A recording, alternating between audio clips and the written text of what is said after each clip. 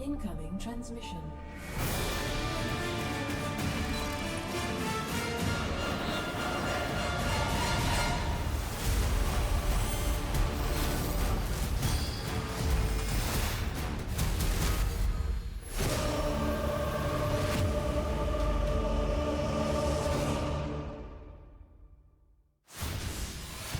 Hello, everybody. Welcome back to another day here at the GSL. It is just one more day before the final day. We're going to wrap up the round of 8, and from there, next Sunday, we're going to go into the round of 4 in the finals. Yeah, just one last group stage, and it's going to be a stacked one today. Maru, Rogue, SHIN, and Zoun as we decide the final 2 players going into the round of 4 offline finals. And we were talking about this just before we went live. How funny would it be if Maru and SHIN advance today, we get the exact same round of 4 that we had last season? I can't remember the last time, if it's ever happened, if we've had 2 back-to-back GSLs with the same top 4, but we might get that this season. We totally could get that, which would be hilarious. That would be very, very weird, but it is a real possibility. So we're going to be on the lookout for that here. We're going to start today off with Maru versus SHIN. Of course, a rematch here of the round of 4, where, by the way, SHIN's had an incredible breakout performance. I mean, there are some of these players that I'm so used to seeing play over and over and just being used to them never winning. So it's going to be interesting to see if SHIN can do it again here tonight. Guys, be sure to join us on the finals here and the semifinals. That's on the 7th of next month. Tickets go on sale Monday. They will sell out. They always sell out. So be ready to buy some, and we will see you down here.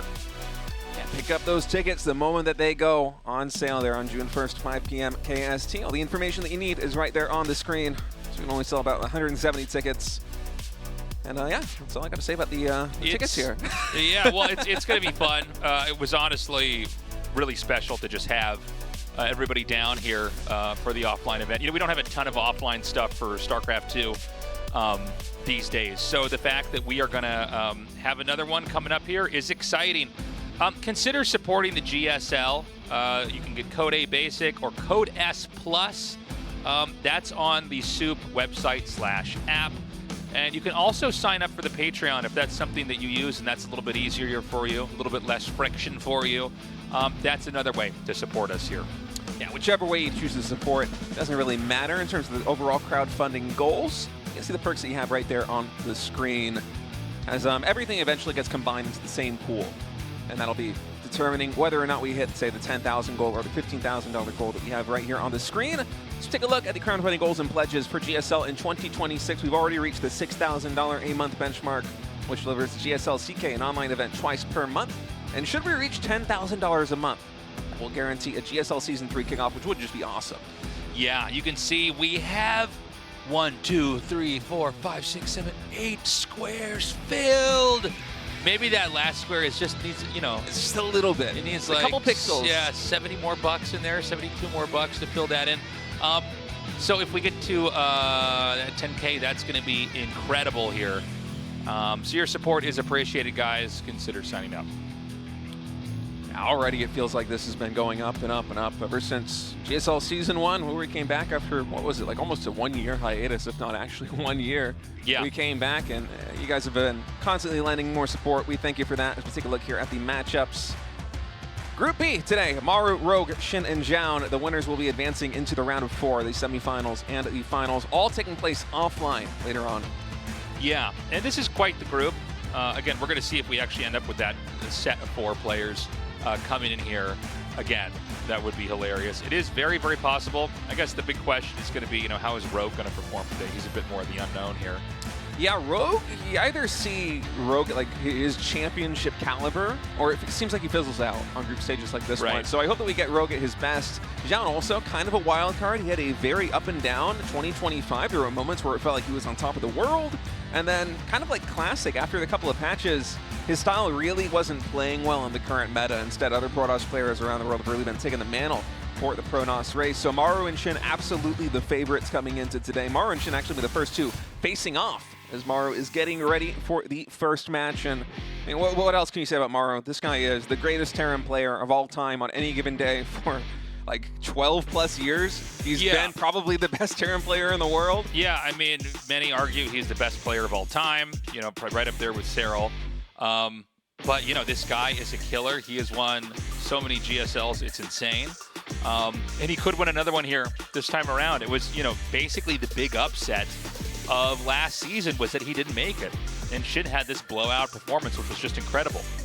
Yeah, SHIN had lost the first 33 times that him and Maru played in a best-of-3 or greater series in tournament play, which is stupendous. I can't think of any other player matchup that actually had that kind of dynamic, where it was really just one player taking every single series. But SHIN broke the curse at the offline finals. He did it with a live audience who was a huge fan favorite because of it. And now we might be entering the year of SHIN tasteless. He was able to take down Maru. That's been really the one thing that's been holding him back for so long, it feels like. Can he do it again? Maru is, you know, one of those hurdles here that for a lot of players, it's just really hard for them to ever get past him. If you can beat Maru, you basically can go all the way. SHIN, by the way, had the best play I've ever seen from him. I'm used to him consistently being one of the very best in the world, but like that whole finals that we casted, the round of 4 and the final game, was insane. Like, he was clearly very worthy of being the Season 1 champion here of 2026. Yeah, it was his best performance in the GSL ever. And now we're going to run it back here in the round of 8 for Season 2 in 2026. The map 1 is loaded in. It's going to be Old Republic with Maru spawning here in the top right as the blue Terran. SHIN, the red Zerg in the bottom left. Okay. Let's get into it. Let's see what kind of game we're going to have with these two. You and I were talking before the broadcast started. This is probably going to be a long matchup with these two. These guys make for long games. Maru, unless he does proxy racks, which he really isn't doing that very much anymore, he tends to play very long TVZs. This is the guy that really pioneered the exhaust play. When he would basically conclude, okay, I can't win with a push anymore, so we're just literally never going to push. We're going to just play defensive, let Zerg fill in their bases. Terran's always going to be expanding a little bit slower. That's just the way the two races are designed.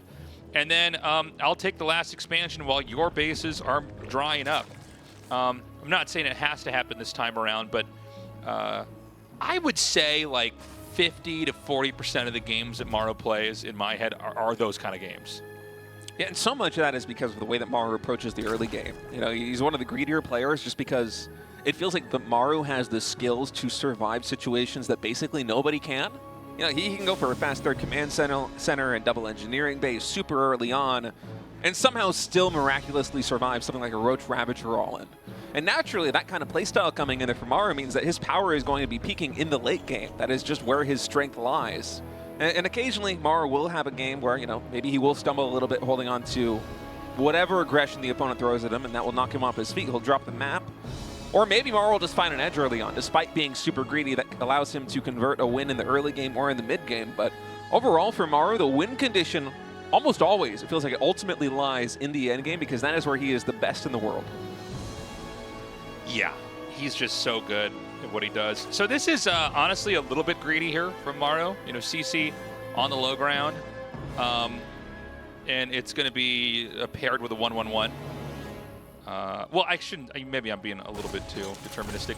It looks like it'll be paired with a 1-1-1. There are some builds we've seen lately where people are two-basing. Two-basing becoming very, very popular here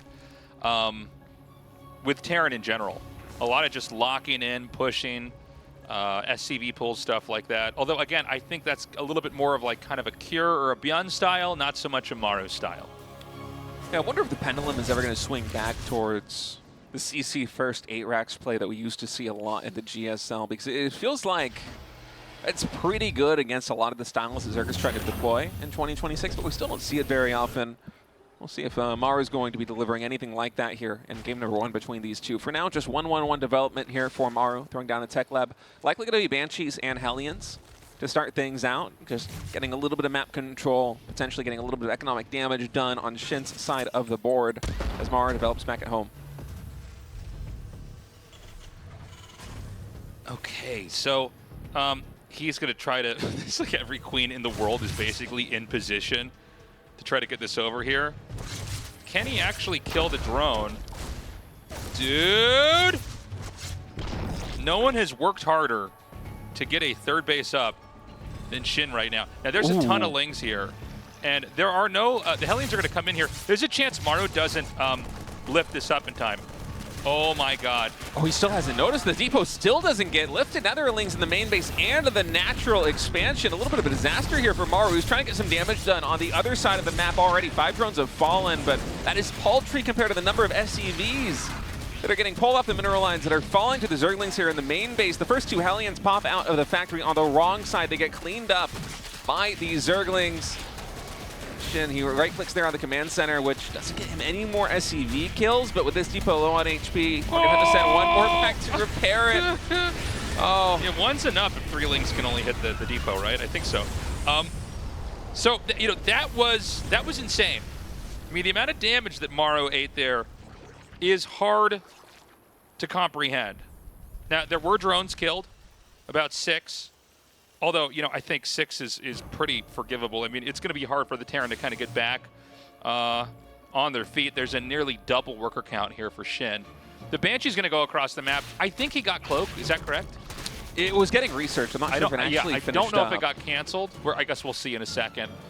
But if he's got Cloak, he might be able to do a decent amount here. Yeah, no Cloak here. So it was canceled. And honestly, that makes sense given the way that Maru's had to basically fight to survive here in the early game because of that early Zergling attack coming in from SHIN. Every resource is precious here as Maru. With only 25 SCVs, you cannot afford everything that you want to at this stage. And the priority is going to be needing to stabilize here back at home against whatever the next aggression will be from SHIN. It seems like that's going to be basically mutiling Bane with the Spire already getting started. I'm sure we'll see a Baneling nest coming in after that. And oh, it's double armory. So I'm not sure if this was originally the plan coming into this game here for Maru, but after sustaining early damage, it looks like we're going to be getting mech play. Wow. I don't know if this is something I have ever seen before, which is crazy when you think of how much StarCraft I've casted and watched.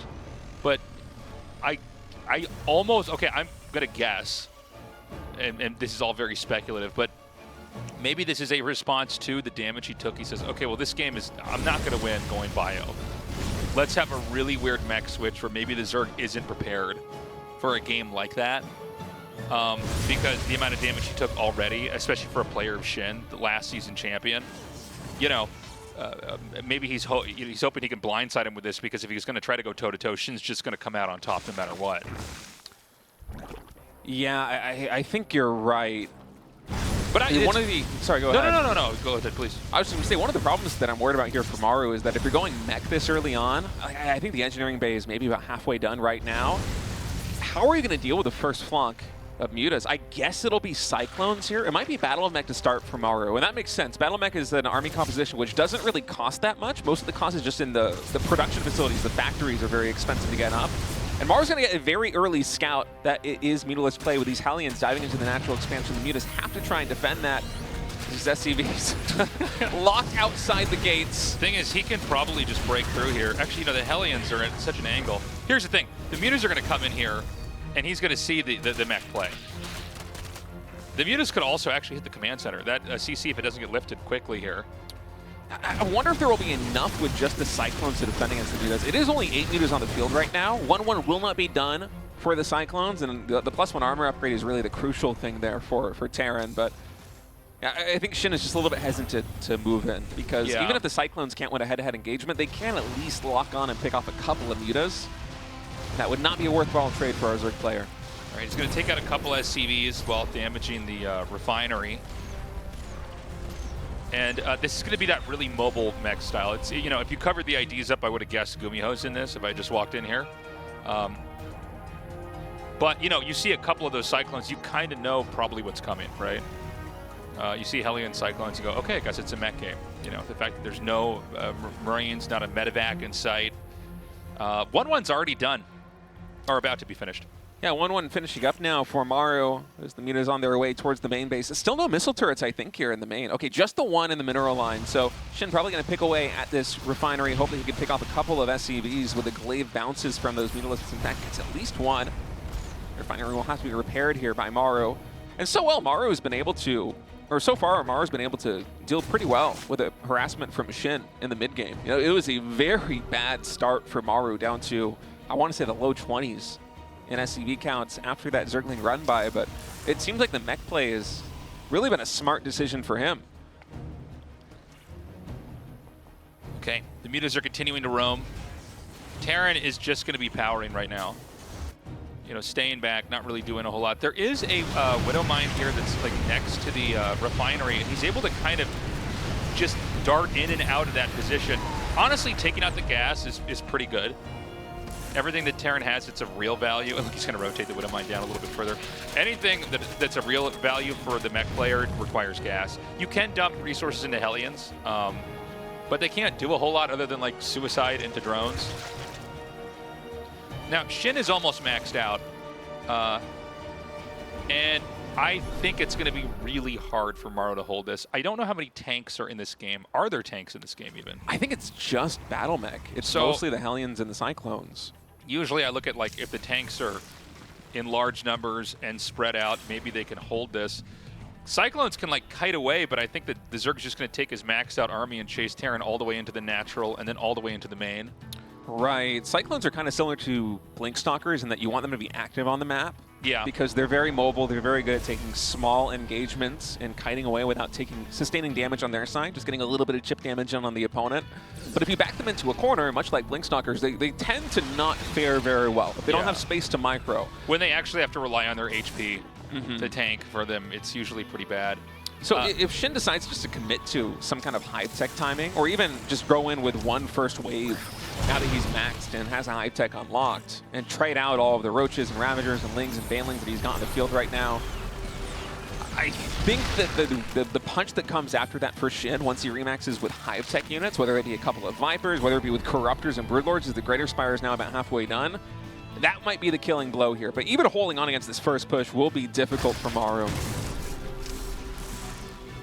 Okay, he's going to move in a little bit further here. Oh, SHIN forgot Baneling speed, I think. These are slow Banelings coming in. Baneling speed is not close to being done. Now, the funny thing is, Cyclones are actually a little bit faster than Banelings. Well, that's really funny. You know, not what I expected to see with these two. And he might have lost out on the whole timing there. Yeah, that's a lot of the wind out of the sails here for SHIN. I mean, he succeeded in taking down the 4th expansion, which is important here for SHIN to get done, and he will be remaxing with much more powerful units. Likely there will be some Broodlords added into the next mix, but yeah, just not getting the value connections there with the Banelings because they simply cannot close the distance on any of Maru's units is painful. I think Baneling speed being done there, we would have seen that command center lifted off, and we might be seeing you know, a situation where Maru's going to start to continue to lose, but for now, I mean, the Cyclones are going to be out on the map. These do get cornered, and that means it's going to be the end of that. Baneling speed should be finishing any second, right? Okay, yeah, he just got it done. It was like the moment that I looked for like when the upgrade was there. I was like, oh, is he not getting it? And then I looked back down and they're rolling. I'm like, okay.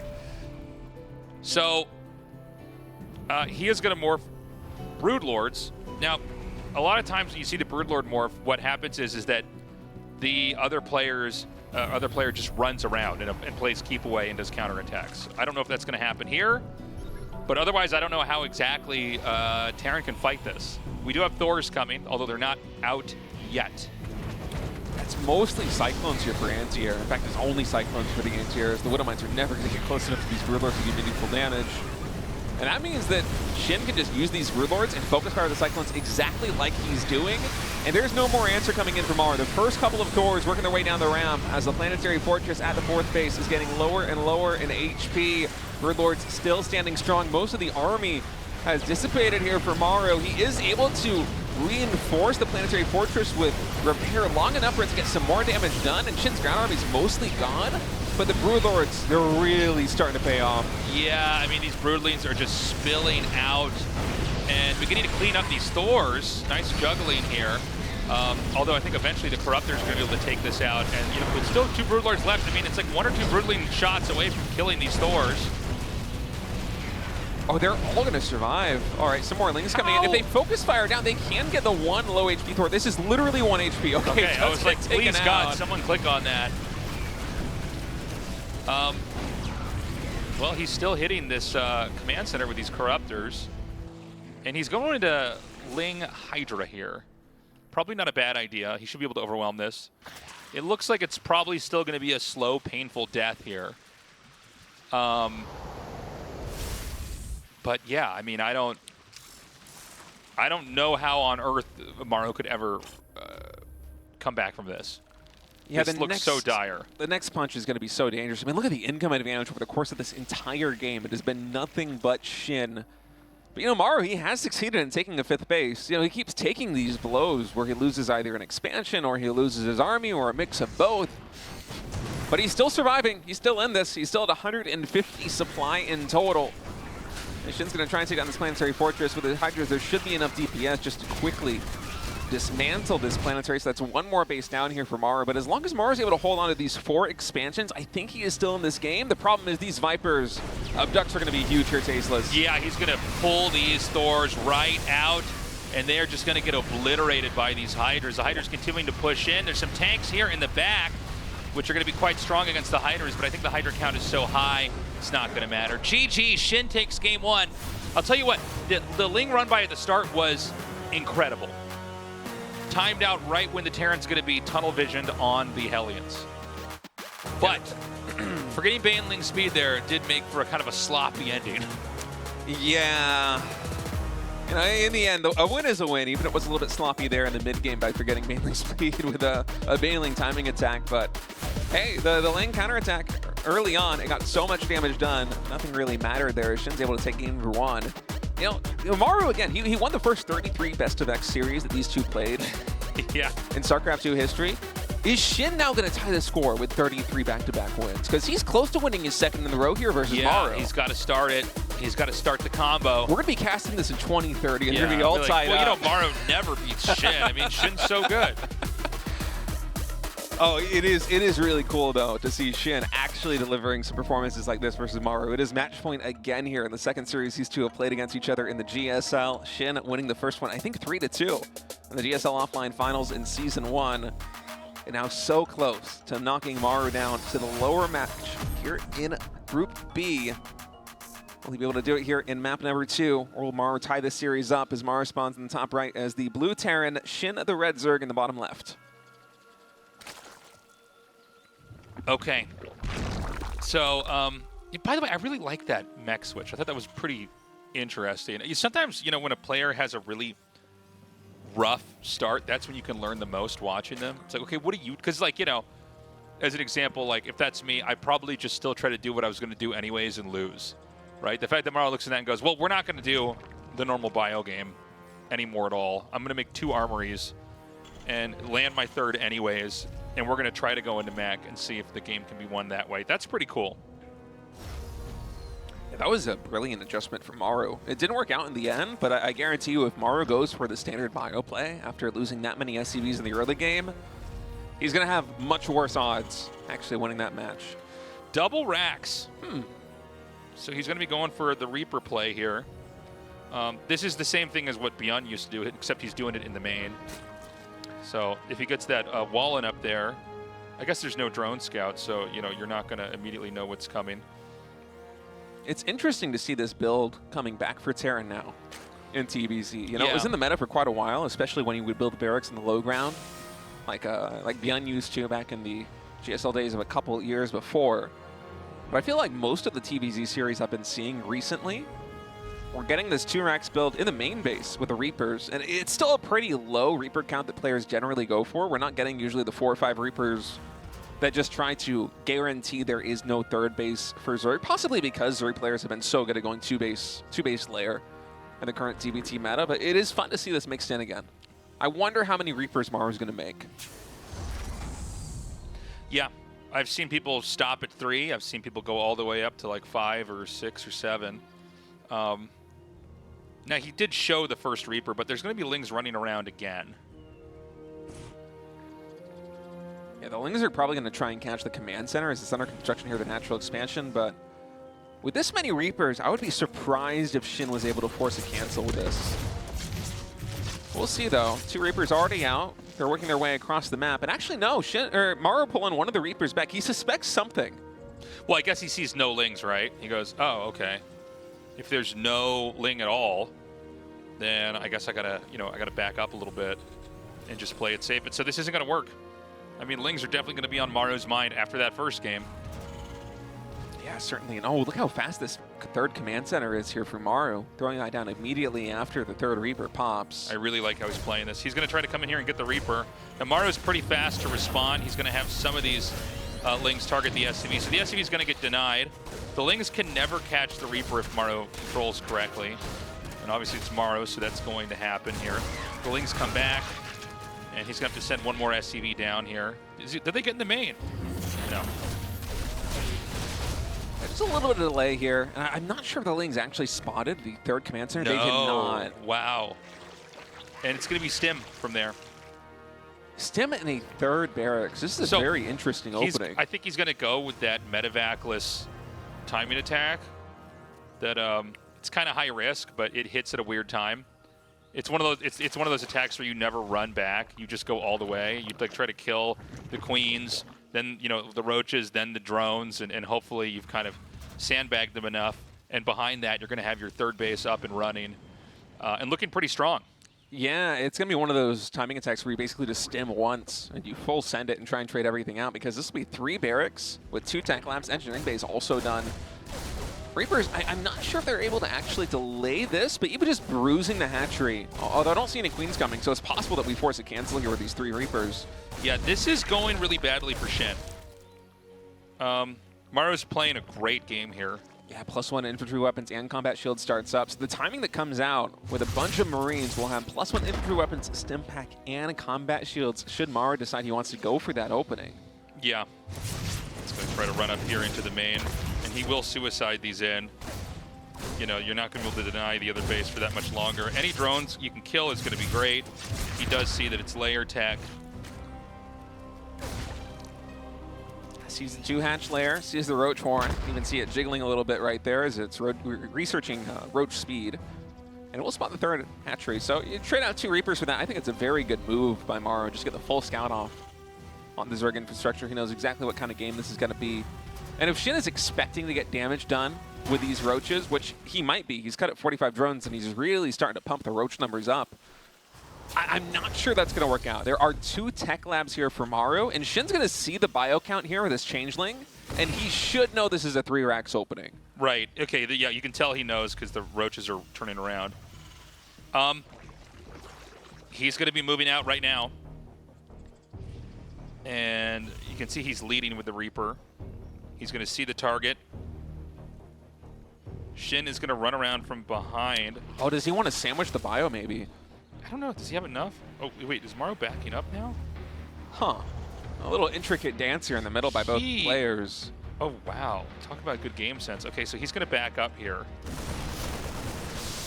And these roaches are going to run up.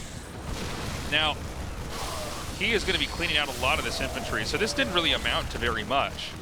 He's still morphing Ravage. I don't think he can do this. Shin might think because +1 ground carapace is finishing up that he has a timing. Yeah. Well, if he keeps pumping roaches, he might actually have a timing. The Ravagers are going to finish. 3's enough to kill a tank. So he backs up. A little bit of a feint, I think, by Shin. Yeah. Again, I can't believe how cavalier that was to morph the Ravagers right there. It's like just out of range of a siege tank. So he backs up. He's taking a 4th base. Terran is going to move out again. We don't have... Oh, no, never mind. We just now have medevacs coming out. And the question is going to be, when does Maru want to try to attack? And how much has Shin truly been slowed down? These really good players, you can trip them up and they still kind of manage to get big, for lack of better words, anyways. And so we got to see, is it going to be one of those games here now? Because, one thing about Maru is, I kind of put him at number 2 now compared to Kira, but he was the greatest pusher of all time. TVZ. I think, and I really will give, Kira the credibility for that one, because he's just, Kira, some of his attacks just look untouchable. There's infestors out. Now, Terran's not committed. This is like a small roaming army. We know he's not going to commit because he doesn't have the tanks with it. Yeah, Maru just can see if he can get the creep a little bit under control here. Right. And Shin's been powering up quite well, despite the 3rd base getting canceled and delayed as long as it was. Maru's going to try and come back in and cancel the 4th base again if he can. But I believe there's enough here for Shin. Oh, the Fungal's able to catch the medevacs. The Bio's not even going to attempt to shoot down the the drop ships as they boost their way away. Oh, Maru with some fancy micro. Is he going to get the Infestor? No, +1 Carapace actually saving that Infestor, so nice move by SHIN, pulling that back just in the nick of time.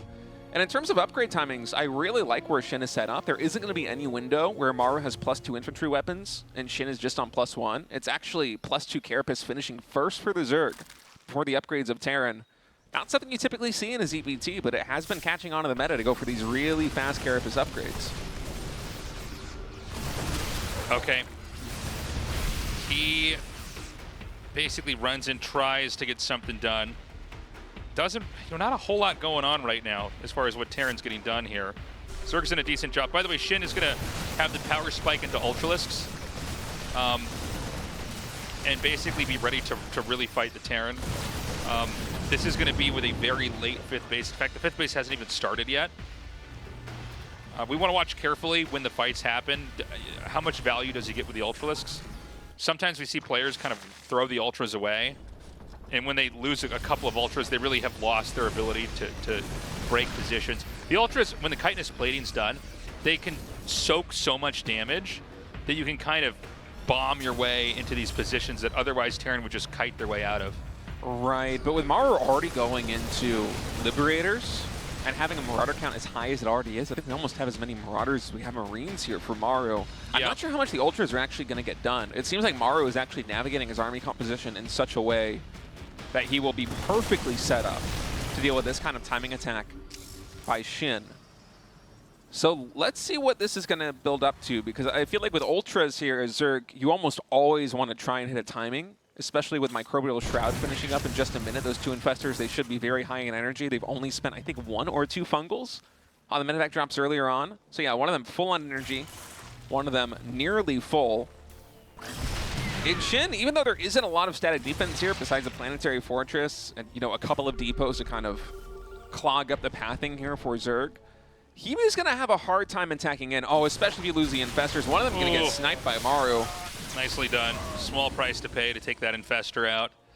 SHIN's maxed out, so I would not be shocked if he comes in here. There is a Planetary here. He's going to try to bait out some of these Widow Mines. Really nicely done to unbro those and then bro them again. A totally whipped Fungal. SHIN's going to commit, but I don't know if he's got enough. Losing the second Infestor is really painful, and the Ultras, they're now charging in, but there are so many Marauders behind this Planetary Fortress that the Ultras just melt.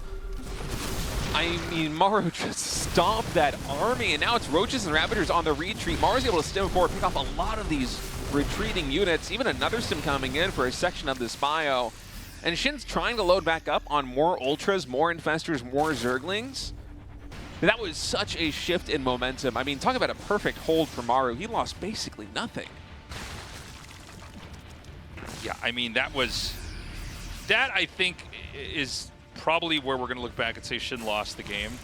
I'm not saying that he can't win from here, but actually I am saying he can't win from here. I just don't, when you see that Ultra play, I feel like if you don't get something done with that, the Terrans, almost on the same number of bases as you at this point in time. This looks like an army that Bomber would play with yeah. from like 10 years ago. There's 29 Marauders to 8 Marines. Yeah. Maru a moment ago was producing Marauders 5 at a time. Like, there's nothing but Marauders basically in these medevacs. And SHIN, he's playing with so many armored units. The Roaches, the Ultralisks, that the Marauders just absolutely shred everything. I mean, this Ultra nearly got 3-shot by the Marauders here. Yeah, more Fungals are going to come down here. It's going to be hard to get these medevacs back out. Ling Ultra going to come up here again. Nice dodge on the Widow Mine. Yeah, I don't know about that move by Maru to drop in the main. I guess you take what you can get. He's going to end up landing over here. Maybe he can actually get a deny on this hatchery. Spio solo on HP, but still able to get damage done, picking off Infestors, taking out the hatchery. And Maru behind all this, he's been able to secure a 5th base. More command centers are done. Even a 6th base might be taken here by Maru in just a moment. And he's been able to remax up to nearly full supply with an equivalent bank to SHIN. And this is just a disastrous position here for Zerg. I think there needs to be a pretty big change in terms of the way that SHIN is approaching this game if we want to take a win, because Ultralisks versus this extreme Marauder style of Maru simply is not going to work. I mean, it's 21 Marauders with +3 infantry weapons now.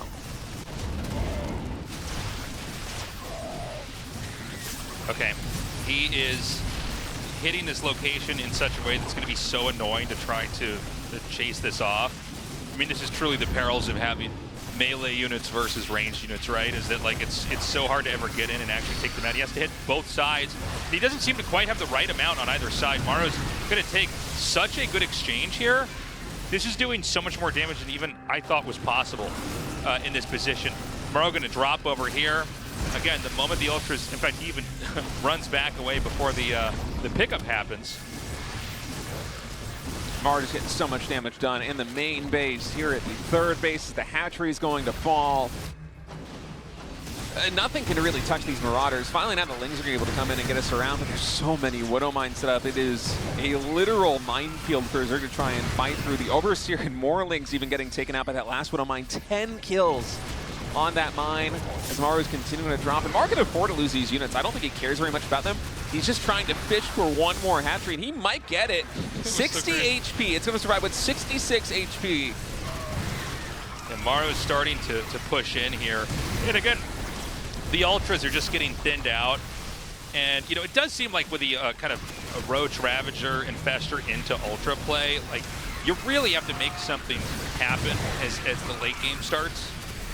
And if you don't, it's just going to be another TVZ where, you know, it's hard to fight that kiting tug of war that, you know, Maru probably is, you know, the very best at, you know, basically just bleeding you out over time.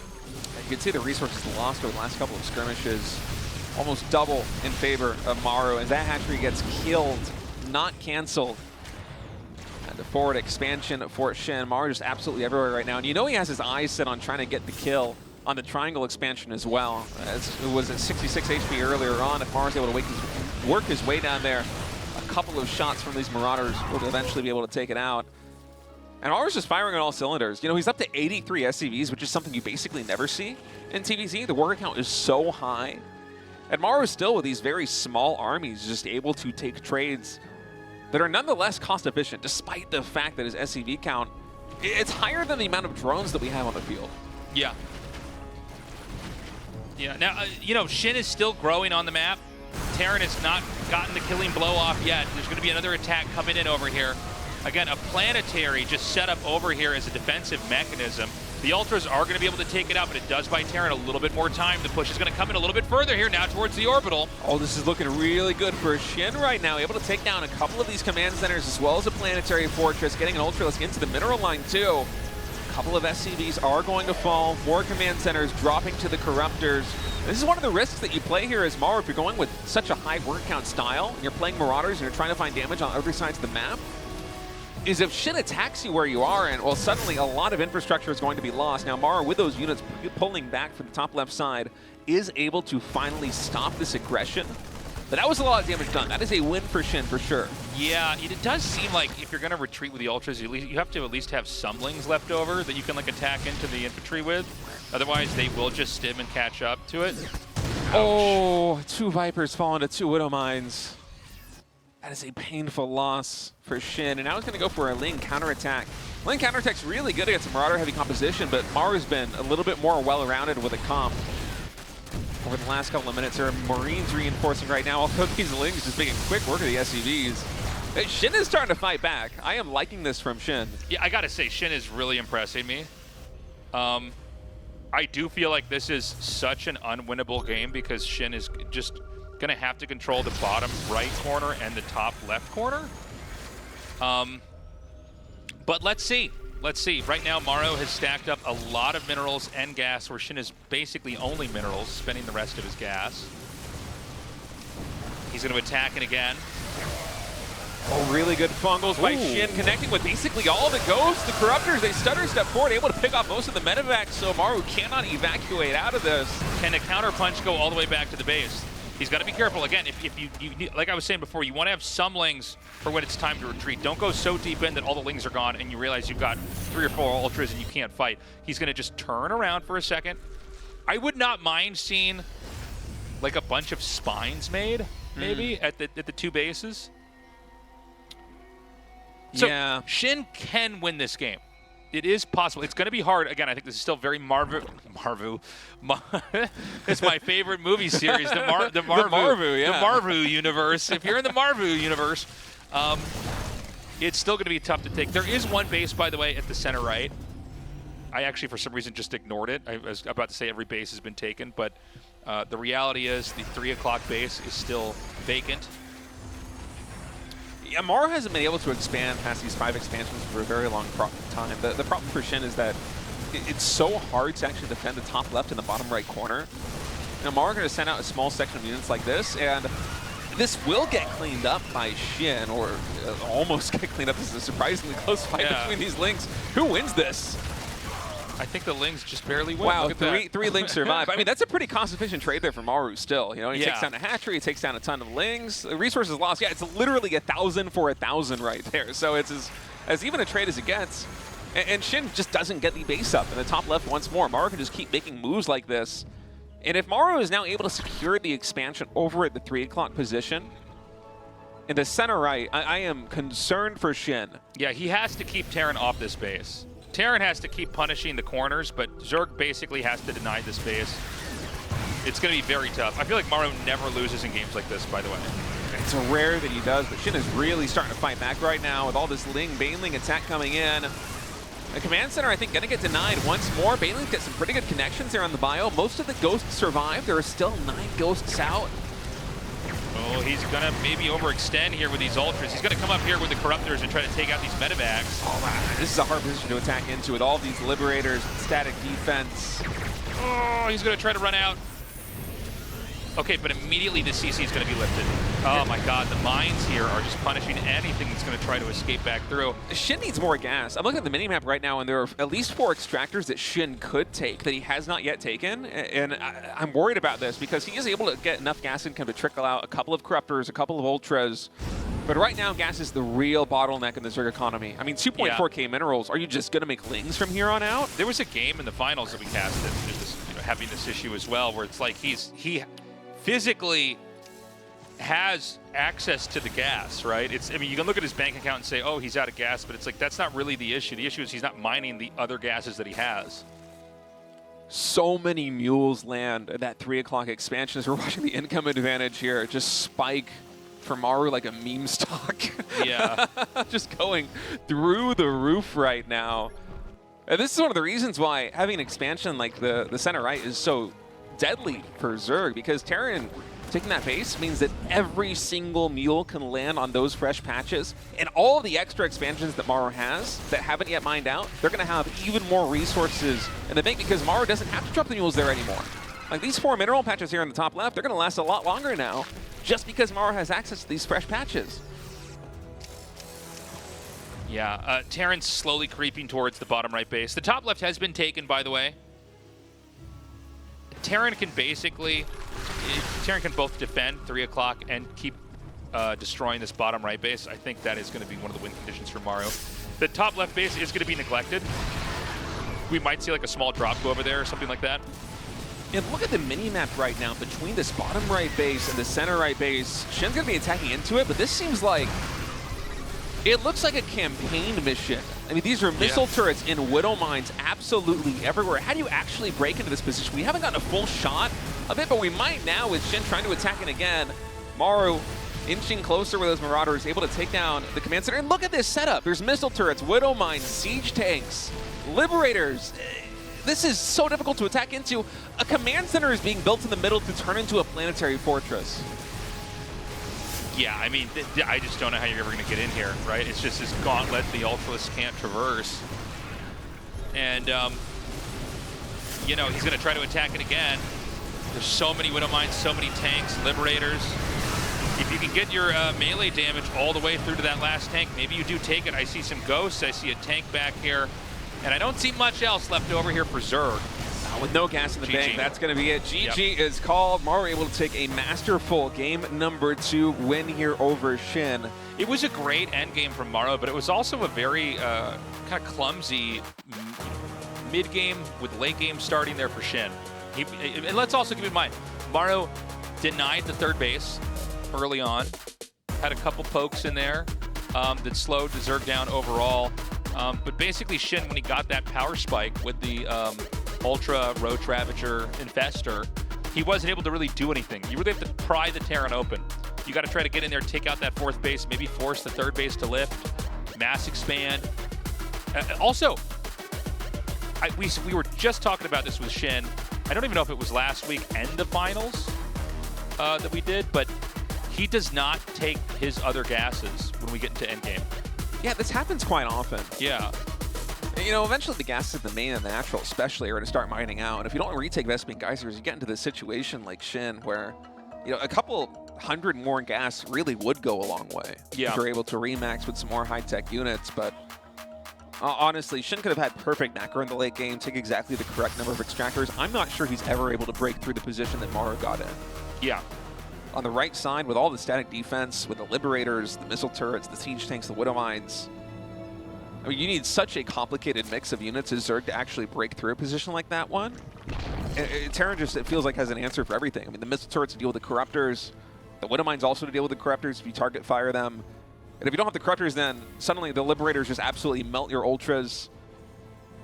It would just take a perfect army for Shin to break through that position with the ground force that he had. So Maru taking map number 2, and now we're going to go to map number 3 on Winter Madness. Maru here in the top left, Shin down in the bottom right.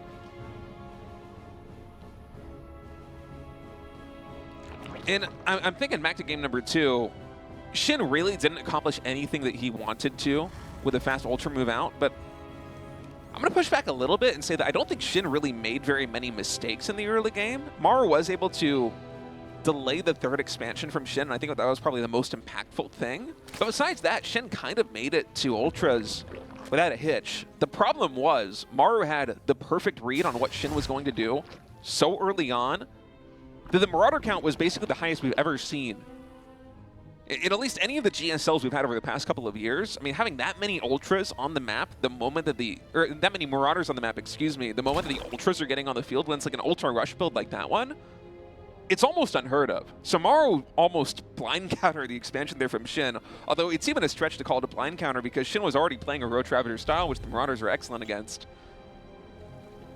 It just feels like Maru had the perfect response to what Shin was trying to do. And so here in game number 3, if Shin wants to play another high-tech game, I'm not sure he should just immediately send with the Ultras. I think you got to scout the army composition for Maru and decide what makes sense. Because if Maru plays another Marauder-based style like that one, universe.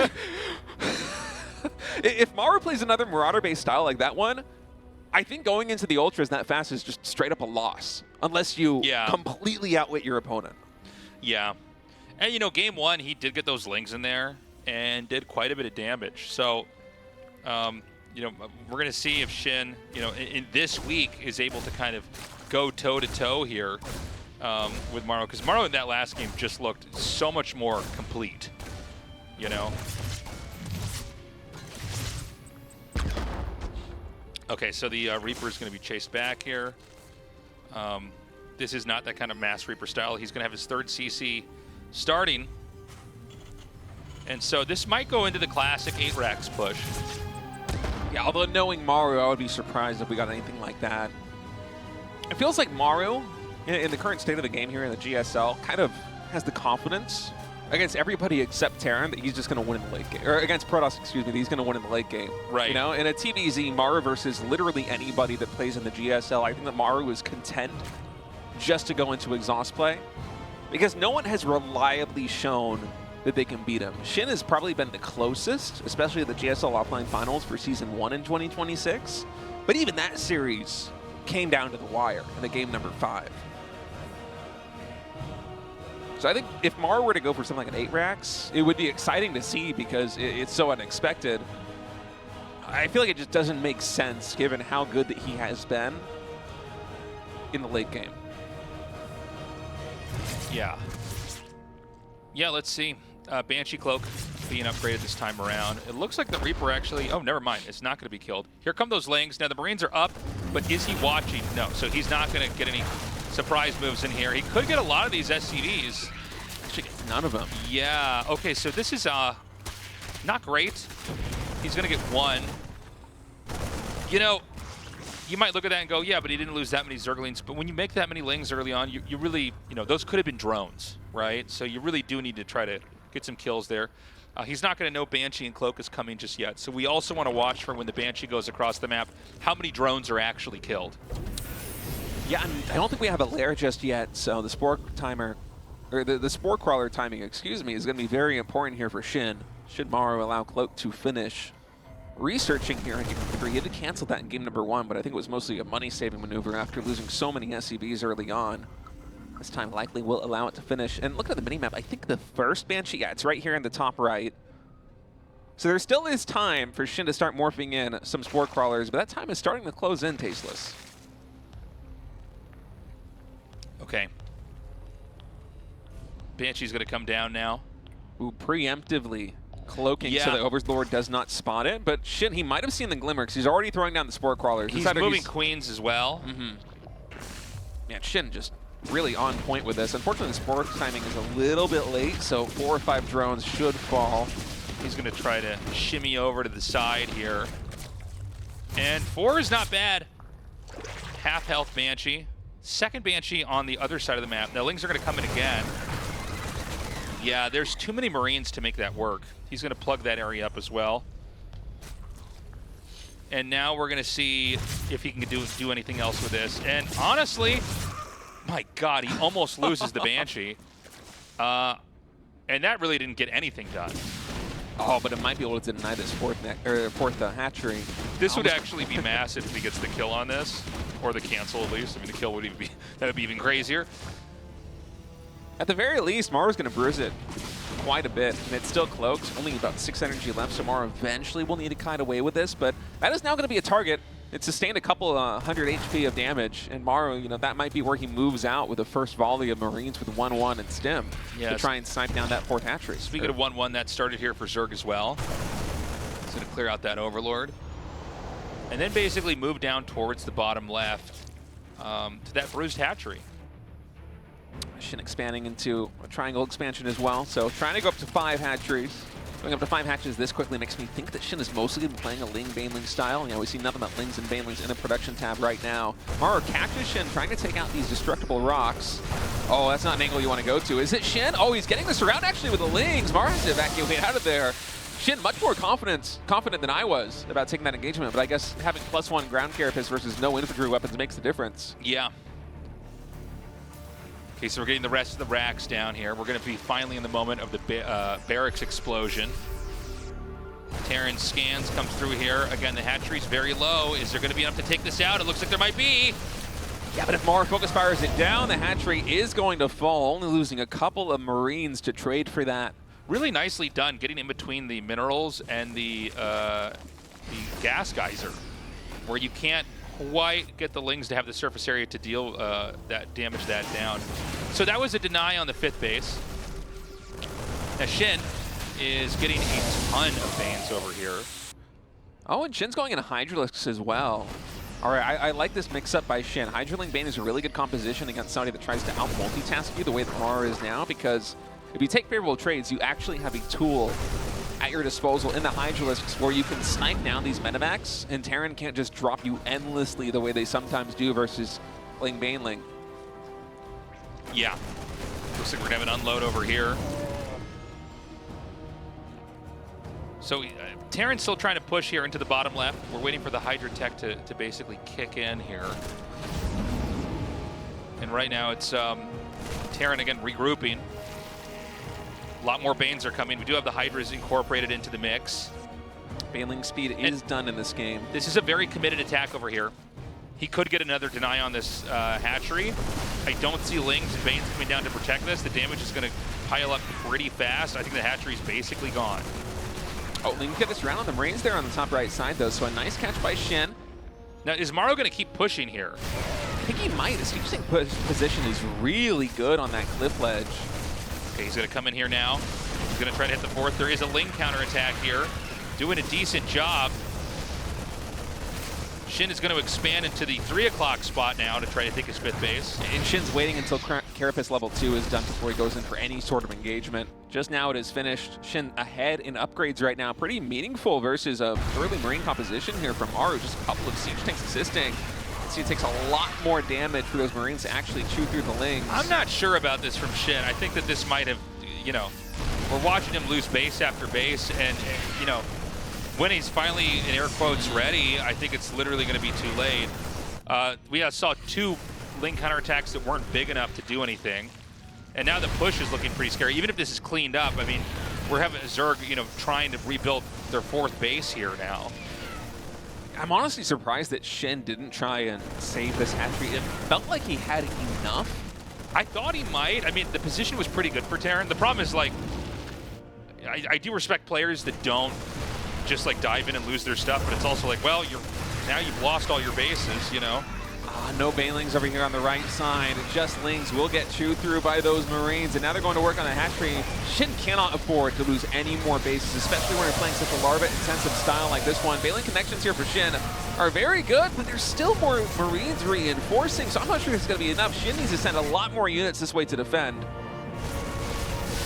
Yeah, the Banes are going to come up here now. And, you know, he's chasing these tanks pretty far back. There's a drop over here in the, I think it's the natural. GG, doesn't matter. Maru wins that. That was just Maru, too big, too fast, too strong, too handsome, too perfect. Just looking so good in that first series. Able to take one off of SHIN. It was a very close battle over the course of those 3 games, but Maru just a little bit better, especially in the late game stages there in game number 2. Be advancing to the winners match here in Group B. Yeah, I mean, SHIN, the previous GSL champion, kind of getting a harsh reminder of who has historically been the stronger player. Maru coming out on top 2-1. Yeah, so SHIN going to fall into the lower bracket here, the lower match, I should say, the elimination match, awaiting the loser of Zoun versus Rogue. That's going to be the next series. Honestly, Maru just looking in tip-top form. I was so impressed with the way that Maru played in the late game, particularly there in game number 2. And I know that, like, Maru has always been, like, the best late game player of all time. It's just kind of the way it is. Yeah. But my goodness, just a masterclass. We're going to take a short break. When we come back, a Zoun versus Rogue match for you. Keep getting lost in the dark. Lose sight in just a beat of a heart. Held on tight to a star that doesn't get me very far. And then the day came out, the night, now I'm awake. It shines so bright, illuminate my tired eyes. Come out and find me in the light. I know you will find me in the light. In the light.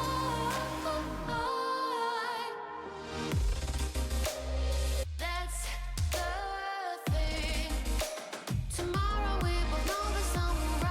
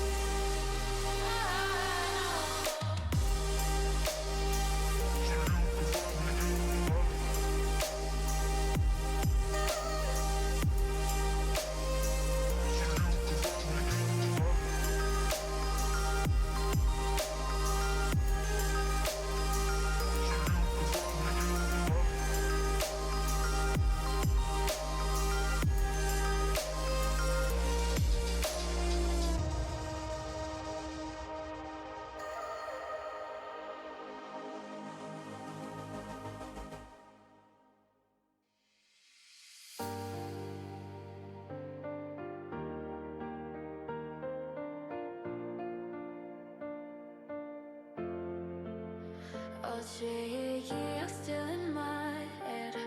Broken pieces on the bed. Every promise fade away, but I'm still here today. She got an idol, I don't break. Every scar makes me awake. The day after, I'm alive. Settle here on land and vibe. The day after, I can't breathe. Never so I believe. Numbers so get truth remains.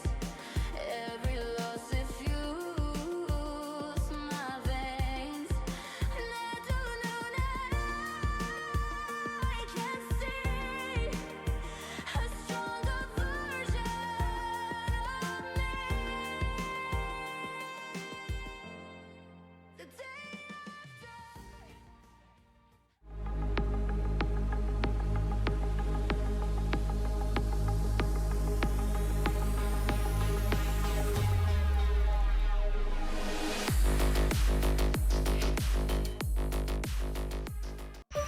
GSL Season 2.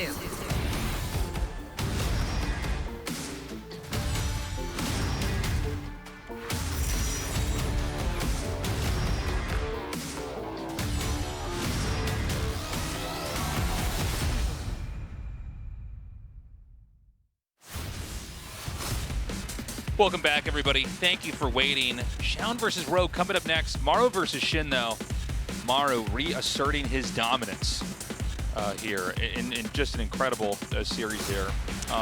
Zoun versus Rogue, I think, look, Zoun is probably the weakest player in the group. No disrespect. This is a very stacked group. But let's see what he's got.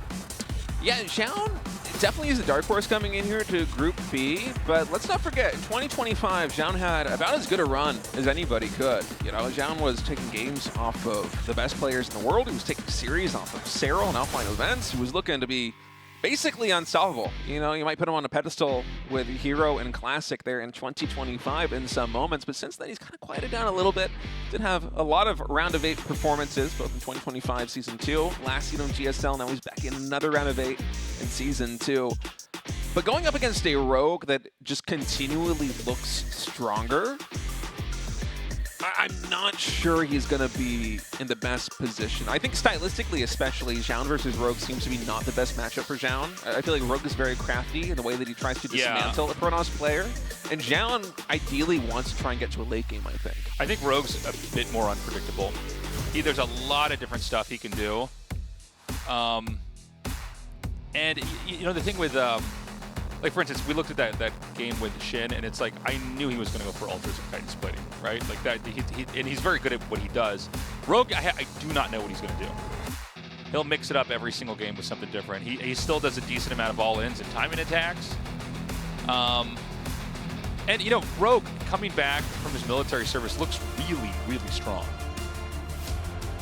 Rogue's been looking so good. It feels like we're getting Rogue continually leveling up, which is a scary prospect for basically everybody else who's trying to win a GSL, because if Rogue continues on this trend, I'm not sure anyone is going to be able to stop him. It's either SHIN or Rogue to be the best Zerg in Korea right now. SHIN's been making a strong case, but Rogue just keeps looking better. Wait for map number 1 to load, and it's going to be 10,000 feet.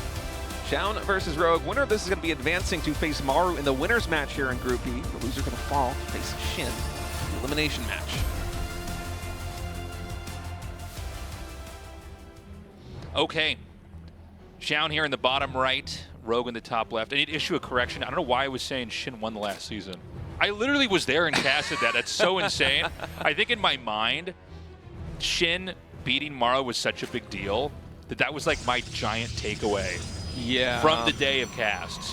Honestly, for me too, when I think back on the first GSL, on that GSL finals, I'm going to think back to SHIN finally beating Maru after 33 series. Yeah. It was such a big deal to us that in my head I walked away and I'm like, literally like, well, he's the champion. He won the last season. Yeah. Like, sorry, Hero. Hero has won Code S. It's so funny. Hero has won Code S's before, okay? SHIN had never beaten Maru. One of those achievements is more impressive than the other. And by the way, look at this here. Rogue going for a proxy hatchery on Rogue's side of the map. Sometimes we see this done where the extractor on screen is taken and then a second drone follows through and does a trick where you mine the minerals, you go into the Vespene geyser, you switch the minerals for gas, you go back to the minerals, you mine them out.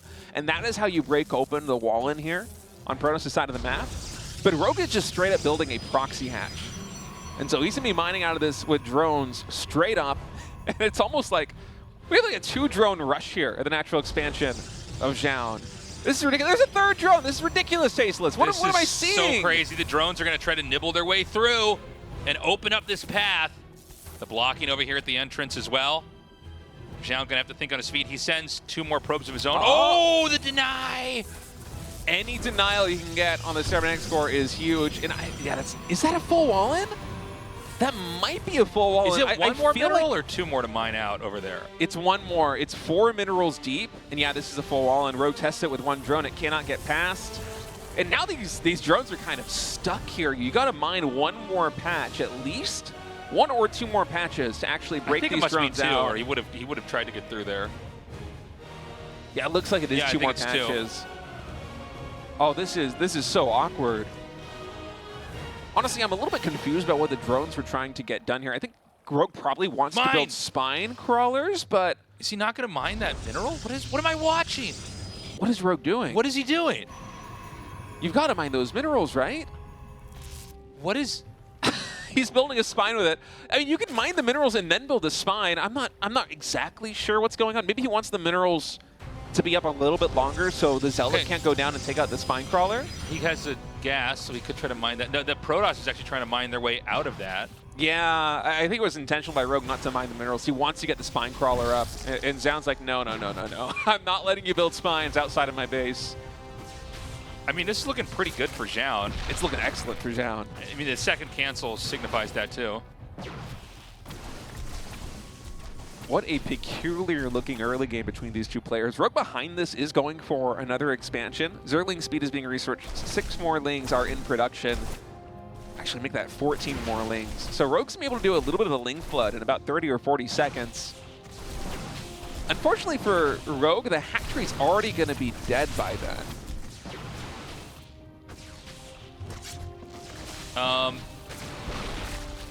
Okay, the Queen has been picked off here. This is a pretty catastrophic fail of a start. I don't know if Rogue here can actually like come up with something. Like, you know, he's got Ling speed, but again, you sort of wedge these stalkers in here, and between that and a battery, it's like, are you ever going to kill this? He's going to try to attack the front, which is probably not a bad idea. He's going to hit again. Oh, able to isolate 1 stalker. It's going to get recalled here by Zoun, but I think it will certainly fall before it finishes. The shields are going to be gone. The Zealot does fully block. I don't know how many Lings it would take to ever get through, you know, the Zealot and the battery. The hatchery's still alive, so it's still making larvae. And Rogue is using it to rally drones back home. I love Rogue so much. This is such a crazy game. Never change Rogue. Rogue's games are the most fun to watch out of basically anybody in Korea right now. I mean, this is just awesome. The strategy failed here for Rogue, but I would not be surprised if this game goes on at least another like 6 or 7 minutes. And we get like a 3rd base for Protoss, a 3rd and 4th base here for Zerg. Yeah. Somehow Rogue is just able to convert these very awkward early games into mid games that kind of look normal whenever the rush fails. But let's see what Zoun is going to do. He's still warping in more adepts, so we might actually have a move out coming in from Protoss. 6 adepts and 2 stalkers, plus an oracle. You can definitely try and deny the 3rd expansion of Zerg with this. Okay, so from here, what kind of game can be created? I don't know that there's a lot of opportunities for Zerg. I think Zerg's just effectively behind right now. The Protoss, you know, you could just take a 3rd base and still slow play it. I don't know if like a 2-base timing is necessary or anything like that. Yeah, I mean, I think it's going to be a very awkward game here for Rogue. Rogue, he does do a lot of cheesy stuff on this map. CVP. I think he's done more weird stuff than he's done any normal stuff in games on this map, but that one I think was handled very well by Zoun. Yeah, I wonder if Zoun hadn't gone for the full wall in the natural expansion, what this game would look like. Because those 3 drones, I think, were destined to be spine crawlers built on the outside of those mineral patches. Rogue just couldn't get the drones back out once the full wall in with 2 gateways and a cybernetics core blocked off the exit. Zoun continuing to macro up, adding in the Twilight Council. Playing this very conservatively, by the way. He's going Twilight Council and Stargate before taking the 3rd base. Still adding in additional gateway units. And I think for Zoun, this kind of needs to culminate in some kind of pressure at some point. Because otherwise, Rogue will eventually be able to macro back up. You know, Rogue has been able to establish that 3rd base quite well, even though 2 Oracles plus all the gateway units that Zoun has should have been able to make a pretty good threat on it.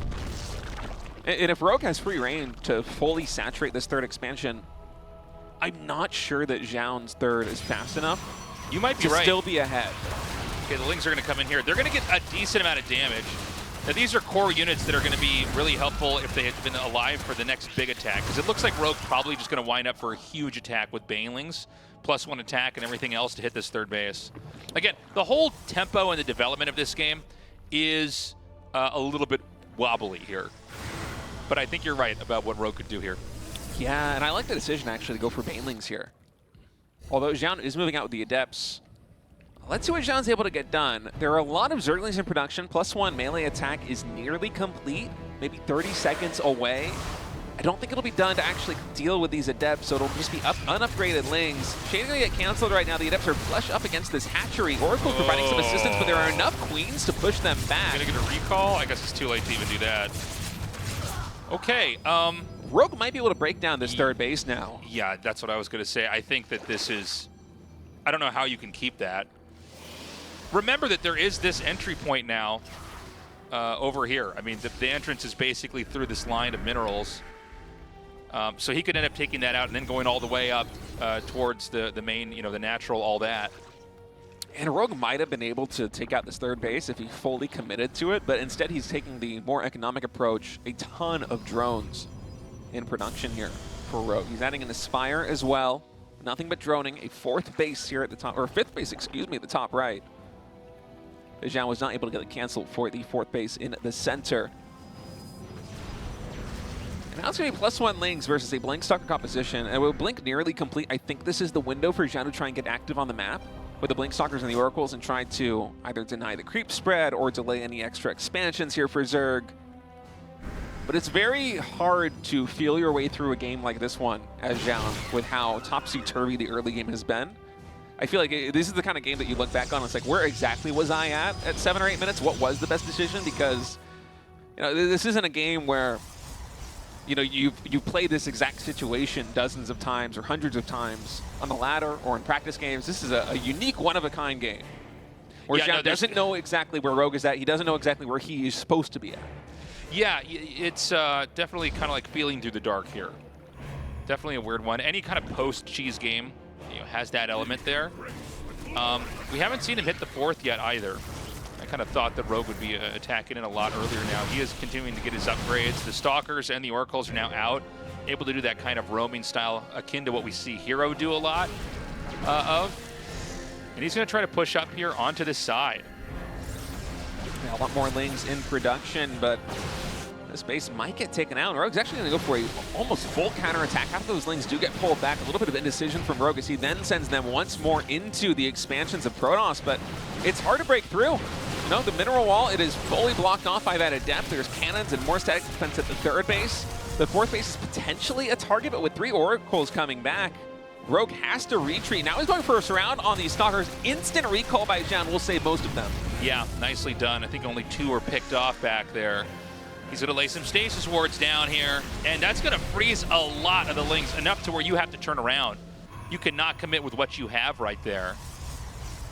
And again, it's 4 base to 4 base right now. I mean, Zoun's in a really good position here, and I don't know that Zerg has enough to really kind of punish Protoss in any meaningful way. I mean, we see these mutas over here. He's going to, you know, kill probes and a pylon, stuff like that. That's not nearly enough. to get done here to make a difference. So I'm worried here. I feel like Zoun is just going to get bigger and bigger and probably eventually be able to push out on the map. Yeah, this is a very comfortable position for Zoun to be in, with 4 expansions set up, with the second Stargate coming online, and a Fleet beacon to get Phoenix range. Eventually, there will be an answer for the Mutas, and Rogue knows this, so he's already pivoting into Hydralisk tech.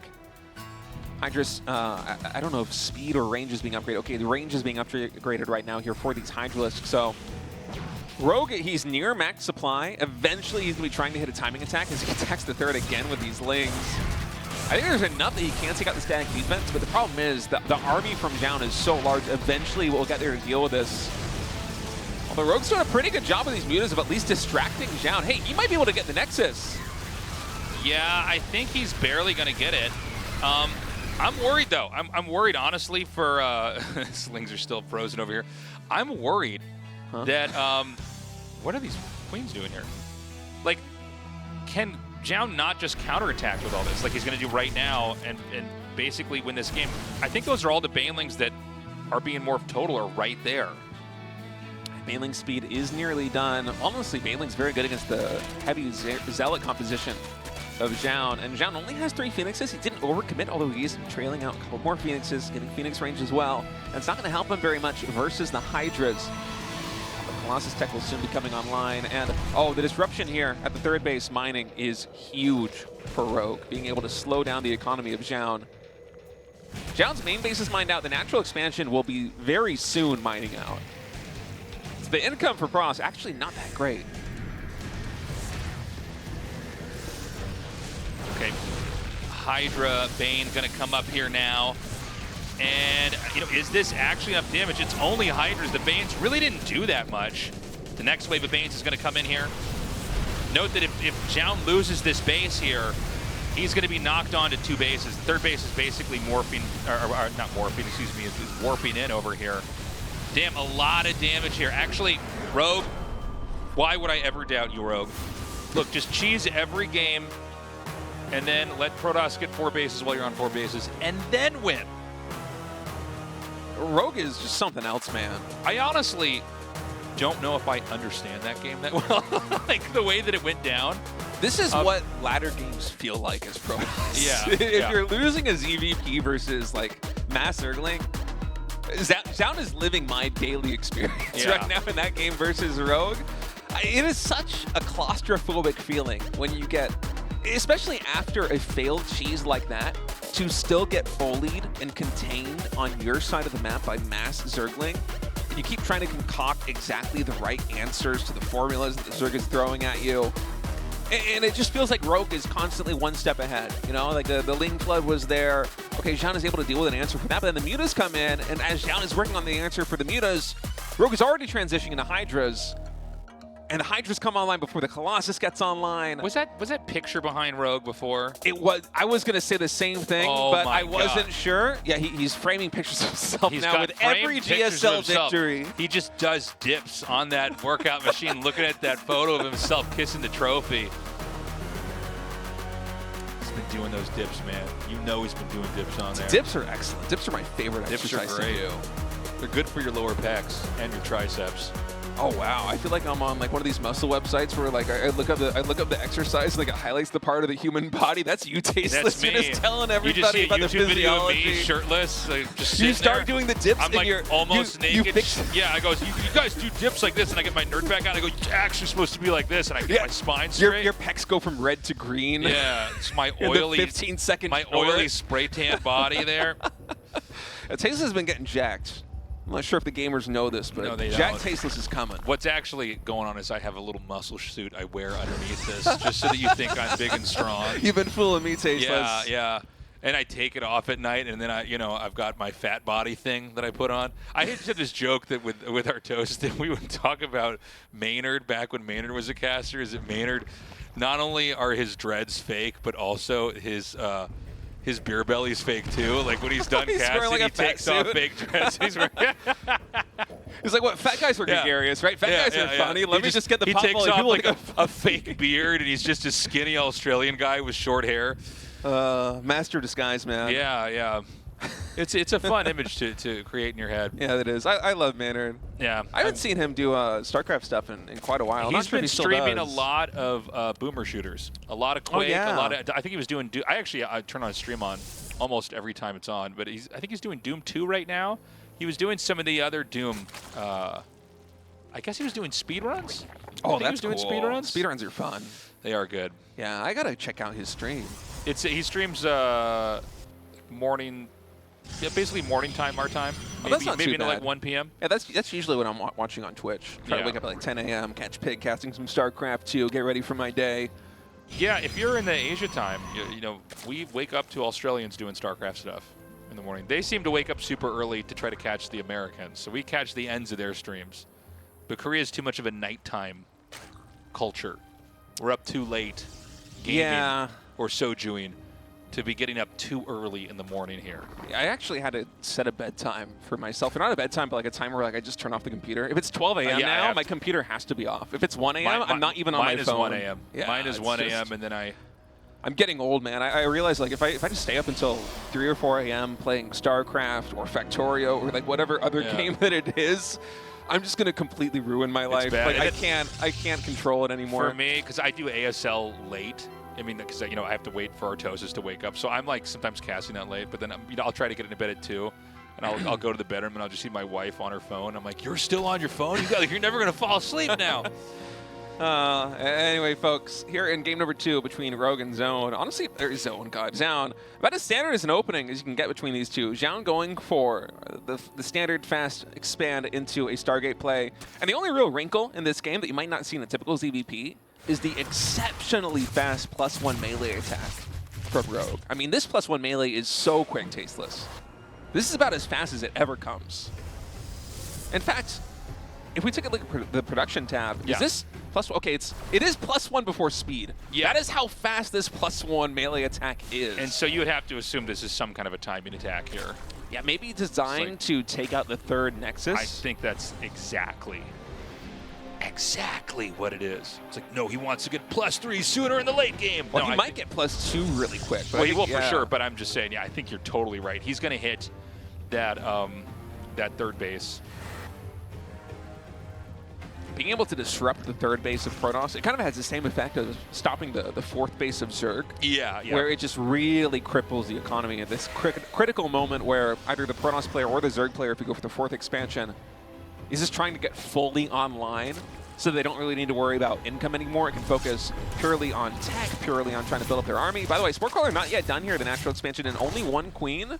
I think it's lucky for Rogue that he only lost 3 drones there. I think by rights, a couple more should have probably gotten taken out, but yeah, being a little bit conservative there with the micro, trying to retain all of the HP on these oracles, which it might be a smart move versus a player like Rogue who loves to pull the queens, loves to go for early pressure. So let's see how hard this hits. Did he scout the Evo, by the way? I don't think he has any idea. Yeah. It's tucked away all the way in the main base, I think. Yeah, I think it's just above the minerals in the main. And even if you see it now, it's not really the signal flare that would have been. Right, it's not like you have any time to react. So Lings are going to be coming down. He first catches. What was that? It was just Adepts right there in the middle of the map. He did a decent amount of damage. The Queen's going to be taken out. Now, these Oracles have to get back to trying to defend, but I don't think he can save this third base. No, he just recalled the Adepts. He can't recall the Oracles. Yeah. They have to fly all the way back. And this Nexus, which is 99% done, is 100% getting canceled. You cannot let that finish. Well, you can, but you'll lose it. Yeah. I guess you can do anything if you're happy losing the game. He's a free human. I mean, we can't tell him to not do it, but he will lose the game if he does let that finish. Immediately, we see extractors, extra hatches thrown down here, Roach Tech being introduced. So you've already stifled the Protoss once. Oh, he's going to come in again. He wants to get another cancel on this Nexus.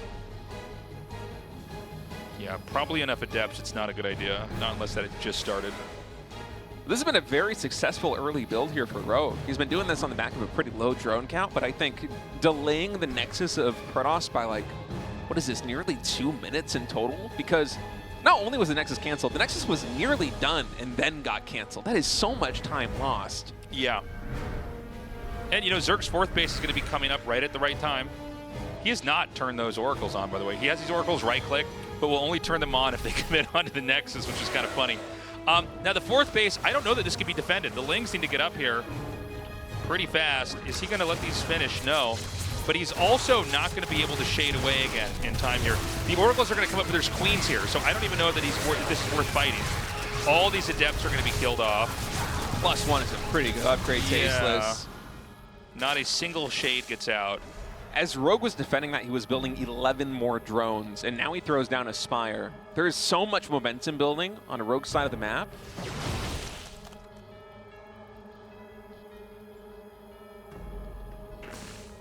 The units lost tab, it looks very even, but the delays to Zoun's economy have been monumental.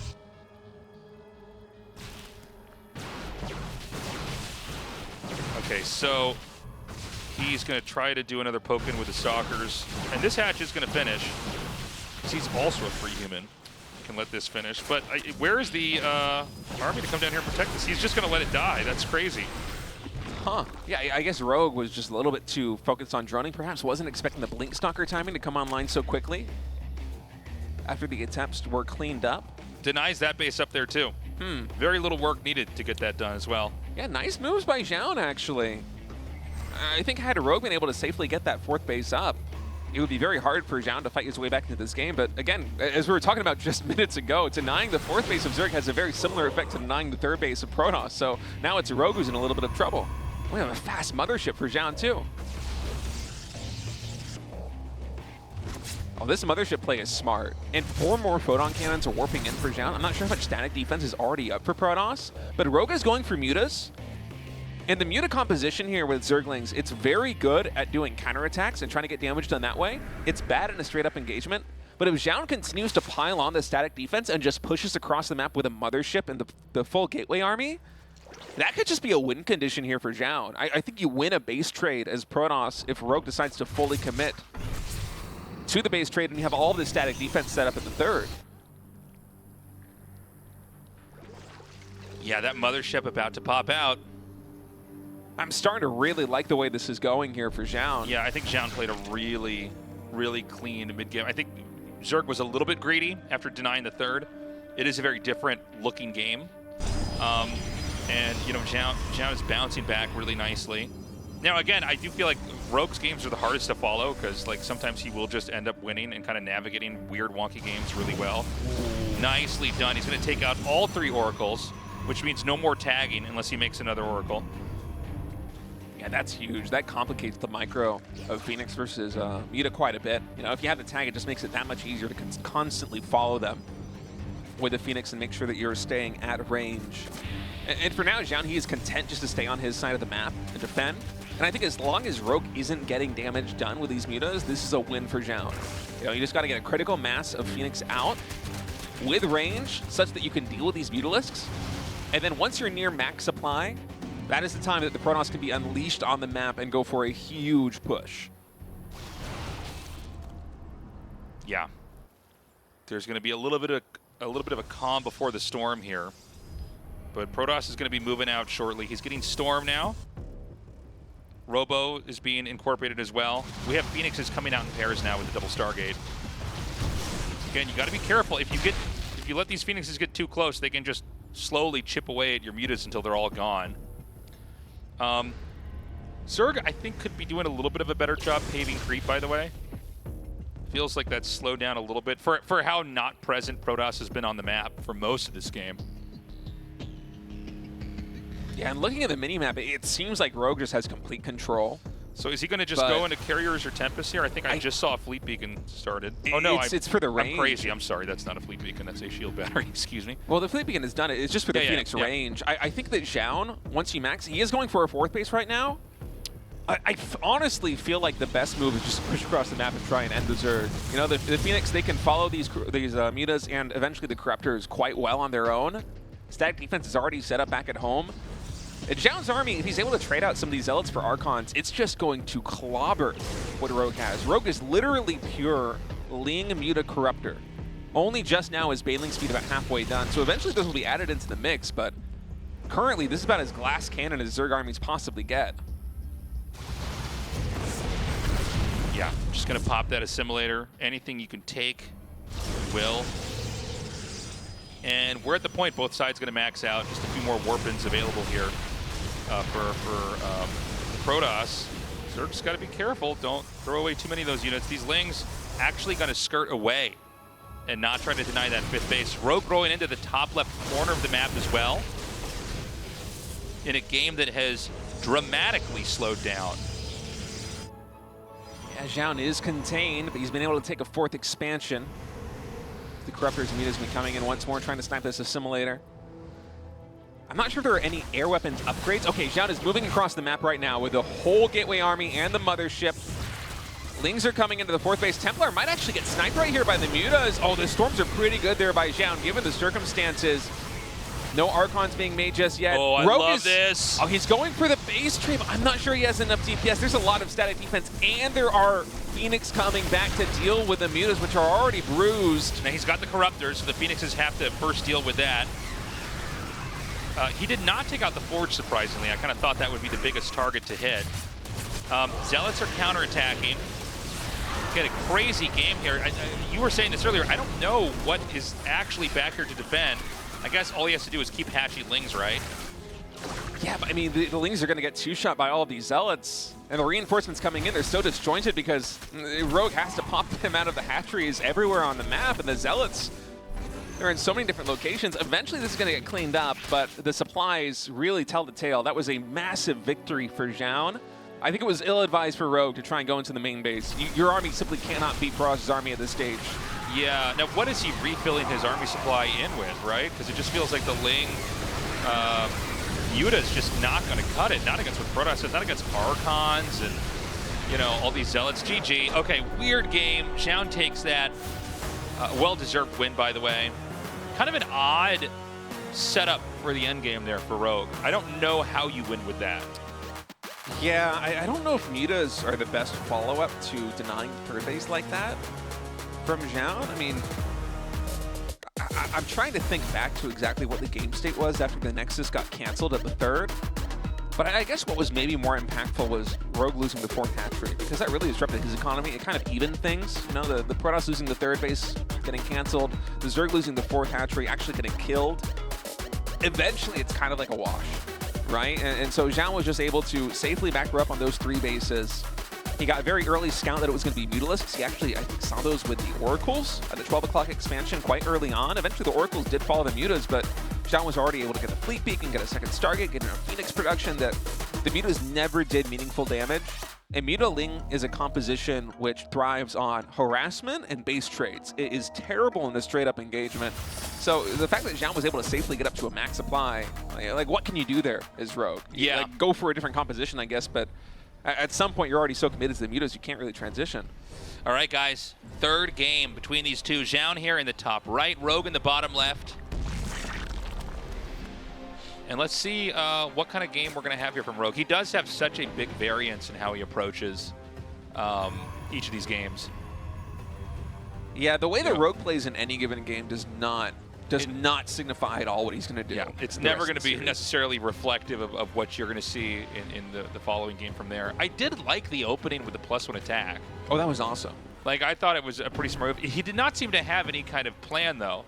Like, Protoss will try to get something done on the map. They have a recall available, right? So, I mean, like, why would you not move out and try to get something done? Whoa, whoa, whoa, whoa, whoa, whoa. Okay, Rogue. Another proxy hatch here in game number 3. Zoun thinks he's being cool and blocking the hatchery here in the actual expansion, but you'll never expand here. Ha ha ha! Now there's a pylon. I bet the GSL casters are so impressed my pro blocked the hatchery. I'm gonna watch their play-by-play of this later. Well, guess what? The joke's on you, Joke's Zoun. on you, buddy. Hope you're not listening to this. You're getting cheesed so hard. Zoun, I'm not sure that he knows. In fact, look at the minimap. I believe he allowed the pylon to finish at Rogue's natural expansion. But now he sees all of the drones. He knows that something is up. There's no Nexus going down. A probe is going to fall. Another probe is very low on HP. It's a worker battle early on here. Zealot nearly done. The hatchery's also pretty close to completion. He just needs to keep blocking. Don't let that core get up. Ooh. He's running over here. Another drone's coming out. Oh, the Zealot comes out and kills the drone. And nice catch there by Zoun. He sees the hatchery. Can a Rogue actually make something happen with this? The spawning pool is only just now finishing. There's no Zerglings that are coming across the map. Oh my god, this is such a weird game. The drones are doing damage. The Queen starts. The Queen should be out before that's killed. We need to get the 2 Lings to hatch to really see where he wants to send them. This is so weird. There's 3 batteries started. Okay, the Lings are done. This will stop the Zealot for a brief moment from attacking the hatchery. So the hatchery's still alive, but the Stalker's finished now. Zergling speed is being researched, but it just begun. He is not starting a spine crawler, which is something I thought he might try to do with... Okay, no, he is. Never mind. He's going to do that. So he's got the Queen out. The Queen makes it a little bit harder for melee units to damage the hatch, so he's going to switch to the Stalkers to try to chip away at it. There's 5 probes over here. So both sides are not mining with much. I think Protoss is mining with slightly more than Zerg right now when you add it all together. Again, when this hatch goes down, you're going to lose that production. The creep's going to stay. So the creep, the spine crawlers can just run up. They're almost done, by the way. There's so many shield batteries here at the natural expansion. No Nexus yet, by the way, so every battery is coming in with about half energy. Yeah. That's impactful. And now the Zerglings are going to try and come in. I think there's too many shield batteries to do this. The Zerglings just trying to buy time for the spine crawlers to get sieged, though. Okay, the Queen's here. This is going to be a lot more damage over time. Now the batteries, I mean, he's still got basically 4 that are viable. He's going to take out, this is actually very fortunate, by the way, that this battery shielded everything first, because it's the one that's going to fall first here. If you do this right, you want to have each battery that's closer to the front be the one that's going to be shielding. Ling speed is done. Rogue could not get this around. Jen working his way into the bottleneck. It's almost like a cavern with all these shield batteries in the gateways. He's so got many units Queen coming here. You know, right now the spines are not in range to do damage. He's going to start, I think, another spine here. This spine gets started. Zoun has a great hold so far. I think Zoun's going to be okay. Remember, there's no second base for Zerg right now. Yeah, the Lings are coming in, but there are just so many shield batteries. Wow. All right. Wow, wow, wow, wow, wow, wow, wow, wow. Zoun going to take game number 3. Dude. I'm just imagining Rogue doing angry dips now. Angry, he's going so low down on the dips. Ugh, perfect form. Yeah, that was a bit of a frustrating loss there for Rogue. But honestly, the defense from Zoun was just immaculate. He didn't have any mistakes. Oh, he turned off the camera. There was a pull-up bar, I just noticed at the end. Yeah, pull-ups and pull-ups and dips. It's One-arm pull-ups like that. One-arm pull-ups? Yeah. Mouse hand. One-arm pull-ups. That's how Protoss players work. Well, Zoun going to be advancing to face Maru in the winner's match. That means we're going to have a TVP and a ZBZ in the lower match as well. SHIN versus Rogue. Kind of crazy that SHIN and Rogue are going to be the first 2 players, where one of them is going to be eliminated here in Group B, but I guess that's the way it shakes out. It's going to be a good ZVZ. But first, we're going to go to that TVP for the winner's match. We will be right back.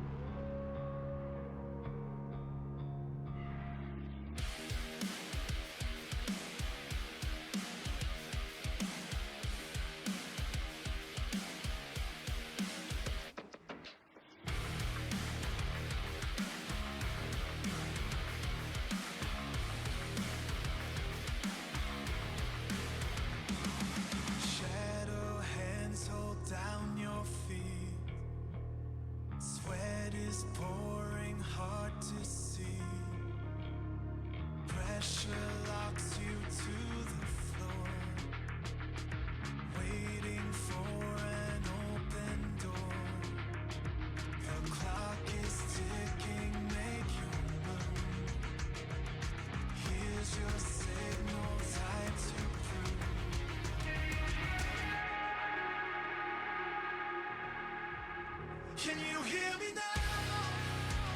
'Cause I'm shouting through the noise. Can you hear me now? It's time to make a choice. Break the chains and rush the gate. Hurry before it's too late. Mountains face the road.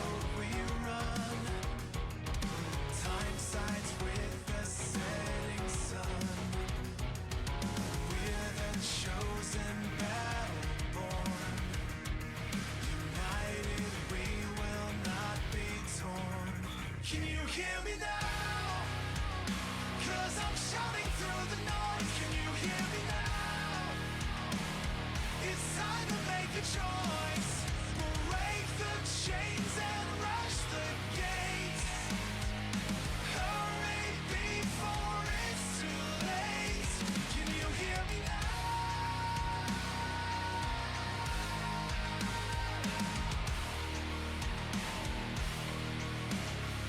Can you hear me now?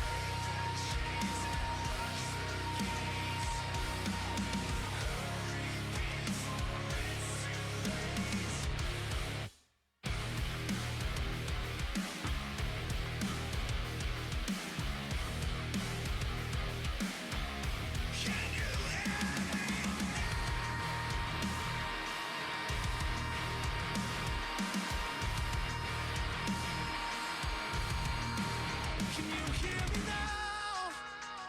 'Cause I'm shouting through the noise. Can you hear me now?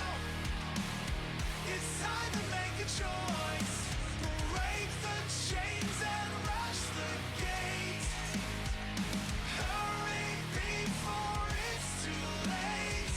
Can you hear me now?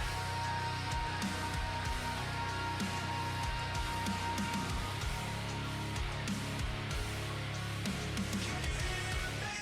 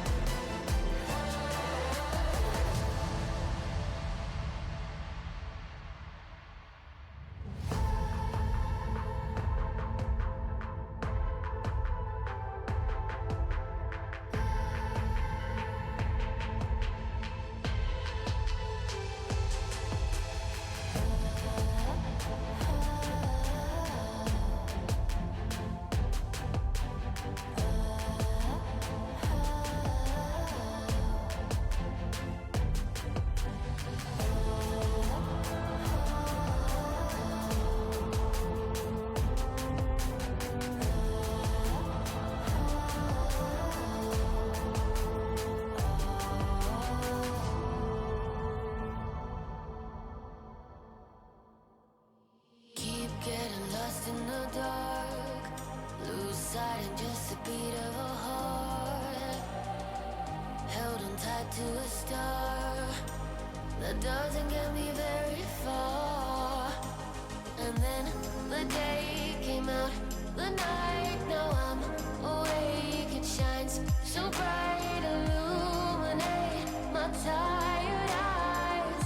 Come out and find me in the light. I know you will find me in the light. In the light.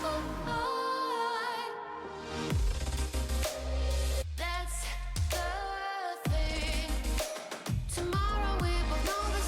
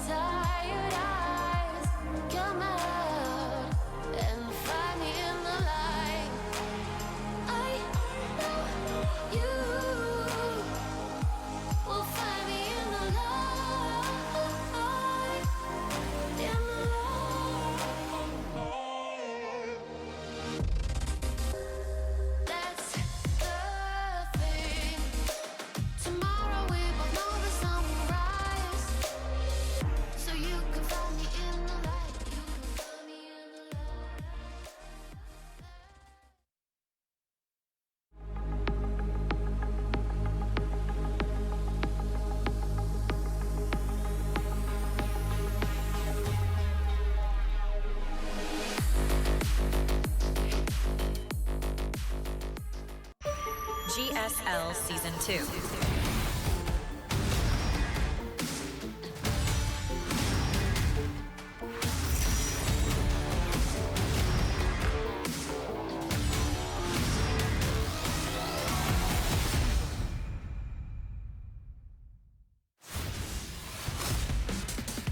What's up, everybody? Welcome back. Interesting result we had back there. Rogue actually losing to Zoun. 1-2. So Zoun is going up against Maru here. I do think this should be a pretty straightforward one. I think Maru wins here, but let's see what Zoun can do. I mean, he already beat Rogue. Maybe he can do it again here with Maru. I imagine early on in this series... oh, God, excuse me. Choking my words for a second. I imagine early on in this series between Maru and Zoun, Maru is likely to test Zoun with a couple of early game builds, say going for, you know, some different flavors of siege tank timings in the early game, potentially with the boys getting pulled tasteless. Yep. And if Zoun is able to successfully navigate through that, I think we're going to see much more macro games. But first, you got to get through the early builds. I think they've had so much success in the GSL Codex so far this year, these early siege tank pushes, that it just seems like it is the way it's going to go. Maru looking cool and collected. I'm curious how exactly Zoun's going to approach this. You know, whatever the best PvP that he has right now, this is when you bring it out. You know? Yeah, it's definitely something to learn from. I think Zoun's definitely improved a lot. You know, he kind of went from being one of these players that was, you know, kind of in the background.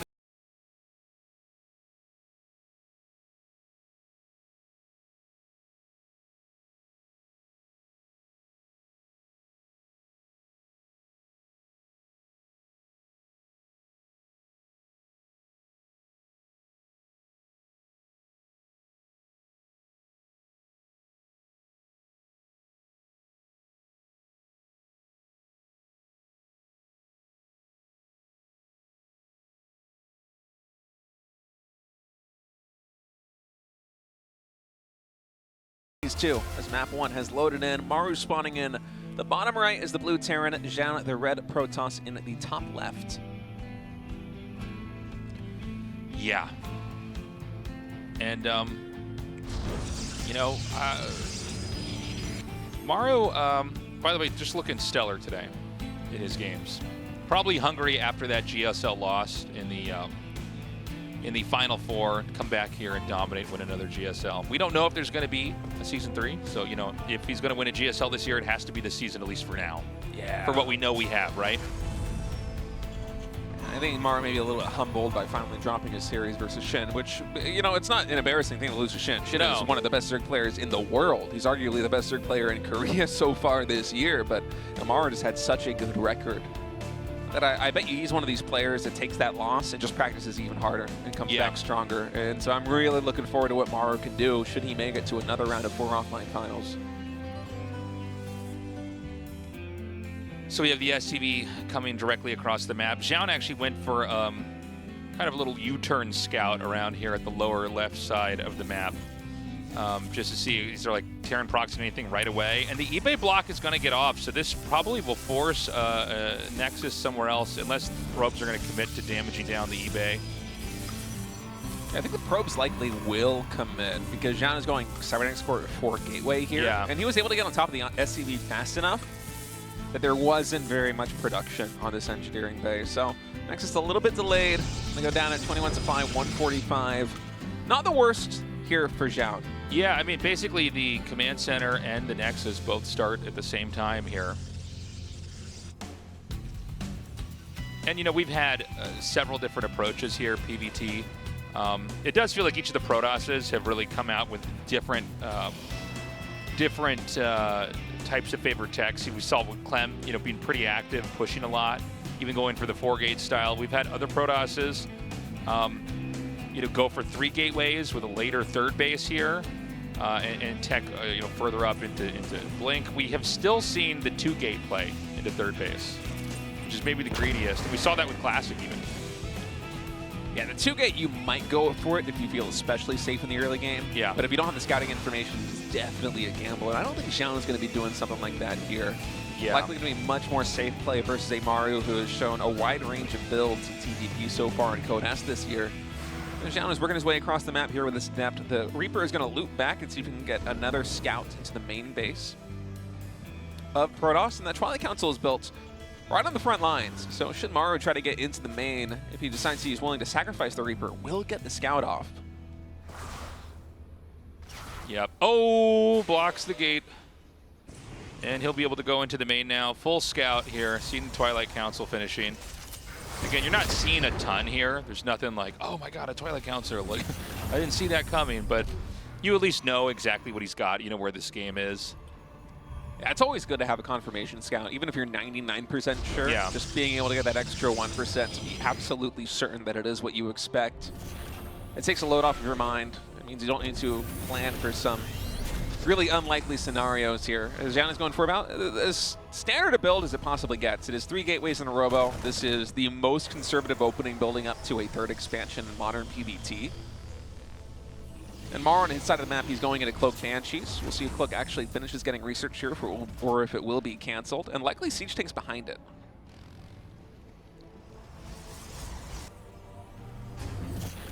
Yeah, with the Banshee Cloak coming up here, we'll have to see how prepared exactly Zoun is. You know, sometimes we have these games, they send the, if they get an observer, they'll send it all the way across the map. The Banshee just makes a big L scout here around the corner, and then you can end up losing a lot of workers here. Nice block. He's going to take out that Hellion, so no second scout after that Reaper comes in. Yeah, and the 3rd base is taken here for Zoun. And again, a very safe setup here for Protoss. 3 gateways of production means the Stalkers will slowly be trickling in, but consistently will be trickling in. And Zoun should have enough to deal with this Banshee without too much trouble, as long as the Stalkers are well positioned. The first observer is already on the field, although I think it's going to the center of the map. Actually, I say this, there is no second observer in production. It just now starts, but it's a little bit late. And with no shield battery in the natural expansion, Maru might be able to get a couple of kills tasteless. Yeah. Let's see how many he's going to get. The Cloak is activated. He has not fired it off yet. Again, the second observer is going to be very fortunate. Yeah, but Zoun has no idea. So where is that second observer going to go? Oh, now I think when you see this Banshee, you should know. Oh, nice. He takes that out. And the kills have started to pile up over here. He's got up to 4 probe kills in the main. The observer is inbound here. The Stalkers are going to be much faster, but the observer is so slow it can't catch up to the Banshee. Yeah, so 1 Banshee gets sniped for free, and a bit of a lucky catch for Zoun, but 6 probes fall on the main base. Honestly, it almost feels like a wash right now. Yeah. Being able to pick off that first Banshee. 6 probes is a lot of losses, but 1 Banshee for free feels really good. Yeah, he's got the observer right-clicked on the Banshee now, so there's not going to be any more surprises there.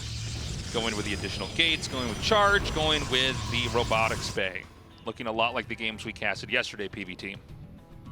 Yeah, and usually when Terrans go for pushes against this, which I think is the direction that we're going right now, in fact, with +1, stim, and combat shields all about lined up, I think that's definitely where we're going to go. Maru's likely going to be moving out in the next 20 or 30 seconds. A lot of these timings hit right when the first Colossus is out, and long before Thermal Lance is going to be done. And I think that will be the same story here. A lot of times, the idea is that like the Thermal Lance, or even just the Colossus normal attack, you kind of kite with your Stalkers, with the Colossus, and over time that Thermal Lance chews up all the Marines.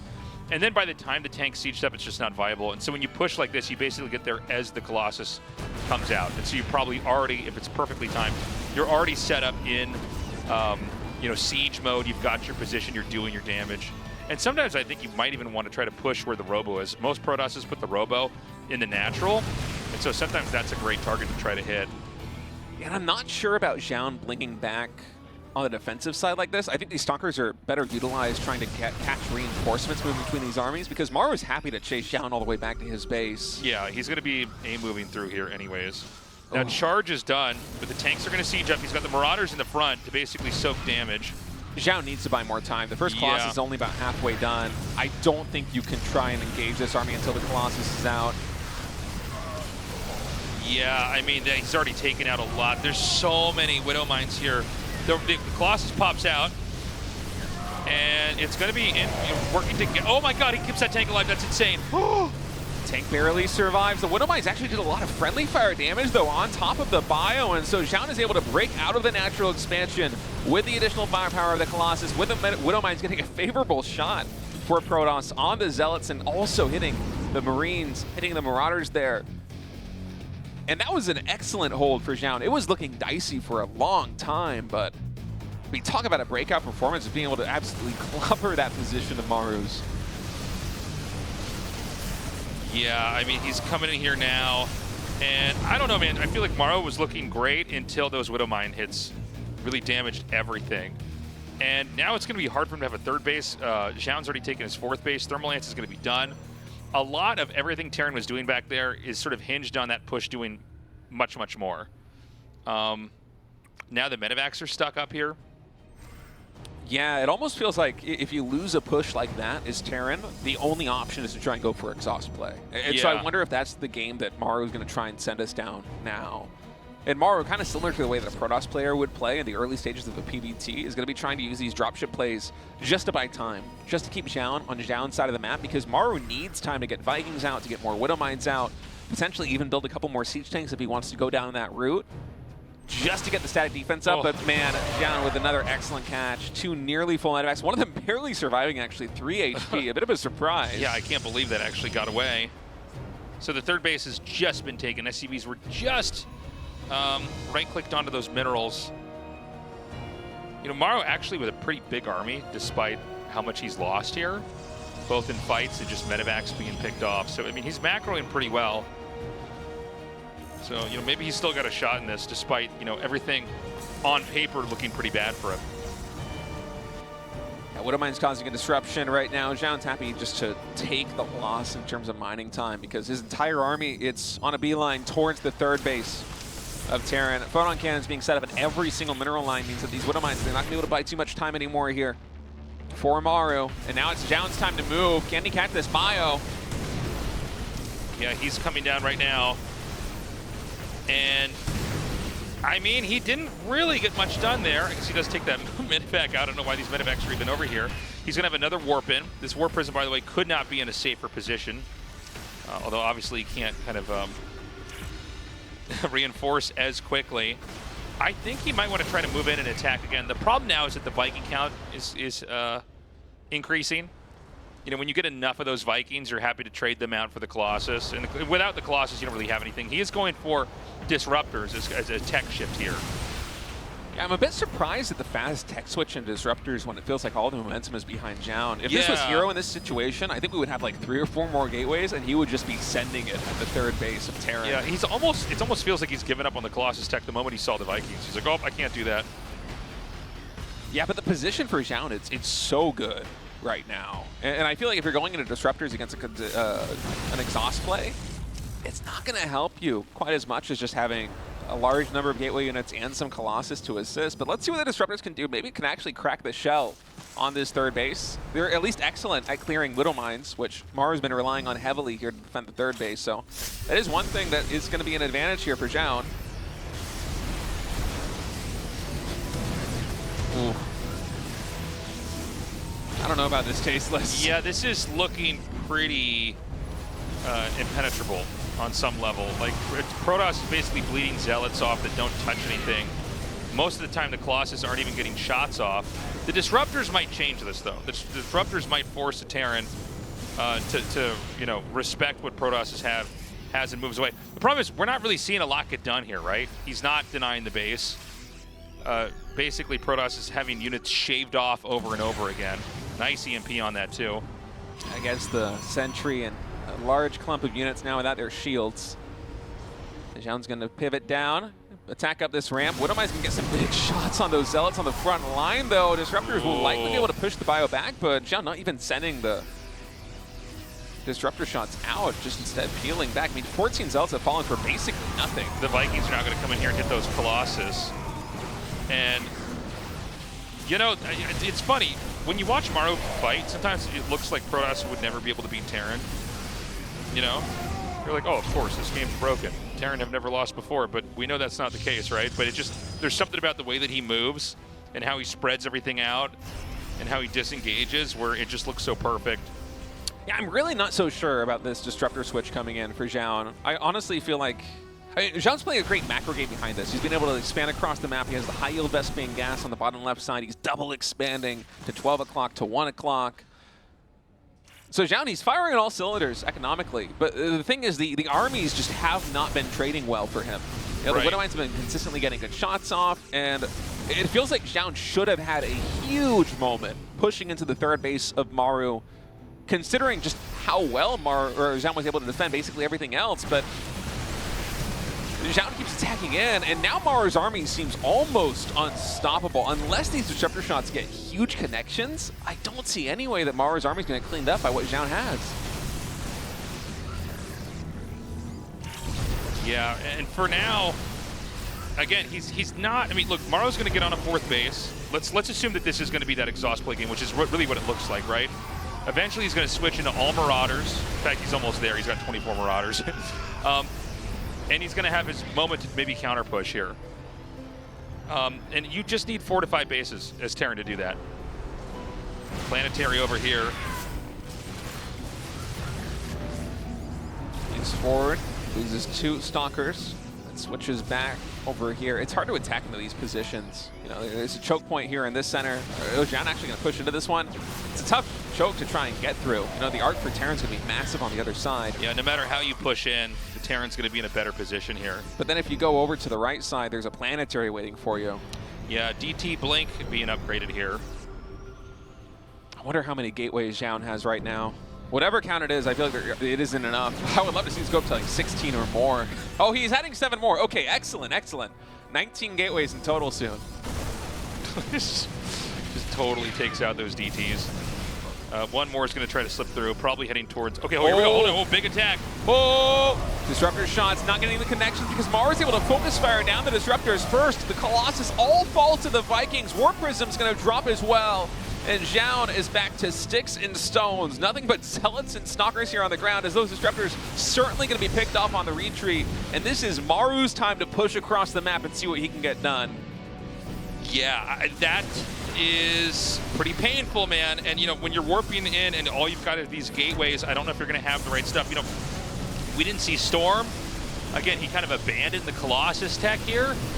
And I mean, this is just like an insane number of Marauders with, by the way, Medivacs has still got enough heal here that they can probably win the next fight or two. The angling here is good for Protoss, but I think Terran still just has too much. Look at this, he's just targeting down the Stalkers, the Vikings. Oh, excuse me, there's now Colossi coming out 3 at a time, so he switched back into that, so we're gonna have to see Viking production start again. Yeah, Zoun's been able to successfully remax. He had a big bank after the last engagement, so Maru going to have to retreat. Likely going to need to rejoin forces with what he's got mustered up back at home. But actually, Maru was setting up for kind of a split push. You can see all these units were sequestered on the top right side of the map as Maru was going to try and hit those expansions. Yeah, the problem is that this is getting kind of low in numbers. He's going to hit from the side now. I don't know that Zoun is totally prepared. Yeah, there's not a lot of assistance here for these Colossi. And the moment the Marauders close the distance, 2 Colossi are going to drop. And with it, most of the firepower here for Protoss. So Zoun once more retreating the safety of an expansion. But whenever you're going for these engagements with just Zealots and Stalkers, it's usually hard to find the angle. He's just so good. Maru's going to win game number 1. Beautifully done. But honestly, it really feels like that should have been a win for Zoun. The way that he just stomped the first push out from Maru and was able to quickly expand to a 4th base. Well, it's funny. It's like he had that part figured out. In my mind, Terran that was fails. beautiful. In my mind, Terran fails with that push. I'm like, okay, you're probably winning, right? Like you probably take this game. Just do now whatever you're supposed to do in that matchup. But again, I think he like ditched the Colossus tech so fast. It felt like it was too quick. And then he was like just entirely reliant on Disruptors. It never really did anything. Yeah, they were able to clear up a couple of Widowmines. They got some connections, but you know, they don't one-shot Marauders anymore. They need to get quite a bit of damage done on those Marauders before they actually get one-shot. Otherwise, the Medivacs are going to heal. By the way, Maru getting the Medivac energy regen upgrade was really cool to see. It's one of the reasons why those Medivacs were actually able to power through the healing despite so many skirmishes all over the map. But yeah, Zoun, I hope if he gets into another position like that in game number 2, he is going to be able to do something a little more gateway focused, because if that was Hero, I think we would have like 4 or 5 more gateways. It's just non-stop aggression into the 3rd base of Terran. Not relying on the finesse of the Disruptors, but instead just raw power with the Protoss economy. Because I think that's how you leverage the advantages of Protoss to go for a win. If you let Maru build up basically the perfect army with a bunch of Marauders, with a bunch of Vikings to deal with the Colossi, and some Ghosts added in for EMPs, I don't think the Disruptor transition is going to do it. You cannot give Maru that kind of time. Maru is just too good in the late game, even for a player of Zoun's caliber, having an advantage going into the late game. I don't think you want to test Maru there. You got to try and win it early. I'm worried for Zoun here, because I think if there was a game he was going to win, it should have been that one. He did enough things right, and Maru did enough things wrong. And the fact that Maru basically just kind of let the game play out and still got to that unstoppable army of like just mass marauders and medevacs, I don't know. It was pretty scary. Let's see what happens now as we go into game 2. All right, 10,000 feet has loaded in. Maru spawning in the bottom right as the blue Terran. Zoun, the red Protoss in the top left. And yeah, you put it quite well. If you lose game 1 after a hold like that, it is not a very promising sign for game 2 and game 3. Because you can't really get into a more advantaged position after besides that, right? Right. Yeah, it's just like, you know, it's yeah, it's rough. I'm very curious how, you know, the rest of this series could look for Zoun. Because, you know, again, there's a real chance Maru does like another 2-base timing attack and wins. Right? I mean, he almost looked like he had the perfect setup, but he ended up absorbing so much of his own damage onto his army, right?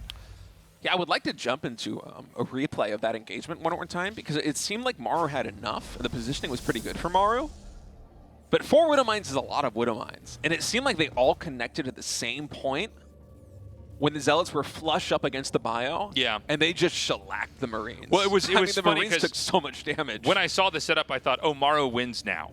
Like, this is the end. And then after that explosion, you look and you go, oh, Terran does not have a lot anymore. I wonder if it's better just to stagger the positioning of the Widow Mines a little bit, just to prevent one unfortunate shot like that from kind of upending the entire push. Yeah, you might be right. So this is going to be 1-1-1 tech here with the expansion a little bit later. Bit of a delayed expansion here for Maru with a 2-gas opening, but it does allow him to really unlock the early harassment-based options faster than you typically would if you went for just a Reaper expand and then added in the 2nd gas and try to build up with 1-1-1. So we'll see what Maru's going to go for with this. With the reactor being constructed here on the barracks, I think it's likely going to be something like a Hellion push. Just try and find a little bit of probe damage early on and then parlay that into something there in the mid-game, but with the factory finishing up, we'll see in just a moment exactly where Maru wants to take this.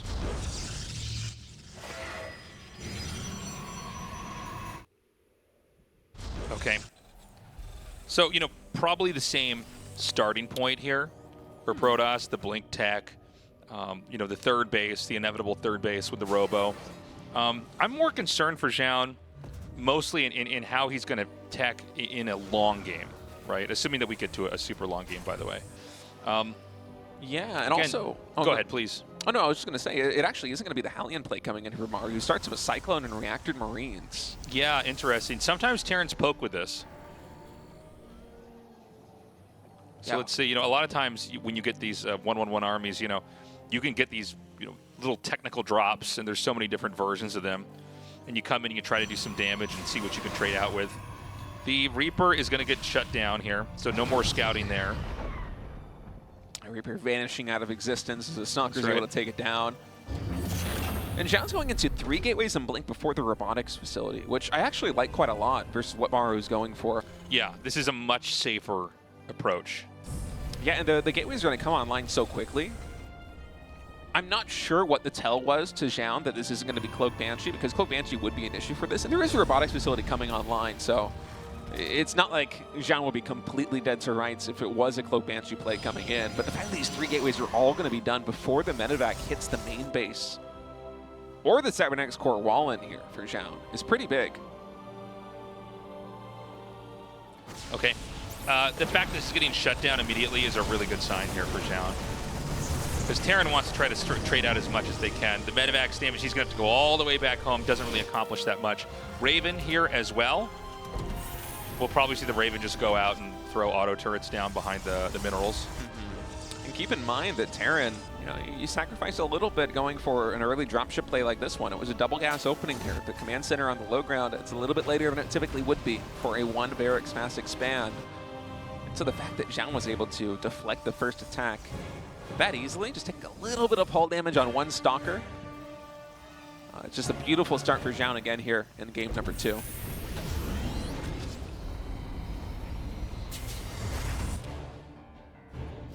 All right, well, Terran is powering up here. We've got the stim, we've got the combat shields here. Protoss taking the third base. And we've got the spotter stalkers outside here just to see if and when that Terran push comes. It's a really nice defensive setup here for Zoun. Just have 4 stalkers outside the natural expansion of Maru. They can one-shot Marines if Maru starts to try and work his way across the map. And then a little squadron of stalkers between the main base and the natural expansion on Protoss' side of the map, just making sure that if there's any more dropship play coming in from Maru, well, Zoun has an answer for that too. And interestingly, Maru, you know, I kind of was expecting him to go into another siege tank push, especially after he built the early tac lab there for the factory. You know, you build a Cyclone, you get the early safety net of the Cyclone, and then you kind of pivot into some kind of siege tank pressure earlier on. There's no tanks on the map at all. Maru didn't build a single tank so far. It's going to be a pure barracks play coming through. Okay, he's continuing to move up here. He's going to have that Raven with this. Oh, and he's going to be able to get the Observer. That's big. There is still one Observer, I believe, in the game. Is he going to go for the armor shred here? How does he want to approach this exactly? You can see the targeting happen on the Raven. The Raven's still at half health. He's going to burrow these Widow Mines. The stim starts. Auto turrets come down. He's going to force this third base to go down. Beautifully done here by Maru. And you can't really do anything until those auto turrets dissipate. And even then, I think it's too late. Yeah, Charges isn't done yet. It was 1 chrono boost away from completion. Oh my god, and he's supply blocked. Oh yeah, because you lose the Nexus, you lose the pylon. Yeah, so he actually can't warp in more. Oh my god. I mean, you almost want to go for a trade right now because you need to warp in more units, right? Yeah. I feel like Zoun should be fighting. Okay, Zoun is building another pylon. The Colossus can't get out. There's no pylon. Oh, this is crazy. Colossus at 99% completion. Now he's supply blocked because of the pylon. Okay, the Colossus is going to come out. Enough gateways have fallen. The Colossus actually can pop. That was insane. That was so much damage that Maru did. And look, I mean, he's going to basically get back untouched. In fact, the Stalkers that do manage to reach him are picked off, so Zoun's going to turn around. Zoun in a very losing position here. Very, very losing. Third command center starts after the attack hits. You know, a lot of these builds we've seen TVP, they kind of start the command centers, they move out, and by the time the push succeeds or fails, you go back and go, okay, he's got a third base up, but that was a very late third base for him. And so Zoun's going to double expand. I think this is a smart move. You need to make up for some lost ground after losing your third Nexus. But it's going to be painfully expensive to try and saturate both of these bases, even if you only focus on the minerals. And Zoun also has to watch out for the next move from Maru, because that move, the initial push out, it had combat shields and stim. It did not yet have +1 infantry weapons, and I think Maru, in just a moment, especially after these mine drops sync up, is going to have another good window to get some damage done. You know, you get 4 or 5 Vikings, and suddenly you can actually go on the map again and try and contest these Colossus plays. Okay. Somehow this medevac is alive. Never mind. Okay. Well, you know, these Nexuses are going to finish up, and then we're going to see if Zoun can play a little bit of catch-up here. The Colossus techie is incrementing these Colossi out. Going to just leave this medevac up here with the 2 Widow Mines inside. No more Colossi in production here is a little bit concerning for Zoun. Well, maybe, okay, so, you know, I was talking about how he kind of, like, almost cowarded out of making the Colossi. It almost seems like he just actually stops at 2. I'm not sure how I feel about that. I don't like it. I don't like it at all. I know that Maru is going into, by the way, Widow Mines should get some good connections here. 3 probes falling. I know that Maru is working on the answer to them by training out some Vikings, but 2 Colossus just doesn't seem like the right amount. I'm at least glad that it isn't a disruptor transition behind this. I think going for Warp Prism play, adding an extra gateways, these are some smart moves coming out by Zoun. Taking out the engineering base and the Ghost Academy would be huge. Unfortunately, I don't think there's enough DPS to get the engineering bay. The Ghost Academy likely will fall Yeah, that's pretty big, taking the Ghost Academy out here. Going to recall some of these Zealots back here. And now he's going to hit the brunt. I love this. Can he actually take this out, though? Meanwhile, there's going to be a small drop over here. This could end up killing a lot of workers. Oh, Raven's going to fall. And Zoun getting some nice damage done, but Maru also took out 11 probes on the other side of the map with that drop, so... Yeah, does Maru try to push out now, or does he just sit back and continue to power? Maru actually got pretty beat up back there, between the Zealot Warpin and then the forced lift. I mean, that was 13 SCVs killed. I guess Maru's little drop actually did a bit of catch up there, killing 11 probes here as well. I think one more production cycle of Vikings and you can probably go here as Maru. I think so. But you also don't have to. Maru, if he wanted, could try and play the exhaust play. Zoun has been disrupted enough economically that I think it is possible. I mean, the big income advantage that we see here is just because the main and then the third base subsequently got pulled in terms of SCVs as they were evacuating against the Warp Prism drop, against the push at the front. The actual sustained income for Zoun versus Maru is relatively even. It's only Zoun finally getting ahead now because the fourth base has been saturated here on minerals.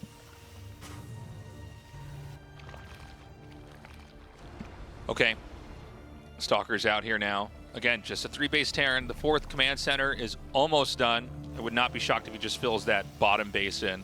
The one below is 3rd. That's probably the easiest, safest space to take. Bottom left, by the way, also very takeable for Terran on this map. It's very much a map you can take 5 bases on. Yeah, and I think Maru, he's happy just to take this expansion, even though he could likely push across the map right now with 100 army supply to the 70 or so of the Zoun. Maru is good enough at the late game that he's going to be content to have 4 bases, fully saturated mining with the Fusion Core coming online, likely Liberator range, and Medevac energy will be researched here for Maru. And he might be able to play some Cure-esque exhaust TVP against a Protoss player who, Zoun has been able to lick his wounds and bounce back with double expand, with 2 more expansions now coming in, one in the center, one on the far left side next to that main base. And double Warp Prism. Is this SOS? I think SOS was able to bring out this move earlier on here, this GSL Code S. Okay, some scans over here, confirming that the space has been resaturated. And again, I think Maru basically just going to play a very, very quiet game from here on out. Yeah, I think you want to just max out at least before you push out. Or ideally take one favorable trade and then keep the pressure on the Protoss, because Protoss will be scrambling to remax after the first fight. Well, it's funny, Maru's way ahead in supply compared to Zoun. Zoun was in the 160s earlier. Yeah. So, like, there is a window for Maru to get damage done. Yeah. I feel like he's just choosing the safer option. Why would you risk it? Well, he also, I think he doesn't know he's ahead, perhaps. Or at least by this much, right? Most of these games, Protoss is on like 6 bases, and you just assume they're maxed out, and the money's piling up, and there's 6 more gateways making and everything like that. Zoun has a setup here to possibly do a big double warp in here into the main. I feel like usually when you see this, it's with Warp Prism speed. I think actually Observer speed is the one getting researched right now, but these upgrades look nearly identical. Yeah. Just my intuition is telling me that's Observer speed. I could be wrong. Now, one of the issues with this... Oh yeah, he's getting both. Warp Prism is next. Okay, so he's going to move out here now. All right, he sees the double Warp Prism here.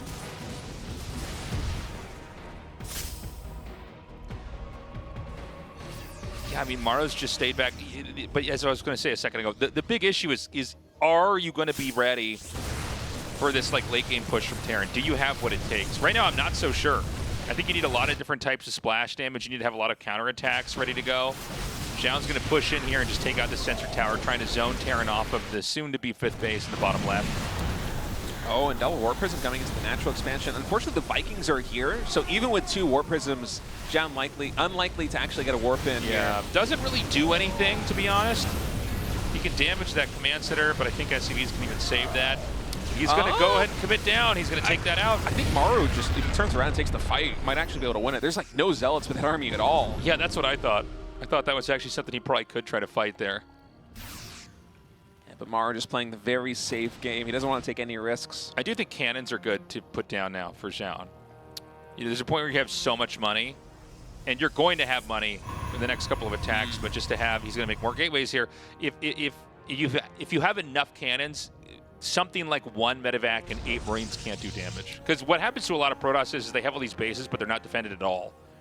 If you have like 4 cannons, it's like, okay, well then that can't be hit by a medevac, right? Now you have to push into that to take that out. Yeah, we'll see if Zoun's going to add any more static defense. I kind of like the approach of just taking more bases instead as like a hedge. Yeah, that's like you know, too. like if you want, you could just recall the probes from one base to another one. And if you have a lot of expansions, you don't really mind losing any particular expansion. But we do see Zoun adding in a bit of static defense. Zoun looking to try and corral this army on the right side while Maru takes out the expansion at 9 o'clock. Yeah, takes that base out. He's going to move down here into the bottom left. Keep in mind, if Zoun is only in this like top layer of bases, he's eventually going to run out of money. Okay, we see the push coming in here. We need to see the rest of the infantry. He just shoots down the command center and runs out. I kept believing that infantry were going to be there in time, and it didn't happen. He just pops that command center, sending Terran back to 3 bases. Yeah, it looked like Maru was setting up to try and attack the expansion close to the main base of Zoun, but then he saw Zoun's army on the other side of the map, and now another engagement's coming in. The bio reinforcements are finally here. That will cause Zoun to pull out of this position, and I think Maru can chase this down. I feel like he should, honestly. There aren't a lot of Stalkers right now. The Viking can take out the Colossus. There's a ton of Marauders to chew through everything else on the ground. Yeah, excellent move by Maru. I mean, this is a magnificent win. I think behind this, you just try and stop the bleeding here at the 3rd base and the 4th base, and you push. Yeah, he's pushing now. The question is, what can Protoss remake? Not a lot of gas, a ton of minerals, but Zealots alone aren't going to cut it. These Stalkers are very important here for Zoun. It's the only answer that he has for the Liberators, and the gas income, it is very low for Protoss right now. It's basically just Zealots being warped in, but I think there's enough Zealots that they can just overwhelm this position, Tasteless. Yeah, well, he's going to keep kiting. Stalkers are going to blink in. And, I mean, that's just so many Zealots. He's going to pick up and run away.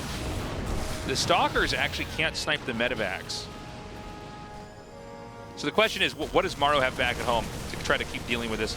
Zoun keeps taking these bases at the bottom left and center left, but it doesn't seem like they're enough. There's a planetary over here. If SCV's just repaired, this Protoss has to run again. And then suddenly we're kind of in that same situation where Zoun has bled off a lot and is going to go back with a much less sophisticated army. And Maru can keep cranking out what he's already got. Marauders, Ghosts, Marines, Medevacs. Yeah, look at the gas income for Zoun right now. It's trickling in 8 at a time. I think that the gases in the main base have mined out, and Zoun hasn't retaken any. So he might actually be operating on 2 gases in total. Yeah, I think it's the same problem SHIN had, is like you need to make sure you have the fresh gases ready to go, or you will literally just be making Zealots. Like, look how slow this is going up.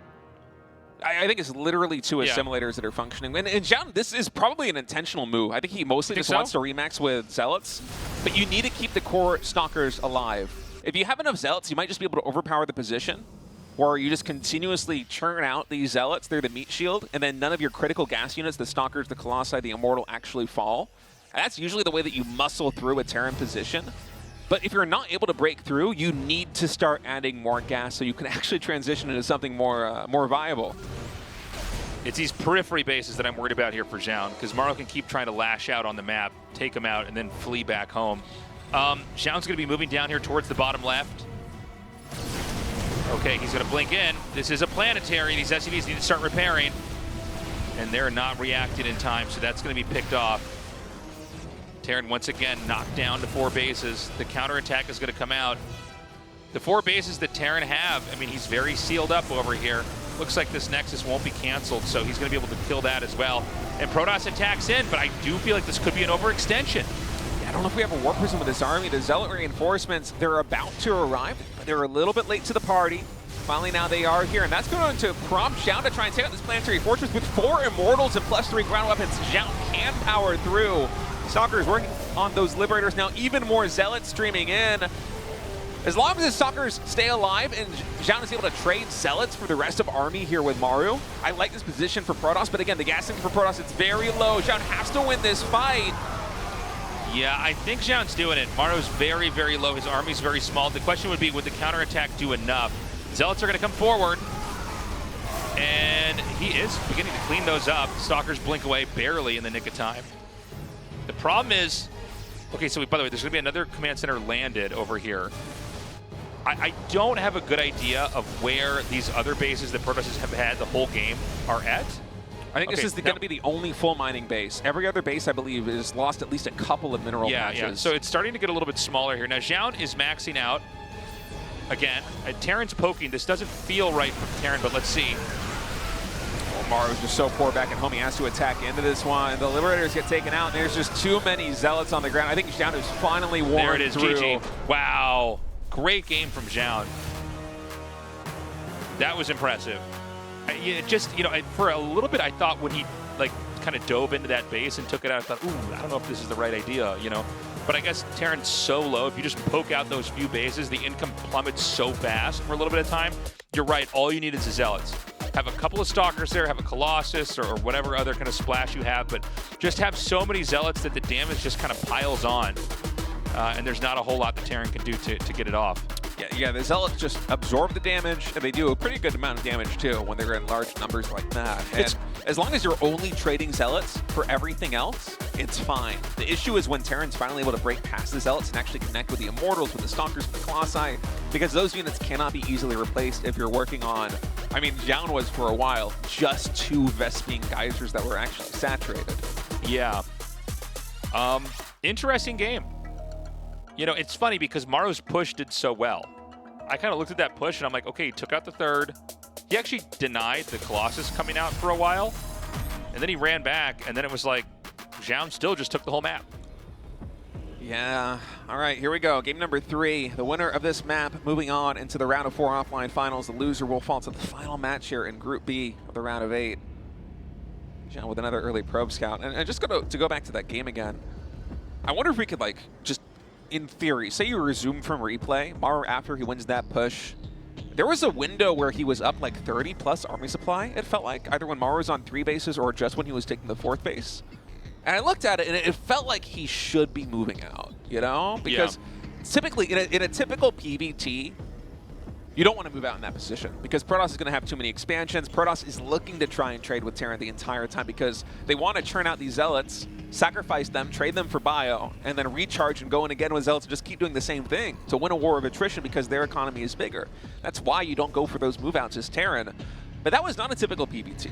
Maru was able to get a lot of damage done with the initial move out. He was able to destroy the 3rd base. He was able to significantly disrupt the economy from Zoun.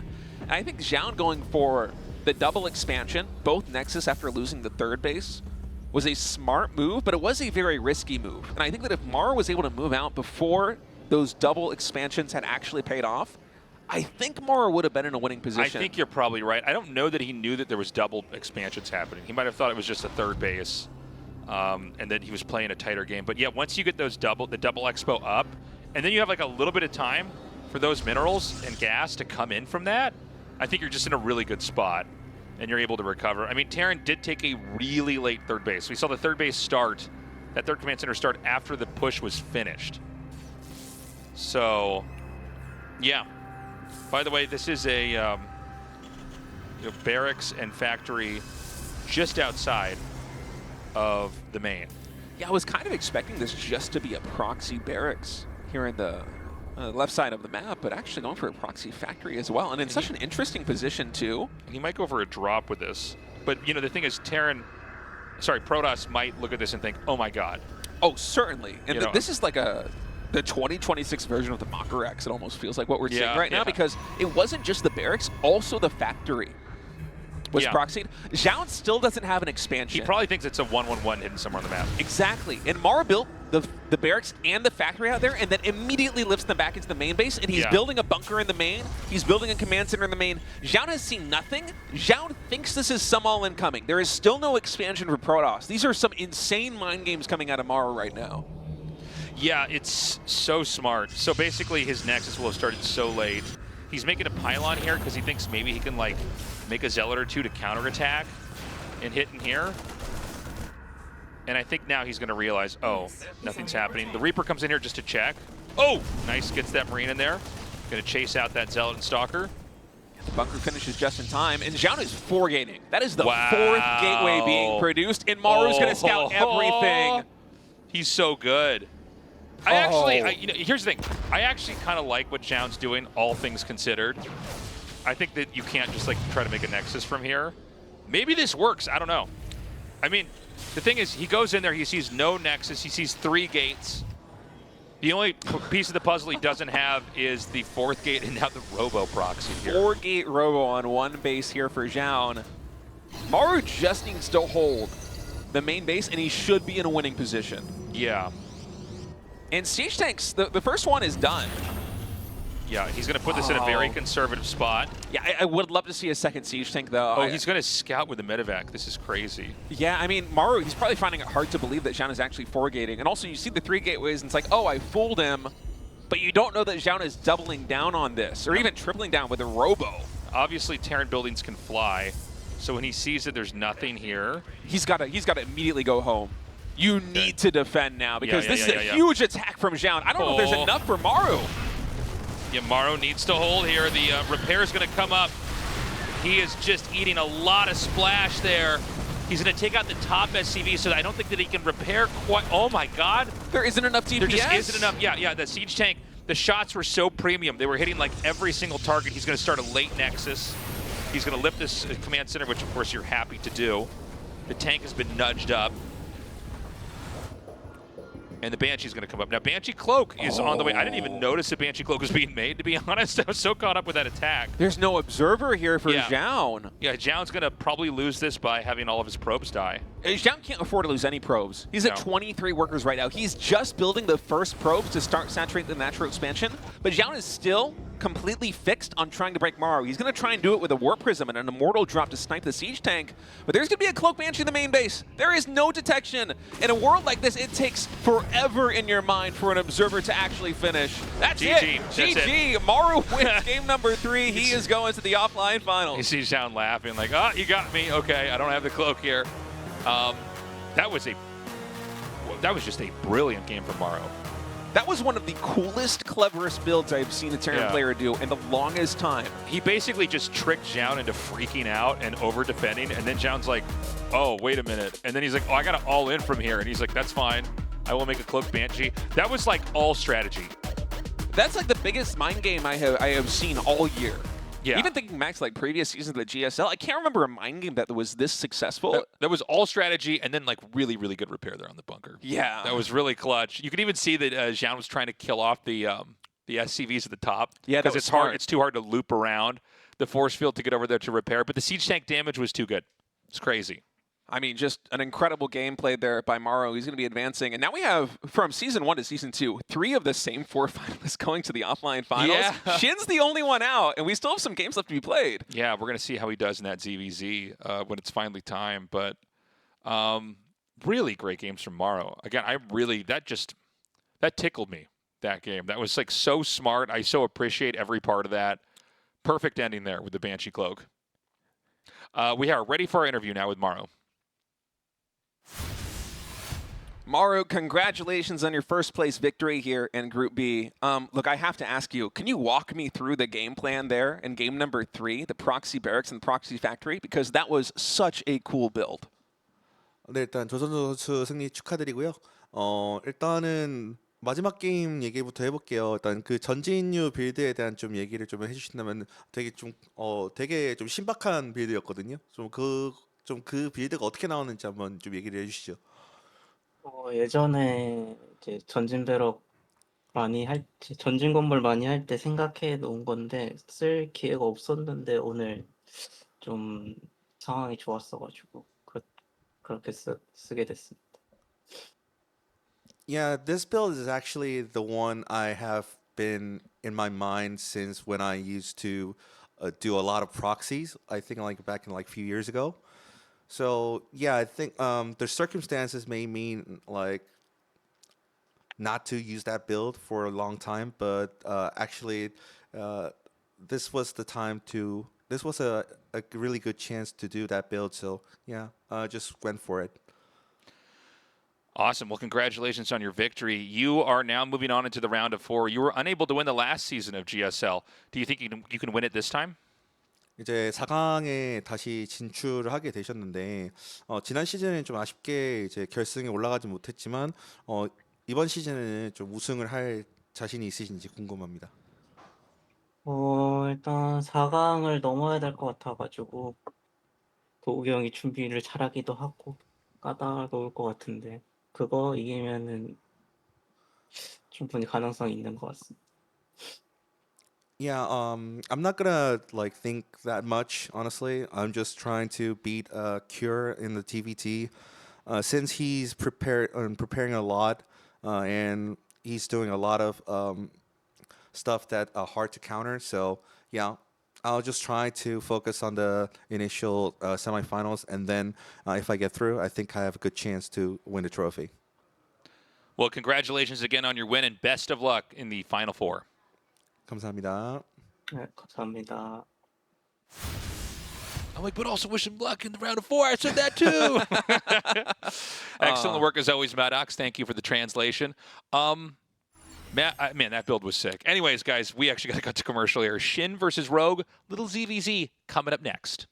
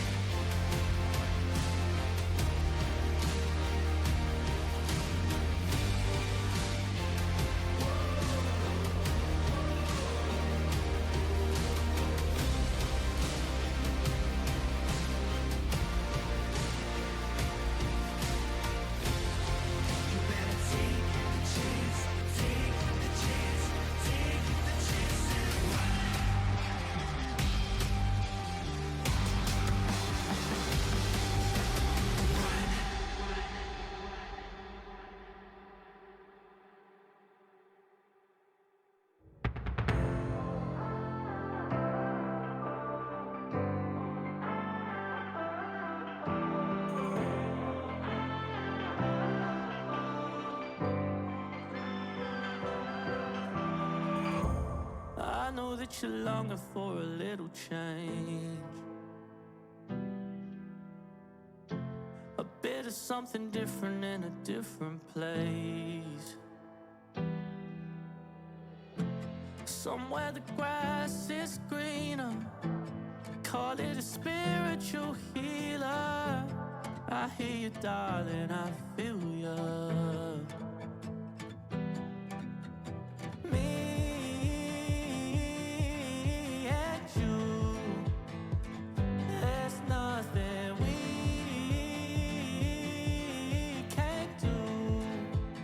Together,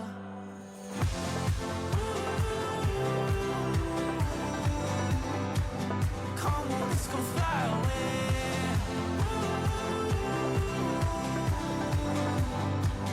Find a beautiful escape with the wind on our backs. We'll be going so fast. There's no need to be afraid.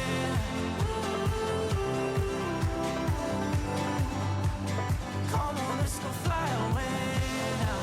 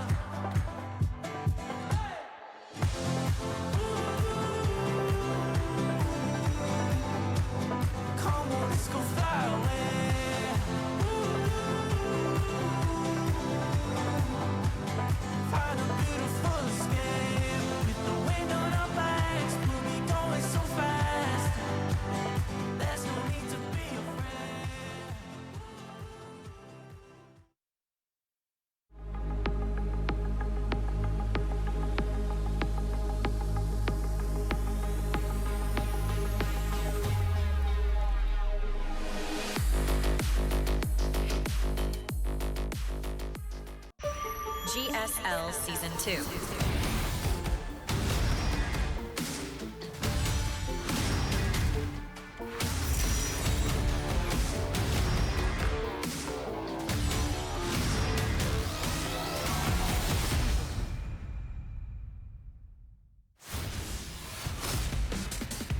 We are back, guys. Get ready for a ZVZ. I actually don't think we've cast many ZVZs lately.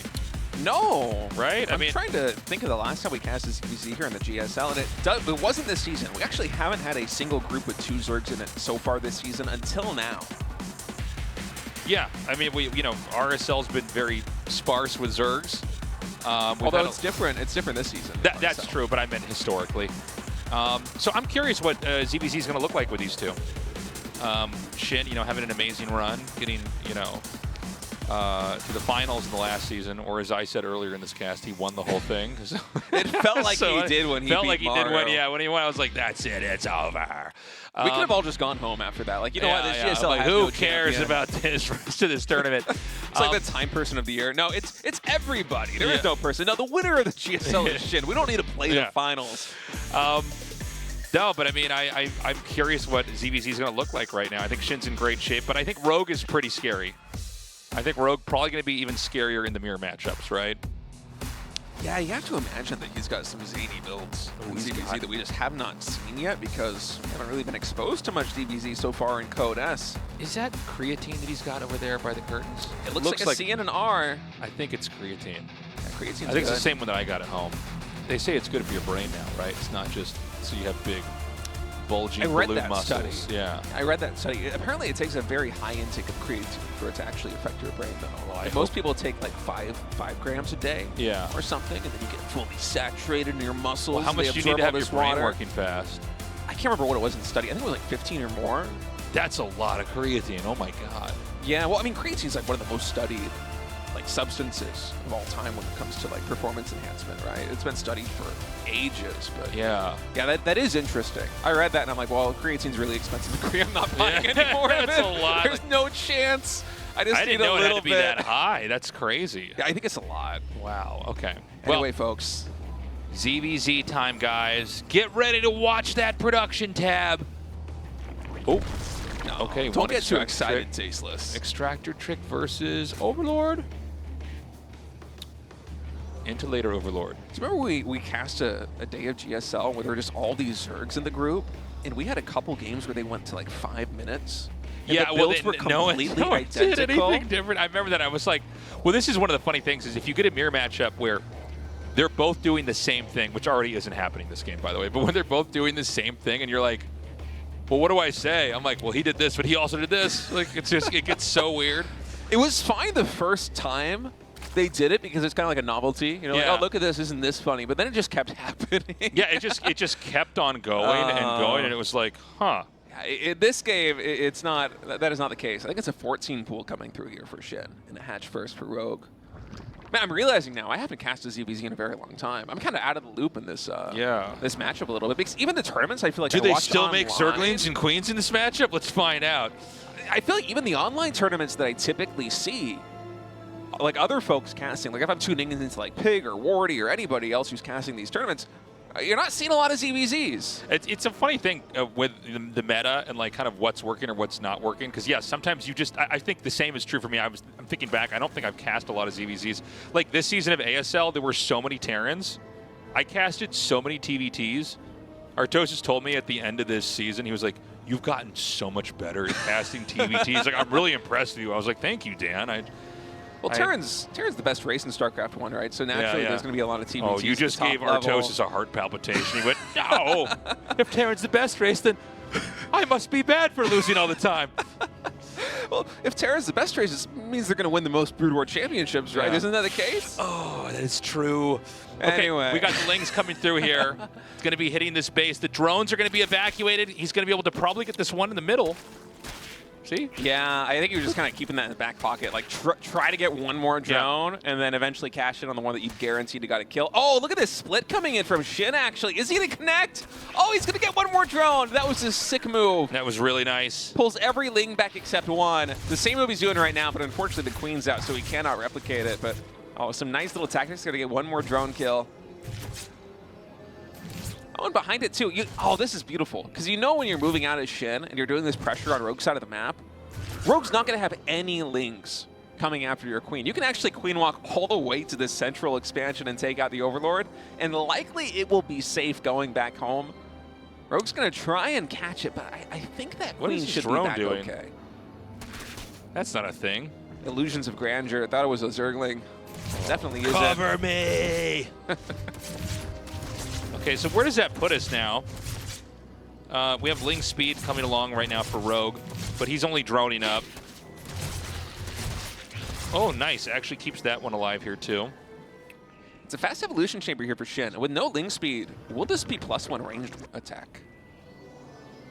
Roach Warren's getting started here for Shin. Oh, what's up? Uh-oh. Ling's in the main. Around the queen. Drone's not going to be able to save that. Can he get much more done? I wonder if that queen was savable from drone drill to the natural expansion. I was kind of hoping Shin would try that. Oh, it you seemed mean like if you mineral walk through that's what the I was. queen, I was actually. That's so funny you said that because I was thinking about that and I just didn't bother to say it. But yeah, yeah, it just I had the seems same like thought. it seems like that queen should be able to survive, but I don't know. It's hard to say. Anyway, right. Shin is stable now. The wall is fully up. The queen has plugged that gap. So you know, it's 2 base versus 3 base. So obviously a 2 base player needs to try to hit the 3 base player and punish him, or the 3 base player is just going to get bigger and bigger and out of control and stronger. So the game is taking a very clear direction. Its armor being upgraded right now. 2 more gases being made. Yeah, Shin's going to do some heavy Roach aggression. And Rogue is going for +1 missile weapons. Right. Oh, it's really interesting behind this. Oh, I did not expect this. It's +1 melee attack for Shin with the second evolution chamber. I thought for sure this was going to have to be Roaches if you're going for +1 Carapace, because that just seems like it synergizes really well in my head. I always thought it was Roaches, then you make Lings that run up in the front and tank damage, so the Roaches keep doing damage. Yeah, but the fact that we're going for +1 melee attack here as Shin, huh. I guess it really has been a long time since I've casted a ZVZ, because that has caught me completely flat-footed. It's going to be 2 base Zergling here for Shin. He's now taking the 3rd hatchery. Well, you know, when you're on 3 hatches like this, you're not able to camp in the same way. You're not able to, like, you know, kind of hide behind buildings like you can on 2 bases. So the Lings are going to have a lot of surface area, and they're going to have a lot more sustain. So it's 18 Lings. Now, what Rogue needs to do is have enough Lings that he can fight these and also get Roaches out here that can do the extra damage and chisel down the Ling HP. +1 Carapace is done right now, so in a strictly Ling versus Ling battle, Shin will be trading more cost effectively than Rogue. Shin goes into mutas after this. That's a very interesting way to develop. The thing is, if you don't see any Roaches, you have to know it's mutas, right? You would think so, right? I mean, where else is the gas going to go?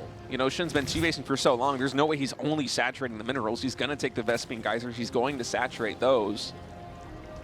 So Rogue should have a pretty good idea that this is coming, but I'm not even sure if Rogue needs to go for something specific to deal with mutas right now. Honestly, just powering up with more Roaches and trying to put pressure across the map, I think that could be enough. Like, Spore Crawlers are so good versus mutas. The threat of a counterattack once the Spire is done is not super high.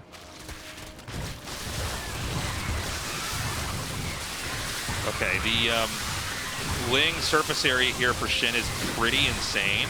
Wow. I honestly don't know if it could have been worse for Rogue. But the Roaches are still cleaning up. You know, I mean, I think you're fine dropping a queen. You kept all your workers alive. Now, there's 11 mutas coming. And, you know, honestly, actually, I was saying you're probably fine losing the queen. Maybe not if there's mutas inbound here. And by the way, in the battle report that was just brought up, I think it said 50 Zerglings lost for Shin and 50 Zerglings lost for Rogue. If I'm not mistaken, that was nearly dead even. In any case, Rogue now pushing across the map, and there isn't really an answer for these Roaches until the mutas pop. But it's going to take a long time for mutas to actually deal with these Roaches. I'm surprised that Rogue isn't going for the hatchery. Instead, he's going to try and trade out. Things are popping. Rogue wants to get drones. He doesn't care about the hatch. He wants drones exclusively. And I think seeing the amount of Lings that Shin has, that's going to cause Rogue to pull all the way back home. Now, you're kind of trying to create like a distraction over here on this part of the map and rely on counterattacks. So the Roaches are not going to have a lot of utility here. he needs to get these spores up. By the way, it's air attack being upgraded here as well. The Lings are going to come through here. I think there's plenty of Roaches to fight this. These are 1-1 Lings, though, so the Roach is having a little bit of a hard time. Ooh, Spore Crawler gets sniped. Mutas might be able to pick off a lot of these Roaches that are deep in the red and orange. Okay, he's going to come up here, and he's going to have to pop this little plug. And now the Roaches are going to come from different angles over here on the other side. Remember, you're not really able to take advantage of your workers once these Roaches come in here. He's going to be able to come in here and maybe kill off a couple drones. Honestly, I kind of thought things were going to do more damage. It feels like he's barely holding this off. But this is big. Going down here for the hatchery, now the damage is starting to get out of control because he's got the Roach burrow. So now these Mutas are basically having to play whack-a-mole, where ideally they would have been doing damage all over the map. And we've got the Hydra Tech coming here. Rogue is so good. This is a masterclass in ZVZ. He's going to unburrow these. Oh, it's going to be so annoying. Yeah, Shin thought he cleaned those up. He had an Overseer that was spotting those Roaches earlier with the Mutas, but there's so much action on the map, Shin didn't realize that the two of them were still remaining when he pulled the army away. Now finally able to clean up those Roaches. And Shin is back down to 2 bases. He's re-expanding to the 3rd expansion now. It's only 49 drones for our blue Zerg, but it is a lot of Mutas tasteless. And honestly, the Hydras, they might struggle a little bit versus the Mutas in these numbers. Yeah, the thing is, there's not enough Mutas where you can fight this. And the ground forces for Shin have been pretty badly depleted. I actually wonder if Rogue can just attack across the map and win this game. Yeah, maybe after one more production cycle, you can just go. For now, Rogue just going to be sending out a small squadron of Roaches. I don't know if these can actually power down the hatchery. No, instead he's going to use burrow movement, try and get these Roaches this way and that. Cause some disruptions here for Shin, but Shin's pretty on top of it right now with the Lings. The Lings, Overseers, and Mutas. Yeah, and again, you know, this 3rd base for Shin, he's never really been able to actually use it as a base. It's been like a production facility. And what concerns me is by the time he's able to populate it with drones, that's when it's going to be Rogue ready with the killing blow.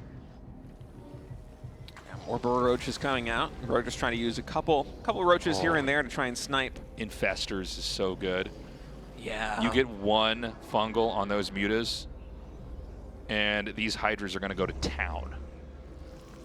And that is how you win the game here as Rogue. If you're able to get one of these money fungals on the whole pack of Mutas, it can't be the difference maker, but Shin's been doing a great job of just fighting back into this game. By the way, Shin's supply is higher than I thought. I hadn't really looked at the supply as much this game, but you know, his army is bigger.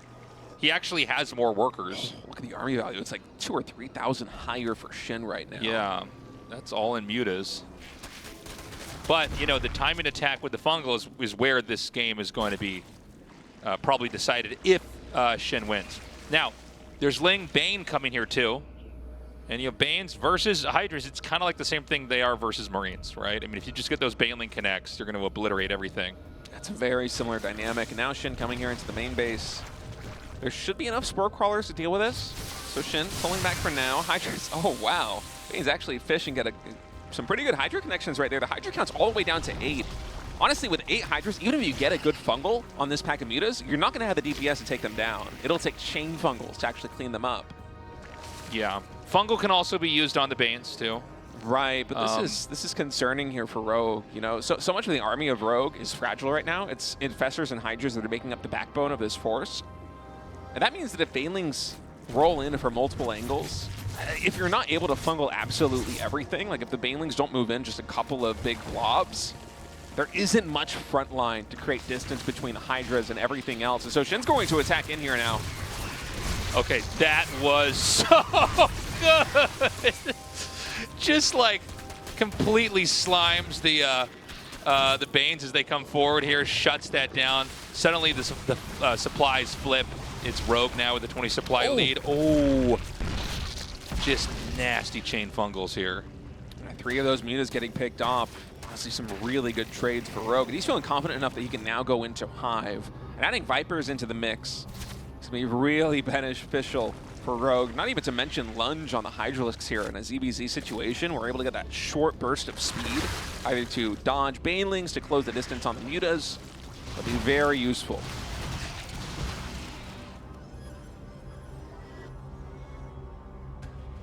Okay, so we are really slowing this game down, to be honest. Rogue is kind of powered up. He used the fungals. I thought he was going to do a timing attack with the fungals to try to close it out. I guess the end tech is actually lurkers. Oh, is it Lurker Den in production? Yeah, he's getting the lurker den here. Hive Tech Lurkers then. Yeah, I guess it does make sense to mix a couple of these in. By the way, Banelings, they don't do a lot of bonus damage here versus the Queens. They're just trying to roll past. One Hydra gets taken out.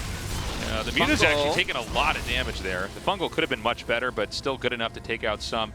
And Zerg's almost maxed out. Rogue at 186 supply now. Hive Tech is done. I think we're likely going to see Lunge get researched here for the red Zerg player, and I hope a couple of Infestors too, because they would just be huge versus what SHIN has got.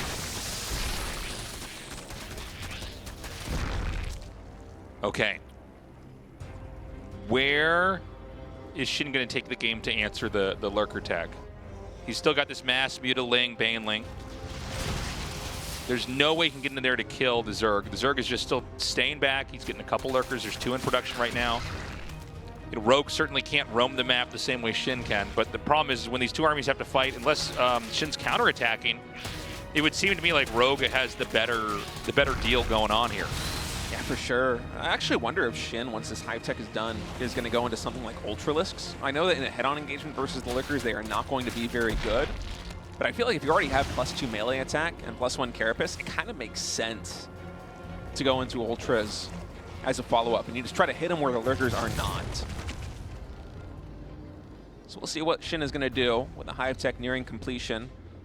We have this awkward dynamic right now where Rogue's army is, I think, objectively better as long as it's used defensively. But if Rogue moves across the map and tries to fight, the probability of SHIN coming in from too many angles with the Banelings and connecting with the Hydras and basically wiping Rogue's army off of the map is way too high. So Rogue has to play a defensive style versus SHIN with this and hope that he's more cost efficient. And that means that SHIN has a lot of room that he otherwise would not have. He's able to save a lot of supply, even though he could max out right now. He's able to save a lot of supply to get the Ultralisk out on the field. 4 Infestors, Microbial Shroud also being researched here for SHIN. And so it seems like he's going to get these Ultras and just use them as a battering ram to try and take down some expansions. Oh, actually, that got more than I thought it was going to get. Okay, so here's what you got to do with the Mutas. You got to try to fan him out. Get some kills over there. I think if Rogue had Lunge, he would have been able to clean up all of those Mutas.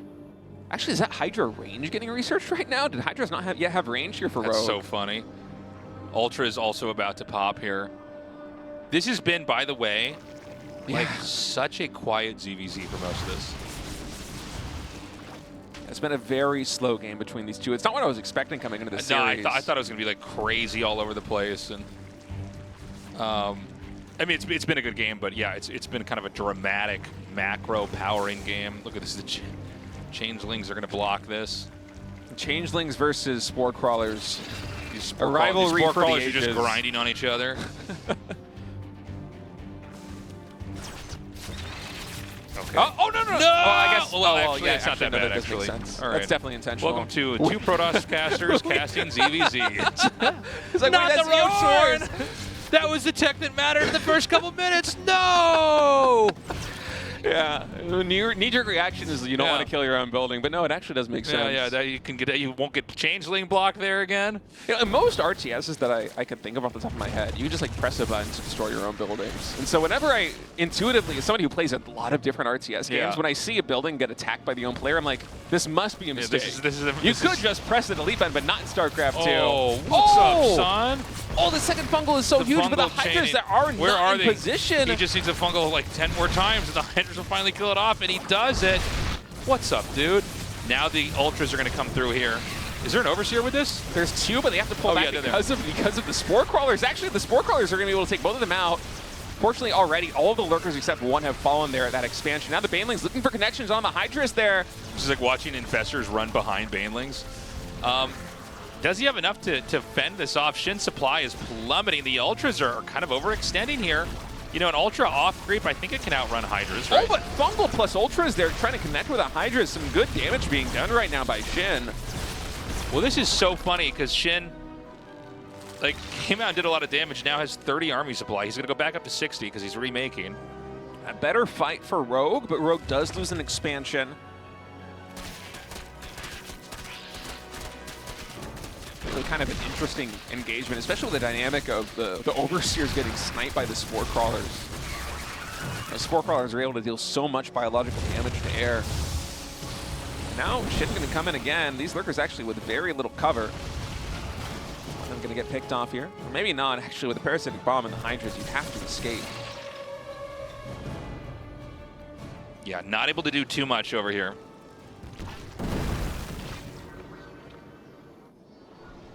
And, you know, SHIN has grown into these 2 corner bases, spots that Rogue is not taken yet. Rogue is really kind of locked in here. He does have that center base, which SHIN has neglected to take.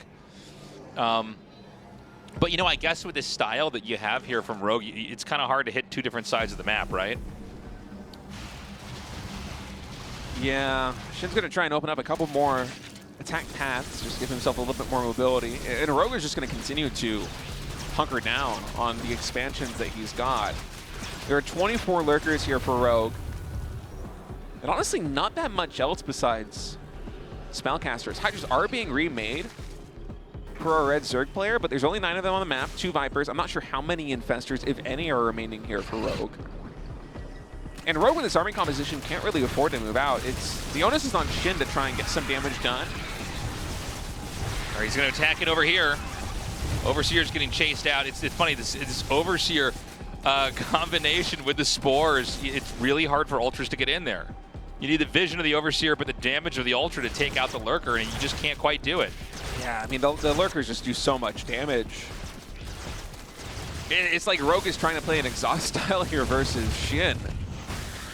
In SHIN with the Ultraless composition, you know, there's only a couple. If you look at the minimap right now, it might seem like Rogue is kind of spread out because of the shape of these bases, but I think there's only really three places where Rogue actually needs to defend. You know, it's just these 3 bases there on the front line. All of them have kind of choky terrain leading into them. And with 28 Lurkers, I mean, you could have about 10 Lurkers at each of these locations, and it will be very hard for SHIN to actually break through without some significant spellcasting flavor. And so SHIN is going to try and expand all the way across the map. Rogue now getting some harassment with Lurkers. This is a nice move by Rogue. So funny looking. But where is the game going to go from here? I'm trying to think one step ahead to what SHIN will do to try and breach the position of Rogue, because Rogue seems content just to defend for now on these 5 bases. He might be going for Zerg exhaust play. Yeah, it feels that way, right? Yeah. It's funny, you know, he's basically slowly discarding the Lurkers, but trying to get value with him as he does it.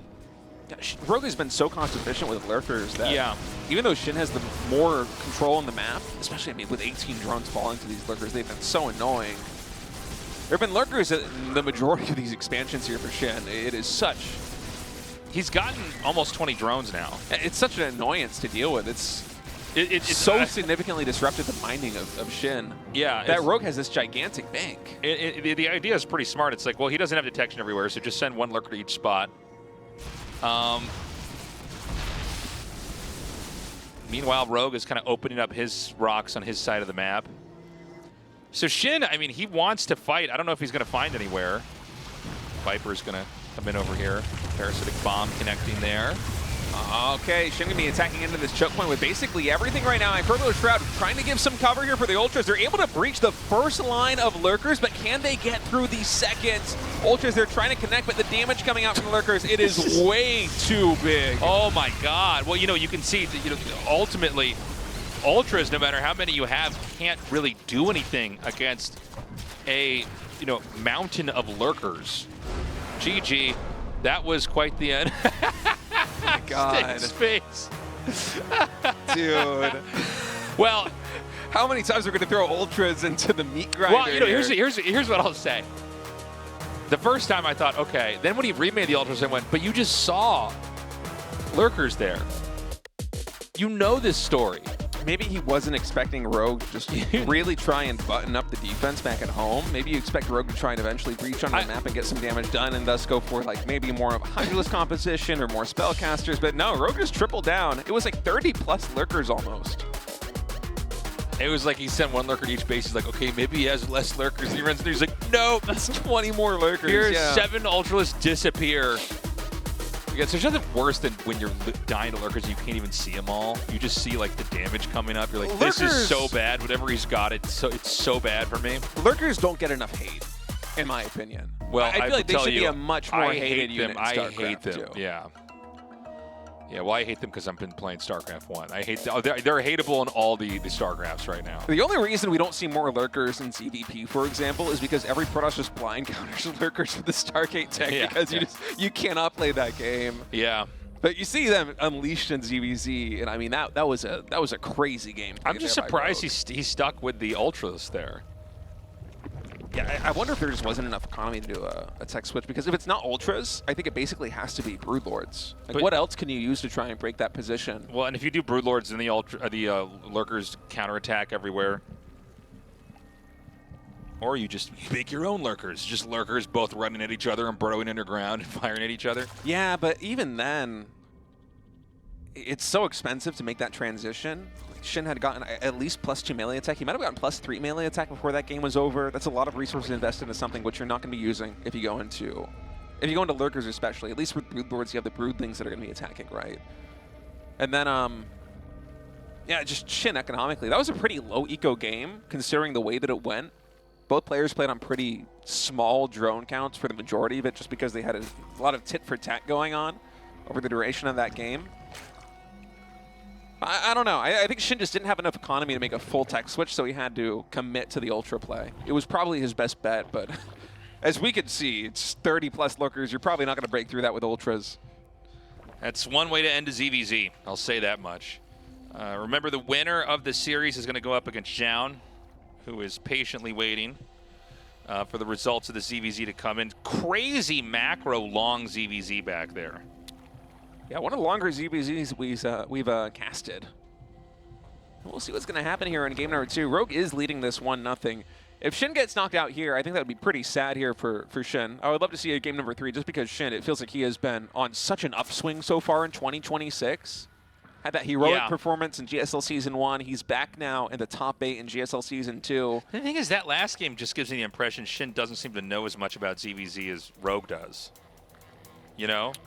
The way that I mean, look, if we have a long game, I think that we're going to see Rogue win again. I think if Shin's going to win, he needs to win with a fast game. It might be why he even opened up with that aggro move at the start.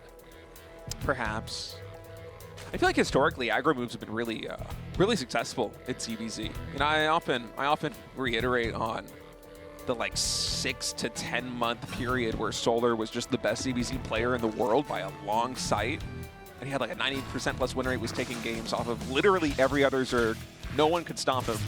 And you watch him play and you're expecting to see something kind of similar to what Rogue did in game number 1 to deliver consistent performance. Like, oh, well, surely you need to play some kind of macro standard style, right? Solar just all-in everybody. He was just the best coin flipper in the world for like 10 months.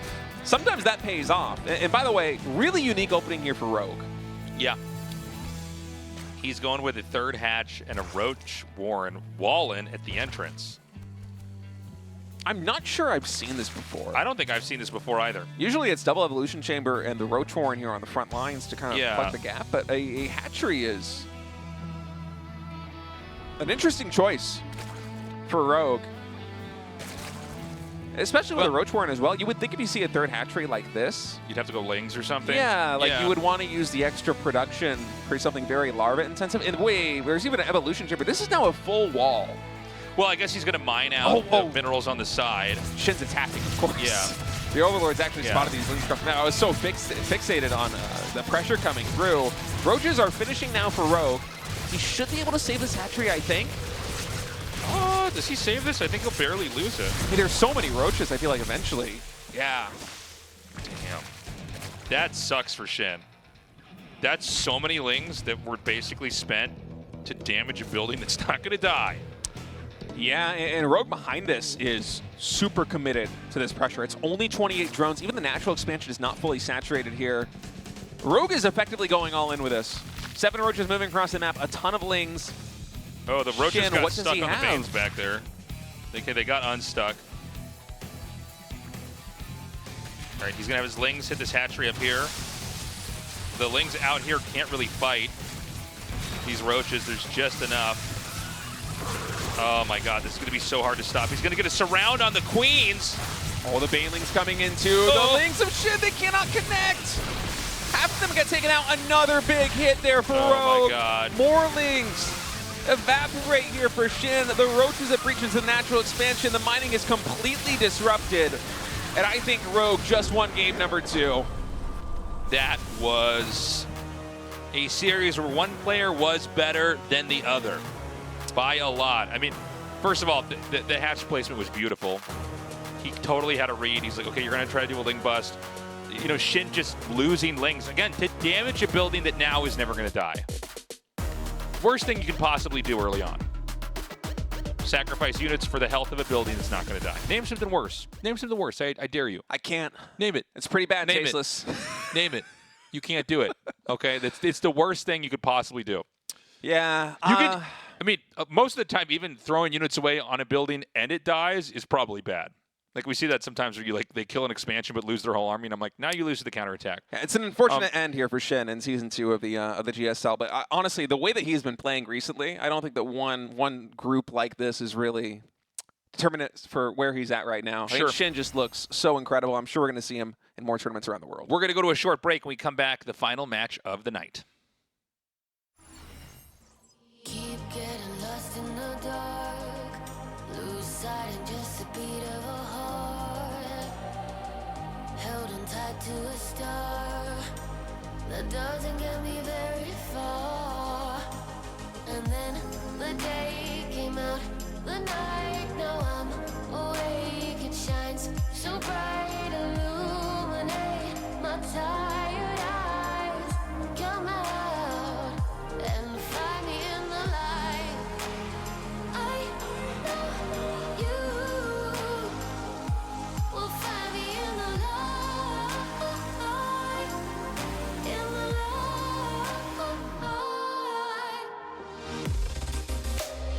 That's the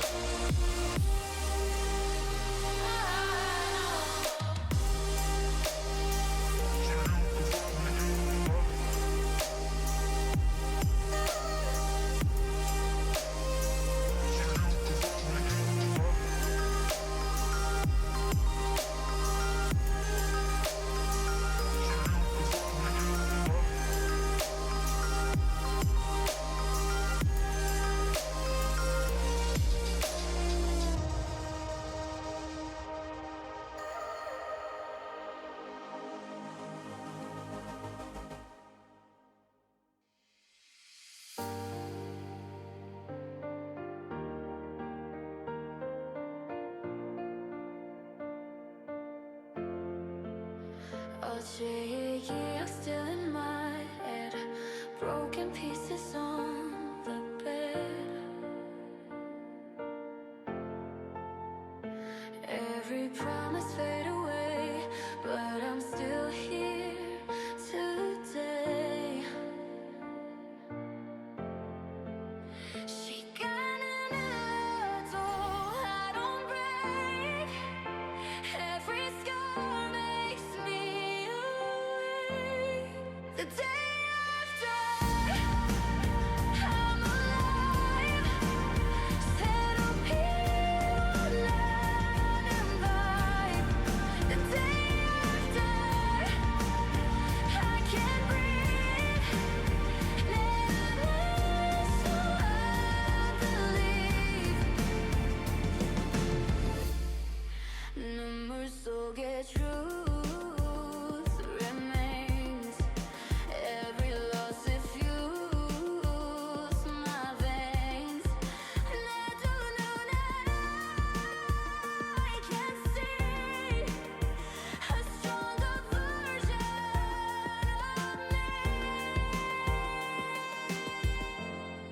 The day after I'm alive. 새로 피어난 vibe. The day after I can breathe. 내 안에서 I believe.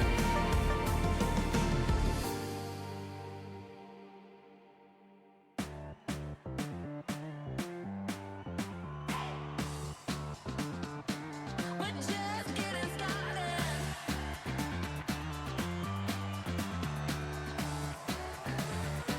We're just getting started. We're just getting started.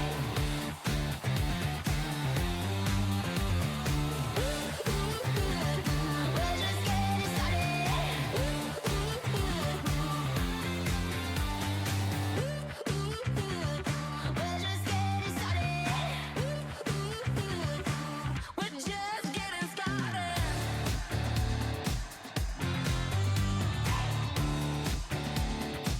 We're just getting started.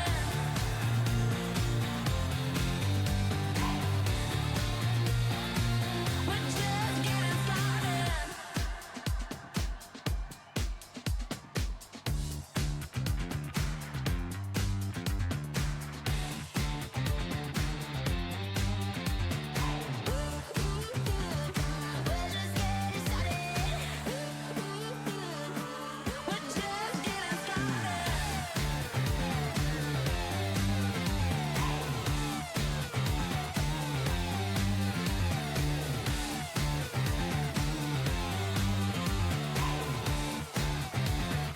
We're just getting started. We're just getting started. We're just getting started. We're just getting started.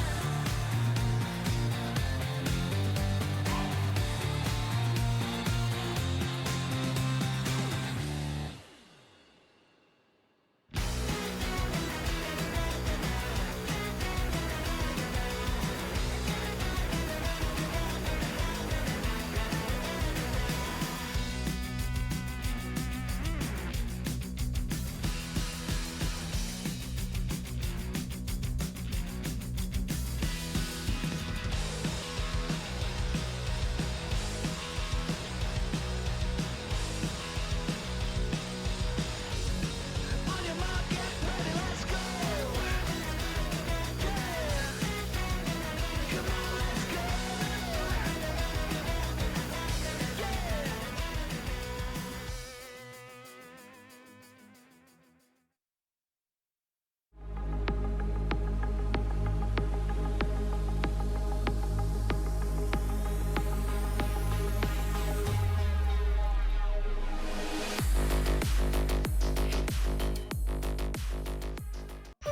GSL Season 2.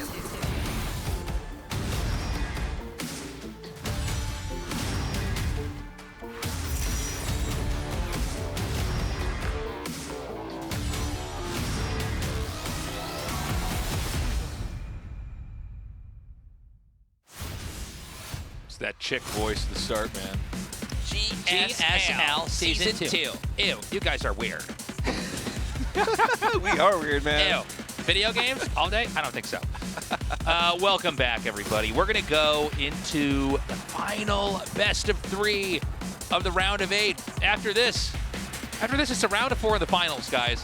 Thank God we have a little bit of a mix-up here as far as we're not going to have the exact same 4 players as before. Yeah, there will be one difference. Shin is out, and either Zoun or Rogue will be in. We're going to find out after this best of 3 who it is going to be. I think it's going to be Rogue, but I'm totally fine if Zoun was on. Yeah. I kind of like Rogue pulling through here just so we have a little bit of Zerg representation in the top 4 right now. Yeah. The winner of this is going to be going up against Hero, and I think Hero versus Rogue would be a lot of fun. A lot more fun than a PvP, even though I love Zoun. Also, you know, if Rogue can win here and go on, Rogue has beaten Maru in finals before. Rogue's one of the only players where, anytime they play, I'm like, he can win this. Like, Maru's kind of like, if you're tasteless, you would default as always picking Maru as the guy who's going to win because that's what's happened most in history. But Rogue could do it. So anyways, I think he'd be an interesting addition. That would be awesome. I mean, can you imagine Rogue winning another GSL season here in 2026? People might start saying he's the GOAT. So we saw those, that must be a large thing of creatine there. What is behind that? Now it's too small. They look like the snacks I give my cats, but it's probably something health related. Yeah, it's probably some vitamin We've never mix. seen a cat in this. We've never seen any pro gamer with a cat in these shots. It's usually dogs, isn't it? Does anybody have a cat? Have we even seen dogs in any of these shots? Solar has a dog, doesn't he? I think we've seen. Have we seen his we've dog? Seen a walk past him, or walk behind his chair, I think I should say. Yeah, the dog shouldn't be allowed there. Might help him cheat. The dog's a stream sniper. Just starts barking. Yeah, the starts barking when there's a dark try. Don't go ultralist into lurkers. Like, hey, you can't help him. It's a retired police dog. Yeah. He can sniff the cheese. Yeah. Goes, pull first. Maybe that's Solar's secret, man. Maybe that's why he was so good at ZVZ for so long. His dog was giving him information. Yeah. All right, guys. Dog was keen to the meta. Zoun versus Rogue. Final best of 3 of the day. The winner of this going to the offline finals in the GSL. Loser out of the Code S for Season 2. And already they've played. Earlier on today, Zoun won that series 2-1. The second series of the night, although it feels like eons ago with how long some of these games have been. Yeah, but it's been an extra long night here at GSL. I don't know why that's been happening. GSL's so long now. RSL's been so short. Yeah, even when it's just the group stage and it's like the same format. It's like, Yeah, well, it's the same format. It's the same players, basically. for some reason, it just feels like there's more exhaust play in long macro games than GSL. Maybe it's the maps. The maps might You be know part of what? it. Actually, it's probably the maps. We have more oddball maps in RSL. Now, oddball maps usually it takes longer to figure them out. If you want to play like an exhaust play or super long late game style, That's going to defensively, come last. Yeah, you gotta figure that out.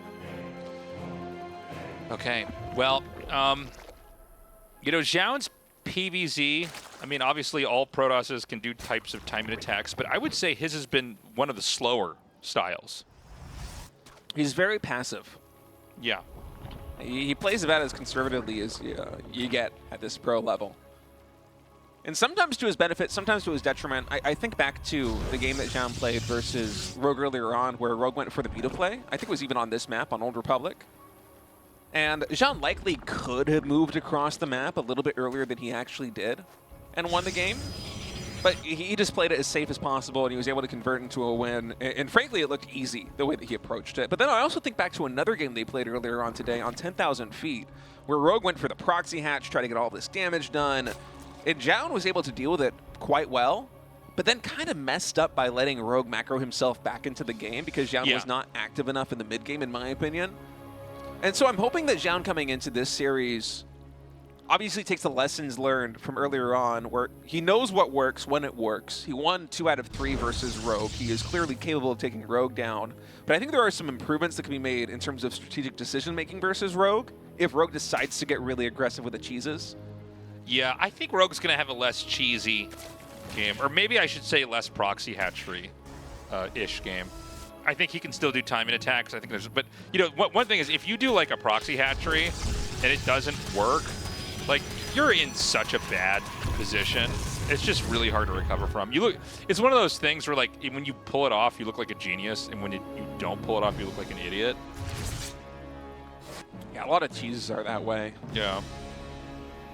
When it works, it looks like the strongest thing in the world, and when it fails, it just looks like a complete fool's comedy. errand. Anyway, here in game number 1 between these two, their second series of the day. It's a very standard opening here for Zoun. Just one adept here early on the front lines. I think a second one will be joining in just a moment. Trying to find some scouting information, trying to force a couple more lings out of the opponent with an Oracle follow-up, and Rogue just playing standard defense, going for that third base, keeping tabs on these adepts. With Zergling's speed finishing up, those adepts likely going to be heading back home. Usually Protoss try to throw down the third Nexus right around 50 supply or so, so those adepts likely going to be trying to garrison around that expansion location to keep it safe from any Zergling harassment.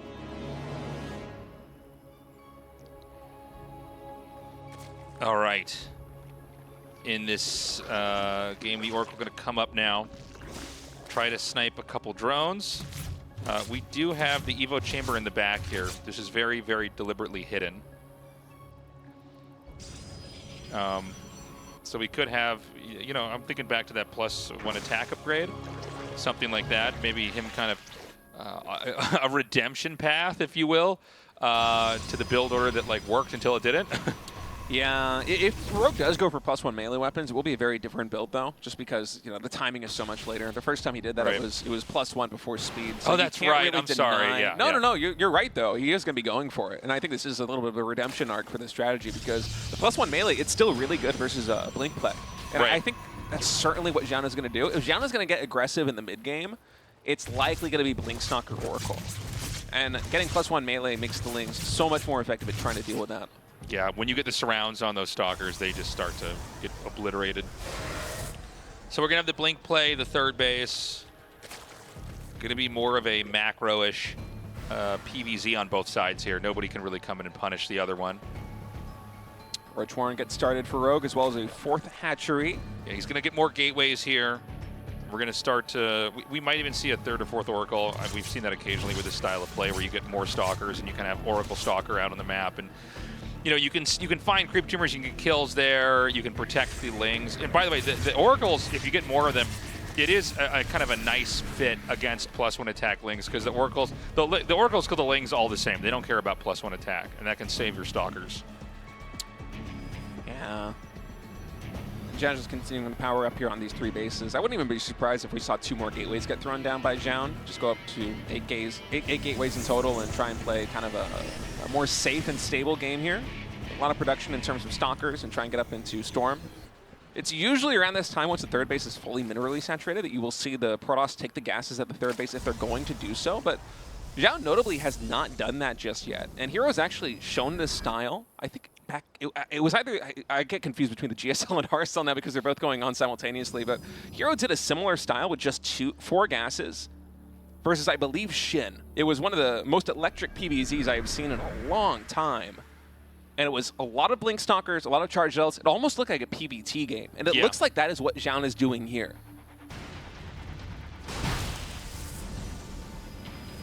Okay, so the Lings are being chased around the map here. Just like we said, it's going to be Stalker, Oracle. The Oracle's just, you know, kind of trying to get this. The Stalkers, by the way, now are going to be up in the middle, and I'm worried that Rogue is out of position here. Is this hatchery going to go down just like I did before? Well, +1 is done, though. These Oracles, they have enough energy, but the surface area for the Lings is so good. I don't think the Oracles cleaning them up is going to even matter. One more Blink is going to try and come in here on the bottom side in just a moment, but the Stalker's mostly falling.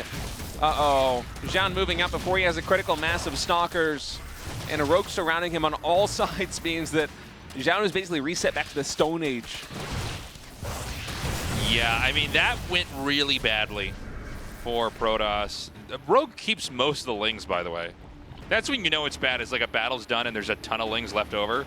Yeah, and Zoun is going into Colossus tech versus Mutalisks now, which, I mean, the Colossi, they will be a very useful tool versus all of these Zerglings, but Zoun, when you're playing 4 gas like this, you need the gas to be working towards dealing with the mutas once they finally get their way across the map. You're going to need Phoenixes, you're going to need a Fleet Beacon. These are all very gas-expensive things to get. And it's going to be Hydraling Bane later. after that. So the mutas are going to come out. They're going to be a nuisance. I don't know if he's going to even try to get the Colossus. He might just go and try to kill workers. A lot of times, because Protoss is expanded pretty fast, you can sometimes just run into the natural and kill probes. Well, Zoun's in a pretty good position to intercept the first wave of Mutalisks here at the natural expansion. A blink forward from Zoun should be able to snipe at least one of these mutas. In fact, one will fall. But his position is not enviable. I mean, Rogue just has full map control right now. These Lings are literally running circles around the expansions number 3 and 4 here for Protoss. Rogue's going to try and get some more damage done.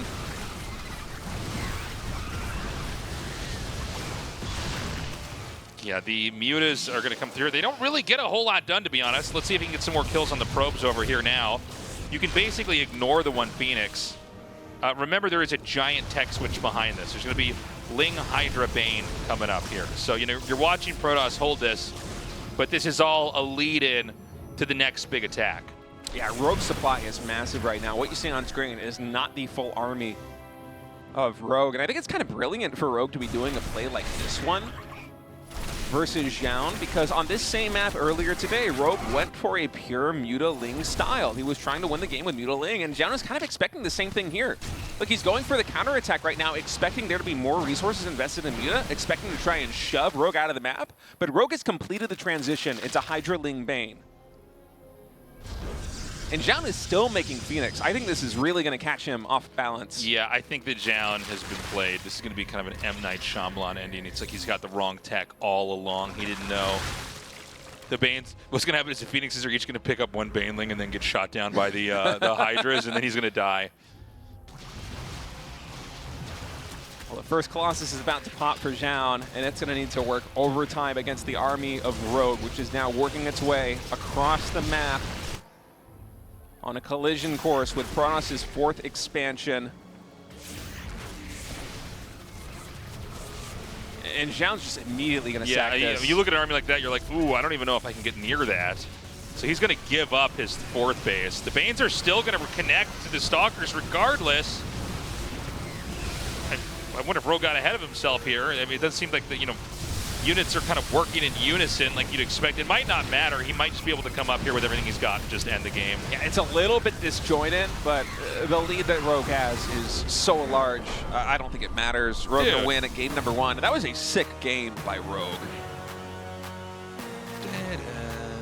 I'm going to miss this song. Yuki, it's not as loud on your headset, right? No, it's very faint. It's like a whisper. It's a whisper. Just listen to it. You hear it? Is it AI music? I don't know. I hope not. Could be. There's nothing sacred. Telling you, don't bring the AI to the GSL. I'm telling you, we're gonna bring the AI caster next. They're gonna have an AI that's so good it's gonna get the strategies exactly wrong, like what it thinks it's happening. It's like, oh my god, it really is like tasteless. Like,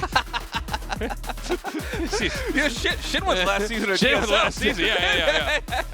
Do you need an Evo chamber to make spores in StarCraft 2? It's like, oh my god, this AI, it's uncanny. It's just like tasteless. It'll be like 90% of content on social media, which is intentionally incorrect, just to clickbait everybody into leaving a comment or clicking on the thing and being like, actually, you spelled this word wrong. Actually, that information is not right. That's right.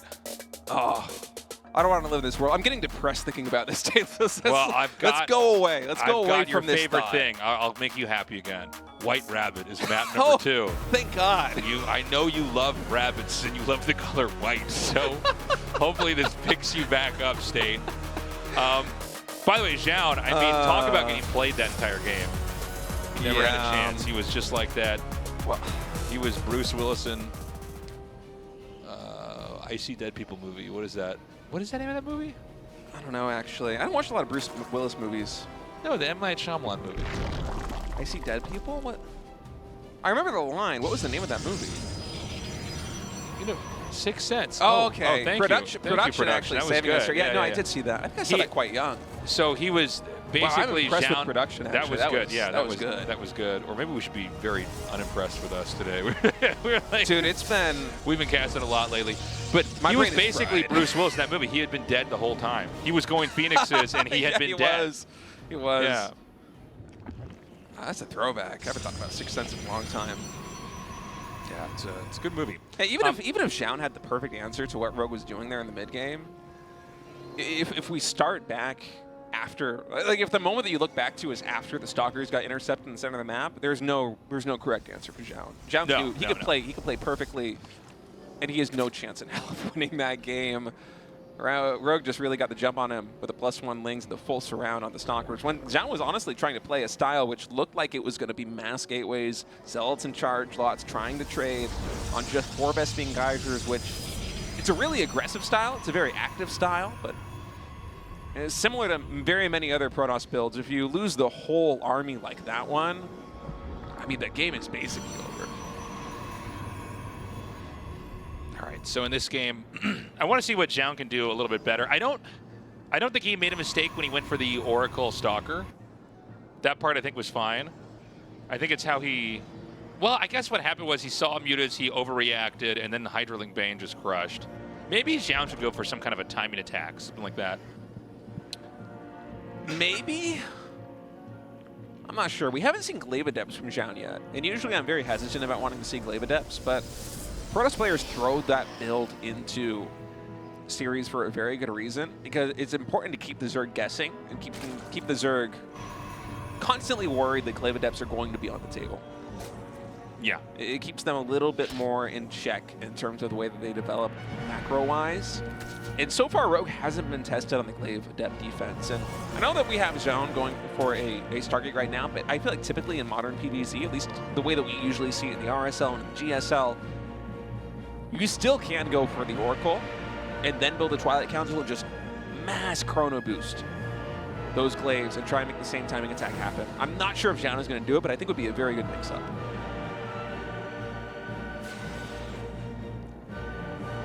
So in this game, we got to wait a little bit and kind of see what sort of tech is going to be revealed here from the Zerg and the Protoss. Again, you know, Oracle play, anytime you see Oracle and then a Twilight Council, it's going to be at least the starting building blocks of a standard PvZ here. So we're just going to see this Adept continue to shade in and out.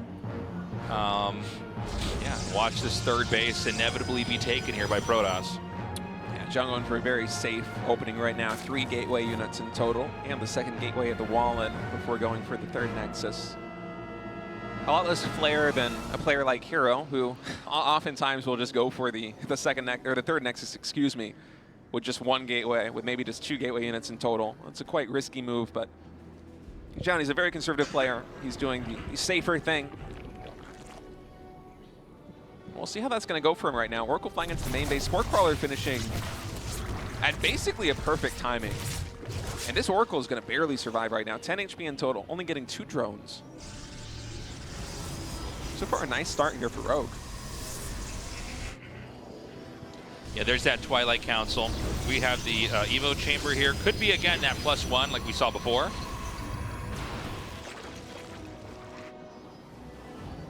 I think +1 melee attack's almost a no-brainer in this matchup versus Zoun's playstyle.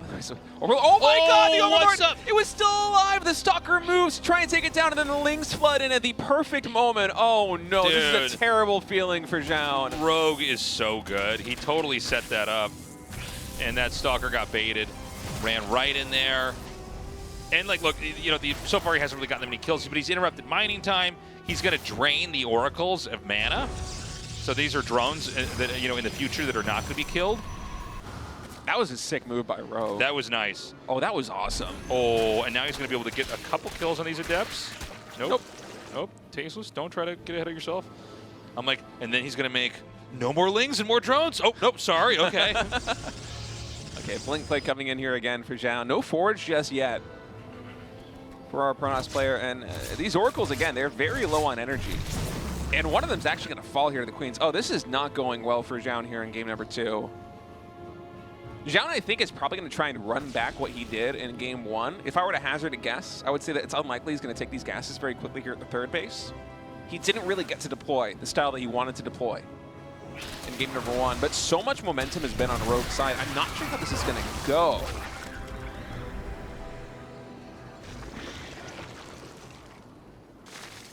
So, you know, Blink halfway done. Here comes that Forge coming down now. More gates. 2 more gases for Zoun Yeah. too, so it will not be that 4-gas style. No.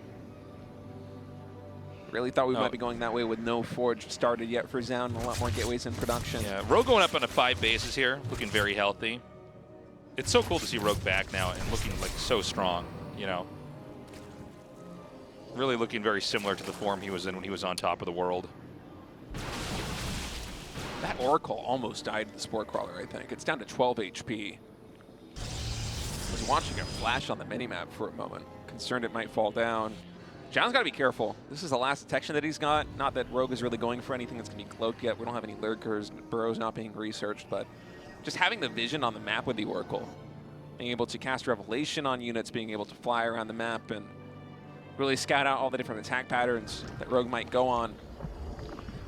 It's an important part of Zoun's play here. Zoun is building up into a fleet peak, and we're going to see likely a 3-base mothership with some Templar before taking a 4th base here. And this is the safest possible approach that you could take in a PvZ. Yeah. No, he's being very, very careful to kind of tick all the boxes of safe Protoss development. Mothership core is coming along here. Now, Zerg is about to really start to power up here because the 5th base is about to have drones sent to it and get saturated. And now we're going to go up into that Baneling tech, the Hydra Den here. Again, what's been a very kind of macro development-oriented game here. Yeah, and by the way, I love what Rogue is doing right now. He hasn't yet decided what the best course of action is in this game, but he knows that Zoun is being passive, and Rogue is identifying that he has time to think. And so Rogue right now, even though he's at 110 supply, he has like 3,000 resources banked. And he knows that he could, at the moment's notice, just build whatever units he wants to build, and he's finally decided it's going to be Hydras. So 20 Hydras get started, but you know, a lesser Zerg player would often try to macro, quote-unquote, perfectly and not let the resources build up like that. Yeah. Just constantly be churning out units, but you might not be making the units that you actually want. And so Rogue making a very informed decision now with the Hydras. This is the way that he absolutely wants to try and approach this game. Gonna get a cancel on this Nexus. Yeah, good force cancel. With Storm available, the Hydras are going to be a lot less effective. You can't just get completely trampled. 48 more Lings are about to hatch. Zerg is about to spike in supply. And, you know, there are games where Protoss can hold all this off, but there are games where basically you just start to poke from various sides. And, you know, one of the positions, you know, kind of falls apart. You got to be careful there. He had that adept run away for a second, not on hold position. Lings could have ran into the main again. And look at the static defense thrown down at the 4th base here of Zoun. I feel like I'm watching a game from Meeb 10 years ago. With all the static defense, with the mothership out, all we're missing right now is a lot of Tempest. And I wonder when Zoun is going to be starting to churn those babies out, because the second Stargate's in production, and he sees this pressure coming. I think you still want to start adding in some Tempest, even if there is a Hydra attack coming in. Okay, so Rogue is going to now branch out on the map and try to get a position where he can start to hit from multiple sides. There is a Zealot counterattack setup. I think it's gotten spotted. And this is pretty important because if Zerg's going to start to hammer the Protoss, you got to make sure they don't have any kind of counter. A lot of games you see Zerg hitting everywhere, and then the Zealots come in and kill all the drones in the base. Ooh. So many Banelings, dude. Oh my god. Yeah, Zoun out of position right now. Stasis Ward actually going to catch a lot of Lings and also Changelings here. That's going to slow things down for Rogue. Actually, it makes it a little bit more claustrophobic for him to push into this position. The probes evacuate. Not many of them fall, if any fall. And Zoun not really punished for being caught out of position. Tempests, they are starting production now. Even the Tempest building damage upgrade being researched here by Zoun. And the onus is going to be on Rogue to try and break through this position. Zoun, he's trying to craft basically the perfect army. And Zoun's doing this on the back of 86 drones. The actual army supply here, as Zoun maxes out, it's not going to be that high. Okay, he's going to try to come down to the side. There is a stasis ward here. Nice job. He's going to trigger that. And, you know, Zoun is pretty perfectly defended here. I don't know that Rogue's going to get anything done. The Templars have a nice spread here. Not a lot of energy, though, on these Oh, Templar. that's true. Just enough for only one storm. Oh, that was so good. The Stalker warp in there to block the Banes. Nice play by Zoun. Loses a couple of pylons, so he's going to have to remake those so he can remax. And Rogue is really filling out the tech tree here for Zerg, as we saw on the production tab. Purple Shroud also being researched right now. Burrow being researched. A ton of additional upgrades coming in. And Rogue's going to charge in once more. There's enough energy for a storm on that Templar. Decides to use it on the Lings. Probes once more. Evacuating from this position. Uh-oh, Mothership. Got to be careful. Almost got picked off by those Hydras. And Zoun, during all of this aggression, you know, he's not taking too much damage. A couple probes are falling. Some infrastructure is falling, but not too much. He's taking a 5th base tasteless. Yes. And you kind of just staying back. It's like a tower defense game, man. Just keep building it out. Keep developing here. Rogue, by the way, has done a great job paving the map with Creep here. He's on a 6th base. Now, the more the Protoss tries to spread out, the more there is to cover, obviously. And so, you know, little attacks like this can end up doing a lot of damage. The Storm's going to come down really nice. Can another warp and save this just in the nick of time? It'll take a couple more Zealots, but you know, the Zergling count's already low enough that the expansion will be getting up. This is a much better game here from Zoun overall. He's basically just doing a good job kind of playing whack-a-mole here. And anytime there's an attack over here, he comes and he parries it. Yeah, Neeb would be happy if you saw this gameplay. It has Yeah. absolutely checked all of the boxes so far. And I think for Zoun, you know, he's had this long period of passivity where he wasn't really active on the map. He hasn't gone for anything besides like one Zealot run by a couple of minutes ago. Besides that, it's mostly just been him trying to parry the attacks of Rogue. I think we're now at the stage where Zoun will be happy to take a fight, lose some of these Stalkers, some of these Adepts, and trade them out for much more valuable units. Okay, the Ultras are going to come in here. Again, Ultras alone without anything else are nowhere near as strong. You need... So he's going to hit down here.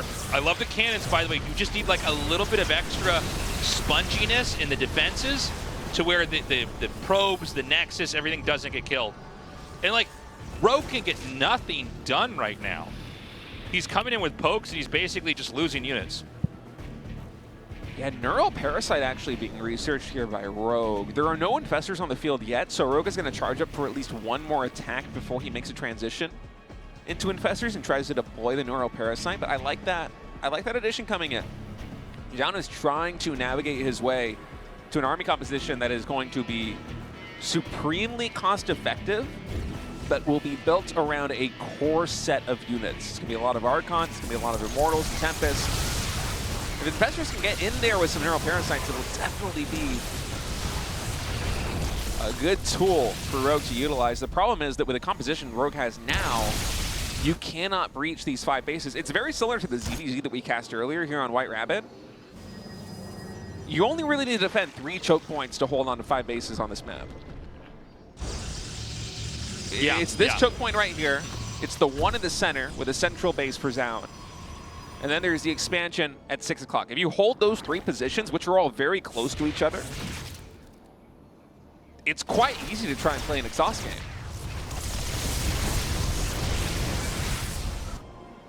So, I mean, you make a good point. Yeah, it's like kind of a hard map to really come in and do that much damage in.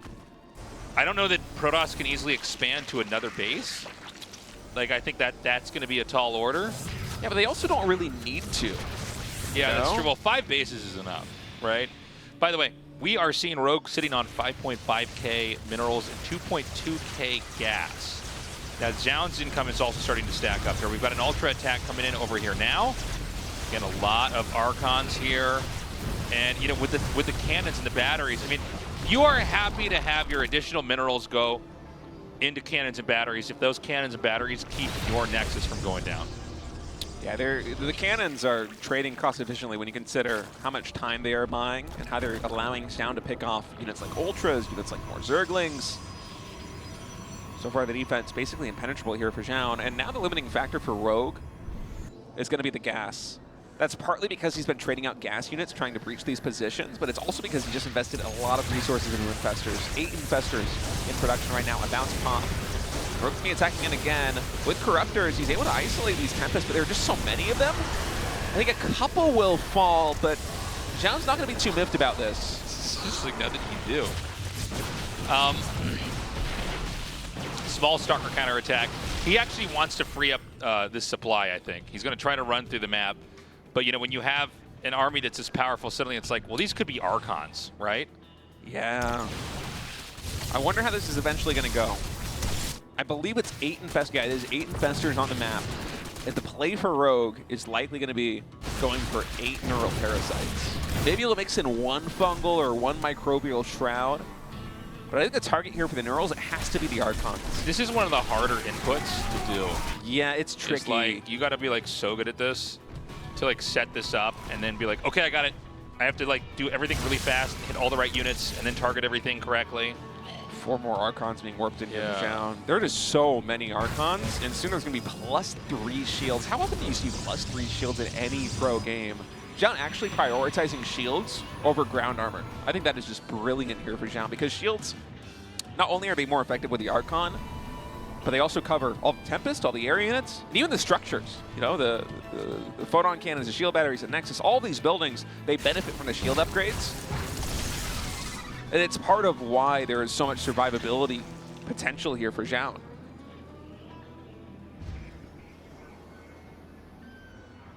Okay.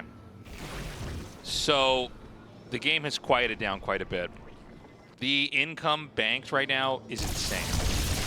We're waiting for the moment when that Neural Parasite play is going to happen. I don't know if Zhao's going to push out or not, but it looks like he is. He is taking a 6th base, by the way, in the upper left here. Army values, by the way, nearly identical between these two armies. Look at that. It's about 1,000 gas here for 1,000 more gas per Zoun, about 1,000 more minerals for Rogue. The cost's very similar, and so much of this next engagement is going to come down to the spellcasting, especially those Infestors. You have to keep an eye on those Infestors. And Rogue, I think that when he goes for this fight, it's going to be about taking 2 engagements. One with the Ultras, you want to clean up everything on the ground. Oh, Fungal comes through. No Neural Parasite just yet. It's just the Infestors fungling. But oh, this is a meat grinder right now with these Ultras. They're eventually going to be able to chew their way through the Archons, but I don't think this is what Rogue was looking for this engagement. It's been very expensive to go for this trade. Yeah, it's getting kind of rough. I think the last Archon, no, sorry, that one Archon actually stays. Oh my God, there's way more under there than I appreciated. I can't believe the Archon survived that. I guess the choke point was just such that the Ultras could not break through. I thought for sure Ultras in that number would be able to clean up the ground army. They could not, in fact. And Zoun, you know, with this death ball here, he comes out, he takes out the base. We've got, you know, both sides scrambling to kind of fill that supply back in.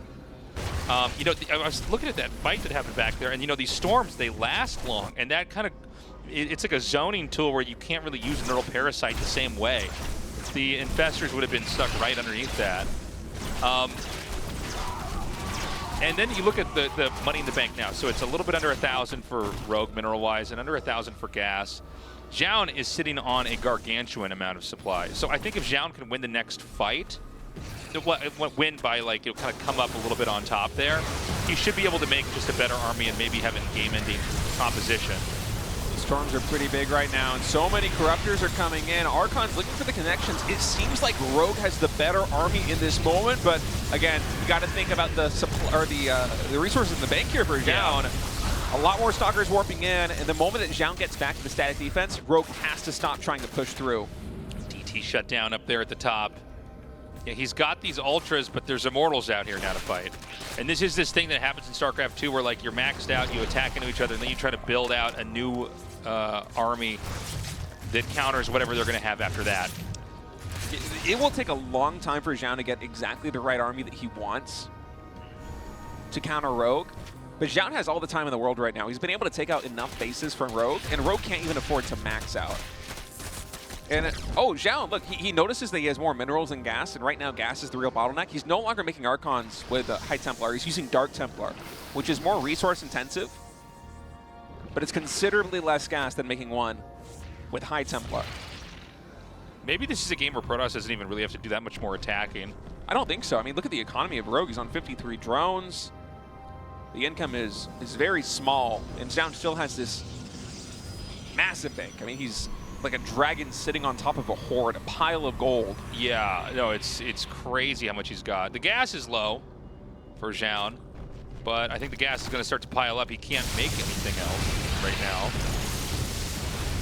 That's a healthy number of immortals now, Tasteless. Is that 6 or 7? It is 7 in total. He's going to have 1 immortal for each Ultralisk here. Look at the upgrades. 333 for Zoun on the Forge. Yeah. And +3 air weapon. Yeah. But not enough air armor. Ah. That's okay, Tasteless. +2 air air armor armor is +2 is about gonna to be here. finish. My OCD, get them all. Okay. Watching this play, it's kind of changing the way that I think about PvZ. Yeah. A little bit.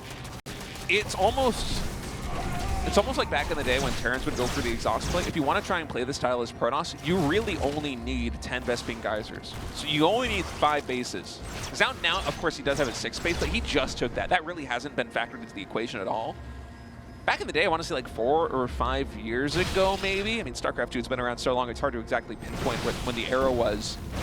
It was kind of the same way in TVZ, where Terrans, if they got gases number 9 and 10, and they were able to safely defend them, the game was basically over. Zerg would just kind of keep throwing their head up against the wall, trying to break through the Terran. And eventually it would work or it wouldn't.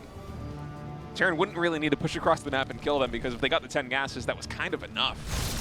9 times out of 10. And for Zoun, it's kind of been the same story here in this game. He's been on 5 bases the whole time, and with those 5 bases, he has been able to spend a lot of his minerals on Zealots for counterattacks, but more than that, spend it on static defense, and then just invest the gas into units like Immortals, Tempest, Archons, Templar, Motherships. And that's all you really need. Okay, so I think we're going to see this Finger of God come out here. And, oh, I thought he was going to poke out that center right base. You know, there still is a chance for Rogue. I know that it has looked insurmountable, him trying to take out Zoun, but Zoun has very little gas in the bank. If the army of Zoun loses now, Zoun cannot remake it. It'll be a very Zealot-based composition, and Zealots are not good against Ultras. They're not good against a lot of these late-game units that Zerg can deploy. How about that Storm on the Changelings? Yeah. Like energy into energy. This is where the spells are being spent to mute other spells. If only we both had free units on top of this, it would make it so much more exciting. What they both need is just to have, the old school swarm hosts. We just have those attacking each other. Oh, sick! 4 infestors at least get fed back there. Get back-feeded. And does that prompt Zoun to attack? No, Zoun's just going to kind of chill. He's going to sit here and coast. Set it to cruise control. And by the way, we're out of bases on the map. If Maru played Protoss, this is what his PvZ would look like. Although Maru would probably be building more photon cannons and shield batteries on the map, honestly, with 6k minerals in the bank, but you get the idea. Zoun just has no incentive to try and make any big moves on the map. He knows that as long as he's able to basically keep his Zerg under control. By the way, the minimap flashing everywhere right now with these DTs going into the harassment. Yeah, so he pokes this base out. Now this base was of little consequence because it's almost mined out. Yeah, but why wouldn't you push it if you're already at the 3 o'clock expansion? No, there's no reason to not do it. Yeah, I mean, take out the creep tumors, take out a hatchery. You know what I mean? Is he going to go for this middle base? By the way, I think all of Rogue's bases should be almost out of resources, right? We're in the 25th minute of this game. Yeah, if we get a shot of the units lost tab, we'll see exactly how cost-efficient Zoun has been over the course of this game. I'm not sure if we're actually going to get one, but Zoun at 7k minerals, 1k gas. Wow. Yeah, the gas is starting to pile up. Now, I think it might be worth it when you have the recall ready to just go across the map, poke that out, and then recall back home. Well, that's what he wanted it to do, but here comes Zerg. Rogue is on 38 drones. Rogue is basically building, you know, like a Terran army when they sacrifice all their SCVs and they just rely on mules. Terran's doing that, but Rogue's doing that, but without the eco of the mules. He's just trying to build a super maxed army. There are 12 Ultras, 7 Broodlords, a ton of Infestors, and other supporting units. Not many Corruptors, though. Only 7 in total, which is a real concern for me. 4 more Broodlords. Okay, so even less Corruptors right now. Zoun's going to throw probes away. Don't be confused, those of you watching. He's like, I don't need these. I need a bigger army supply. I don't think there's even enough minerals left on the map for Zoun to saturate. Yeah, that's actually a good point. 3 more Stargates being built here for Zoun. Well, I mean, he's basically gone into getting a bunch of spores and spines at this base. Now, again, he could recall back here anytime he wants to. It's actually going to be hard to recall everything, by the way. There's so much physically, the amount of mass there is like, this is it.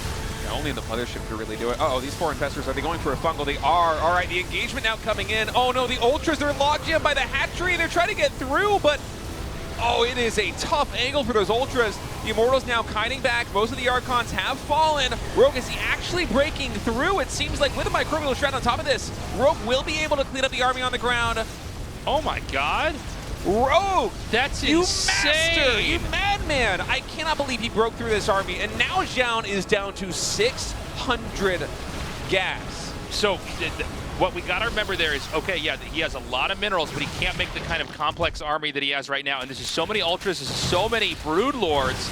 Can he go all the way with this? I'm not sure, because there's basically no anti-air here for Rogue. There's 4 Corruptors, and Rogue doesn't have the income to make many more.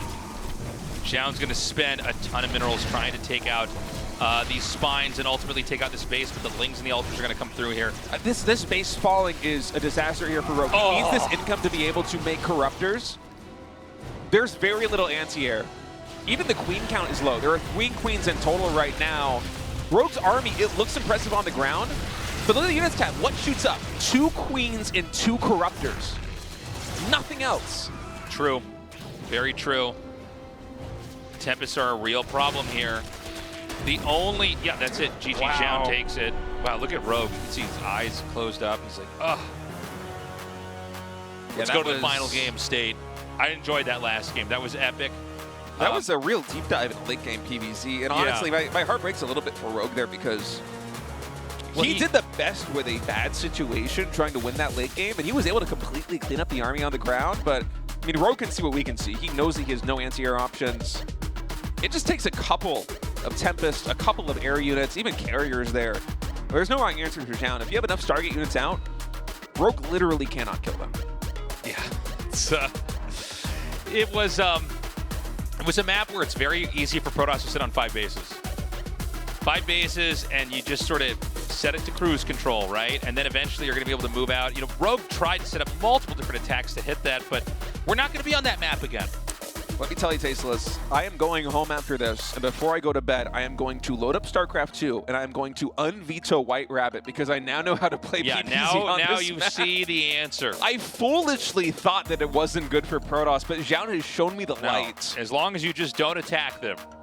That's my mistake. I always try to interact with my opponent. Look at you trying to fight the enemy here. What are you doing? This is a SimCity game, all right? This is a city builder. I love city builders. Yeah, well now you know. Go do city building mode. I get to play city builders with everybody else. They don't want to play a city builder, but they have to. You play They Are Billions. You hold off the zombie hordes, and then you just go and take another base a little bit further out on the map.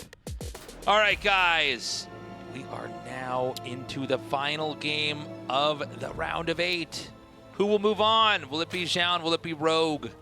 Right now we have two Terrans and a Protoss in the round of 4. We're either going to get another Protoss or a Zerg. Yeah, Hero going to be waiting to see the winner of this match. Hero will be facing them in the GSL semifinals, as Kira and Maru have already been decided. It's the second semifinal match on the offline finals day. And honestly, today's been a really long day of GSL. Most of the matches, if not all of them, have gone to 2-1. I think we might have had 1-2-0 in there. Yeah, Rogue versus SHIN was the 1-2-0 that we had. But even Rogue versus SHIN, it was a pretty long and drawn-out series, especially there in game number 1. And you know what? Usually, I get kind of tired. And if the games get long like this, I'm like, let's get some cheese, you know? Let's try and wrap this show up. But dude, right now, I'm ready to buckle up for a long epic back row game. Yeah, like, I want to lean into this again. I want Zoun to go for a really long late game style, because I want to see what Rogue can concoct to try and deal with that late game play from Zoun. You know, in game number 2, if Zoun runs it back here on 10,000 feet, if he takes 5 bases, if he tries to defend them, say he just controls the top left quadrant, what will Rogue do differently here in game number 3 to book his ticket to the round of 4 of the offline I guess finals? the question is, does the map allow for it? Because that map, I mean, it was, you know, it obviously became very self-evident when you just see what the Zerg can't do as far as attacking in there. Now, in this game, we did see the probe force the natural expansion to go to where the third base is. I don't know if this is a setup to try to do some kind of attack later on, maybe to have the creeps separated where you can't quite connect it, maybe to get an Oracle out here and to hit the third or the other, you know, the main here. Yeah, let's see what the play is going to be here from Zoun. I think we're definitely going to be seeing a Stargate behind this Adept, but he still hasn't thrown out the Adept Glaives build just yet. Although, honestly, I think with the success that Zoun had in game number 2, going for that offensive macro play, it kind of makes sense just to do it again here in game 3 and see if Rogue can actually deal with it, because Rogue played a beautiful game number 2. And honestly, the fact that Rogue was even able to win, you know, the penultimate fight of that previous game is so impressive. And despite that, Rogue still lost the match. You know, the exhaust play was just too effective. Zoun was too cost efficient. Zoun's slow build-up, where he absorbed his side of the map, it denied Rogue any meaningful engagement in the center until he had concocted the perfect army. It still worked, despite the way that Rogue was able to navigate through the mid-game and the late game. So I'm kind of thinking that Zoun should just go back to the well and do it one more time. Like, let's buckle up for another 20 or 30-minute PBZ. Could happen, man. Could absolutely happen here. The Adepts are going to come in here. The Lings are going to get a nice surround here, taking out one of these Adepts. No, he actually gets to shade away. Nicely done. All right, so we're going to go with that second gateway here. And, you know, we'll see if Zoun just does that turtley style. He could go for that Blink Oracle style. Remember that Zoun really got played pretty badly when he was active on the map, and then, you know, we had the Rogue kind of fake out there with the mutas. Game 1 feels so far away from where we are now. The Lings are going to come up here now. Now, these Adepts were bruised from earlier, so he's going to lose these, and he can come over here and kill the probe. You know, try to damage this. This is actually kind of an annoying position here. The Oracles, they can't be used to harass if the depth count is that low at the third base, because the Lings could force a cancel. Yeah, a bit of a miss micro there with the Adept Shades. He could have pulled those back behind the wall and kept at least one of those Adepts alive, but Rogue with a nice move, able to pick off both of those Adepts. Now we have Zoun taking the forward expansion here. Oftentimes you'll see Protoss expand kind of linearly across the top side of the map, just because, you know, this third base with 2 different avenues of attack for the Zerg can be hard to deal with in the mid-game. It can be hard to defend. But we'll see how this goes. Rogue is developing the same way that he did in Game 1 and in Game 2. It's going to be fast +1 melee attack here. Immediately sees the gateways over here. Again, this is all very standard from Protoss. And Rogue's powering up. Now, this base, you know, we see a lot of pressure plays hitting you know, what is now the 4th base. I don't know if we're going to have that this time, though. More gates coming down. Many more gates coming down. So he's going to go up to 5 gates. So this is going to be pressure play.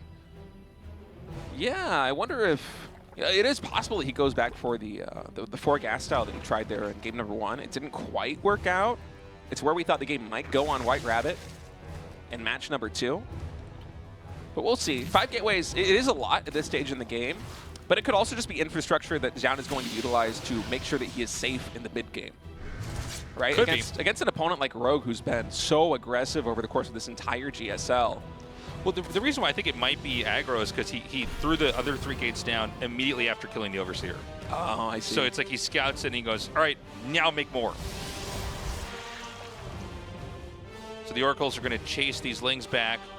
We want to watch carefully, you know, how many more drones are going to be made here before this attack comes out. If I'm correct in my analysis that this is going to be a push. Okay, here he goes. He's moving out now. 30 Lings started. The Hydra Den halfway done. More Stalkers warping in. No probes being made. No drones being made. We're about to see these armies fight. Ooh, even a proxy pylon in the center of the map here for Zoun. Yep, no Warp Prism necessary now. He's coming up. There's no workers over here to try to kill. Nice stasis. Wow. Stasis catching so much of the Zerg army, but +1 melee attack is about to finish, and now there's a full surround coming in here. The blink back means the blink is going to be on cooldown. The follow-up surround should be able to take down the majority of these Stalkers on the right-hand side. Oracle is out of energy. And once these units exit the Stasis with 24 more Lings reinforcing Stasis, I think that Rogue should be fine. Yeah, I think so. He's going to continue to push. There are Ravagers coming in here. Now that there's a Warp Prism to try to snipe, he's going to do a little bit more damage. You can see these Stalkers trickling down. He's going to make a gateway over here so he can try to warp in even faster. Shouty's doubling down. He does not want to transition out of this. The Biles, they get dodged. The Lings coming in once more. The Biles buying a little bit more time. The gateway should be done very soon here, so he can warp in a little bit faster. He's going to have to blink away. Stasis Ward going to get up. It did not get taken out or activated by the Zerglings. The hatchery at about 30% HP here. He can easily sidestep these Biles. A big counterattack coming in by Rogue, though. This third base mostly undefended. These Lings all with +1. The door is also open at the natural expansion.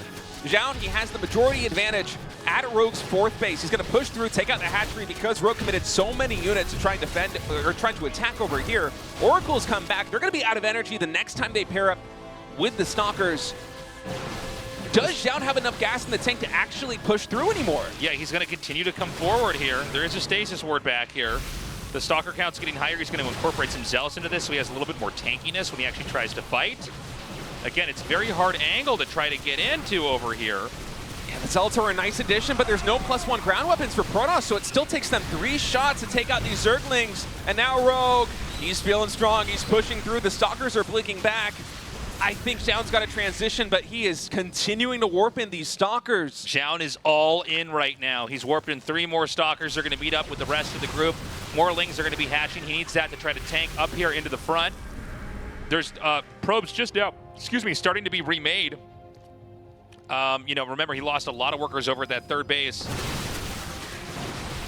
He's going to come in here and basically scoop up the army that was stunned there earlier. Baneling's Nest here. In this tit-for-tat in the middle of the map, we will eventually probably see a full-on counterattack from the Zerg where he's going to try to use the Banes to obliterate the third base position. And Zoun is now going home. But I'm not sure if there is a transition underway or if this is Zoun trying to bait Rogue into over-droning, because Zoun still hasn't taken the gases at the third base. There's no more probes in production. He just made enough to resaturate, and he's still warping in Stalkers. I think this is a fake out by Zoun. I think that he wants Rogue to start getting more tech, to start getting more upgrades, to build more drones. And Zoun, after 1 or 2 more warp-ins, will go back across the map, and that is exactly what he's doing. Okay, he's going to move back out again. The Robo started, so teching is still going to... there's going to be more development over there in that regard. He's not going to be on Stalker Oracle forever here. The Ravager count's getting pretty terrifying. It's a lot harder for these... Stalkers to fight if there's just, you know, you can cycle through so many corrosive vials and just, you know, fill up so much surface area there with that. Oh, look at this. We have a slow Overlord dropping in the main base of Zoun now. Rogue trying to buy a little bit of time. Zoun finally setting up for a 4th Nexus. You can barely see that Overlord in the fog of war, so Stalkers will be warped in to defend. No shield battery here in the main base. Yeah, the blink should be enough that he can basically finesse his way through that. Kind of a crazy game. Zoun actually gets this 4th base, you know, up and running shortly here. I'm so glad that we're revisiting this this 4-gas style that Zoun tried to go for in game number 1 of this series, but didn't get to actually play through because Rogue caught everything in the center of the map with +1 Lings. But this is the style as Zoun imagined it. This is it coming to fruition. And so far, it's been very effective at keeping Rogue in check, but he hasn't quite been able to break the defense of Rogue just yet. And Rogue's going into a hive. He's adding an Aspire now. Some static defense is being added. Zoun still with a massive army, by the way. And it's going to be mutas here for Rogue. Oh, wow. I'm a little worried about this. That's not going to be very helpful in the head-on engagement. 2 Stasis Wards set up here, and there is a throng of Stalkers coming down. Nice blinking back. Again, you're going to be able to trade pretty favorably over time as long as the Banes don't connect. Looks like the 5th base for Rogue won't be contested any further. He's going to orbit around to the other side, try to push down there. And it's going to be double Robo Colossus here for Zoun. But the hive from Rogue is already done. If Rogue catches wind of the double Robo Colossus play, just 2 or 3 Vipers being added into the mix for Blinding Clouds and 4 Abducts will be absolutely huge here for Rogue. But Rogue has to spot this, otherwise I don't think we're going to see the Vipers. Okay, he sees the Robo-Bay. Okay, he's going to come through here and try to get some damage done. Not really accomplishing a whole lot right now. Here comes Rogue pushing up to the top. And, you know, it's extremely important that Zoun can keep this. You know, you can rely on Blink, but eventually the Nexus is going to be the target if they're Blink back far enough. The Banes are going to come through here. Stasis wards are being triggered, preserving some of the Banes. Oh, the Baneling's getting some pretty good connections, though, on the Stalkers. A lot of these Stalkers into the red and the orange, even more of them falling. And we're going to be attacking in once more. The stasis is about to expire on the Banelings here on the front line. Jan has to be careful about parking his army on top of those 6 Banelings. Oh. More damage now coming in with those Banelings. Rogue, is he breaking through this position even without Vipers? It seems like it, Tasteless. You know, there's more Banes that have been more just there in the back. There's one Colossus up here.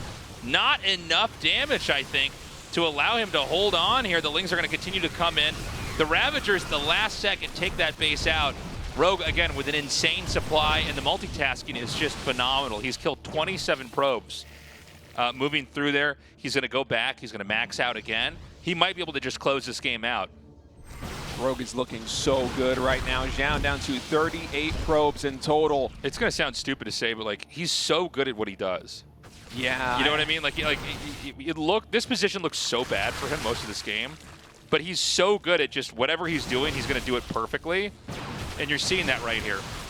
I mean, so much of the defense for Rogue was just hanging on a knife's edge for a long time. And now Zoun with some really nice micro, actually getting huge damage done on the Lings and the Banelings of this Colossi. But I think the army from Rogue just a little bit too strong. One more Colossus reinforces, but it's not going to be enough. Damn. Rogue wins. He will be advancing into the offline finals. That was insane, dude. He's so good. A very well-earned win. Rogue, you can see, man, I mean, he's played some tough games today.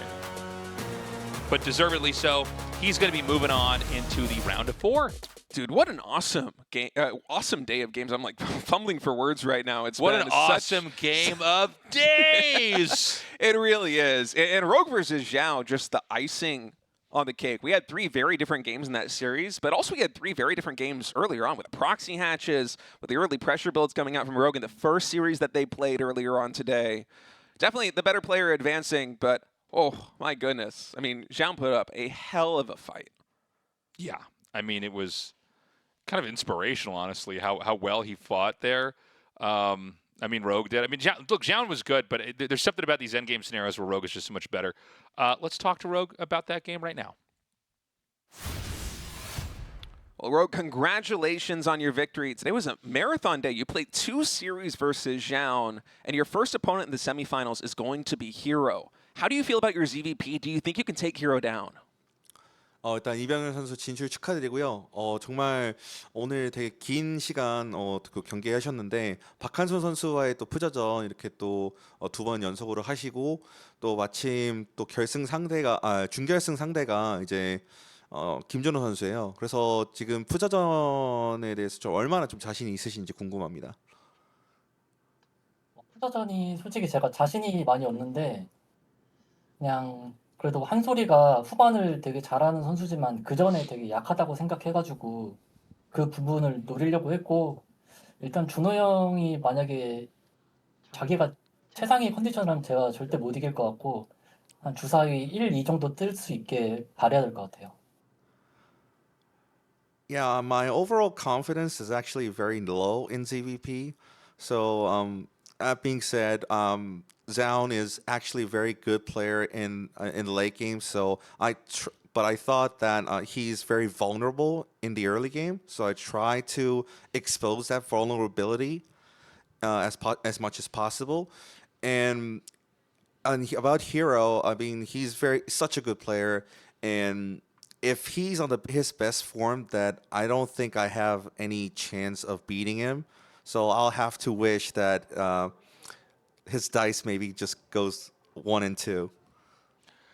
You've played incredibly today and through this whole season. Do you think it's possible that you can win this season of GSL?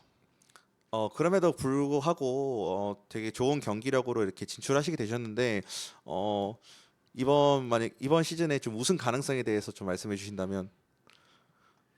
준호 형만 넘는다면은 이제 테란전이기 때문에 결승은 준호 형만 넘는다면 우승할 수 있을 거라고 생각하고 있습니다. Yeah, I think my overall confidence in ZVT is actually much better than ZVP. So if I can beat Hero and head to the finals, then yeah, I think I have a decent chance. Thank you for the interview and best of luck in the rest of the tournament. 감사합니다. 감사합니다.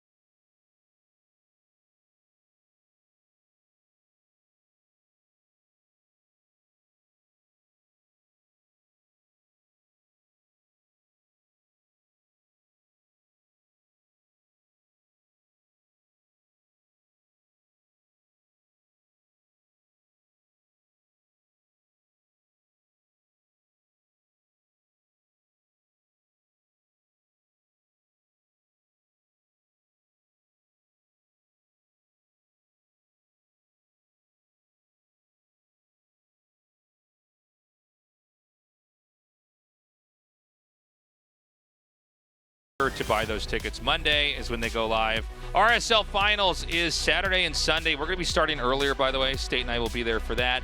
That starts at 4 p.m. KST because these are longer days. Yeah, so if you tuned in live to the GSL today, it's 2.5 hours earlier than we started. If you're watching live, honestly, shout out to you because it's been a marathon day. If you're watching from America or Europe, my goodness, you must be tired. Thank you for sticking with us. It's going to be great. Make sure you pick up those tickets on June 1st. June 7th, going to be the offline finals. We hope to see you there. Yeah, I'm super excited for this GSL Season 2 finals. A lot of great StarCraft 2 going on. Consider signing up, guys. Code A Basic or Code S Plus if you're using the SOOP app or website. There's also a Patreon available for the GSL as well. I know a lot of English speakers use Patreon pretty regularly. So we hope to earn your support. It's been so great to be back for I think the 17th year of GSL now? It's crazy. Yeah, 2010, right? I don't think there were games in 2009 of the GSL. Maybe some action in the beta, but it's been 16, 17 years. Yeah. Might have been just I don't know. That's like half of like half of my lifetime now that I actually think about it. That's crazy. Oh God. But look, I mean, today's games are awesome. I'm super excited to Cassie's finals. Yeah. Really fun. If today and yesterday are any litmus test for how the grand finals are going to be in the semifinals, we're in for some epic StarCraft 2. Guys, thank you so much for joining us. We love you. We'll see you at the finals. Bye-bye.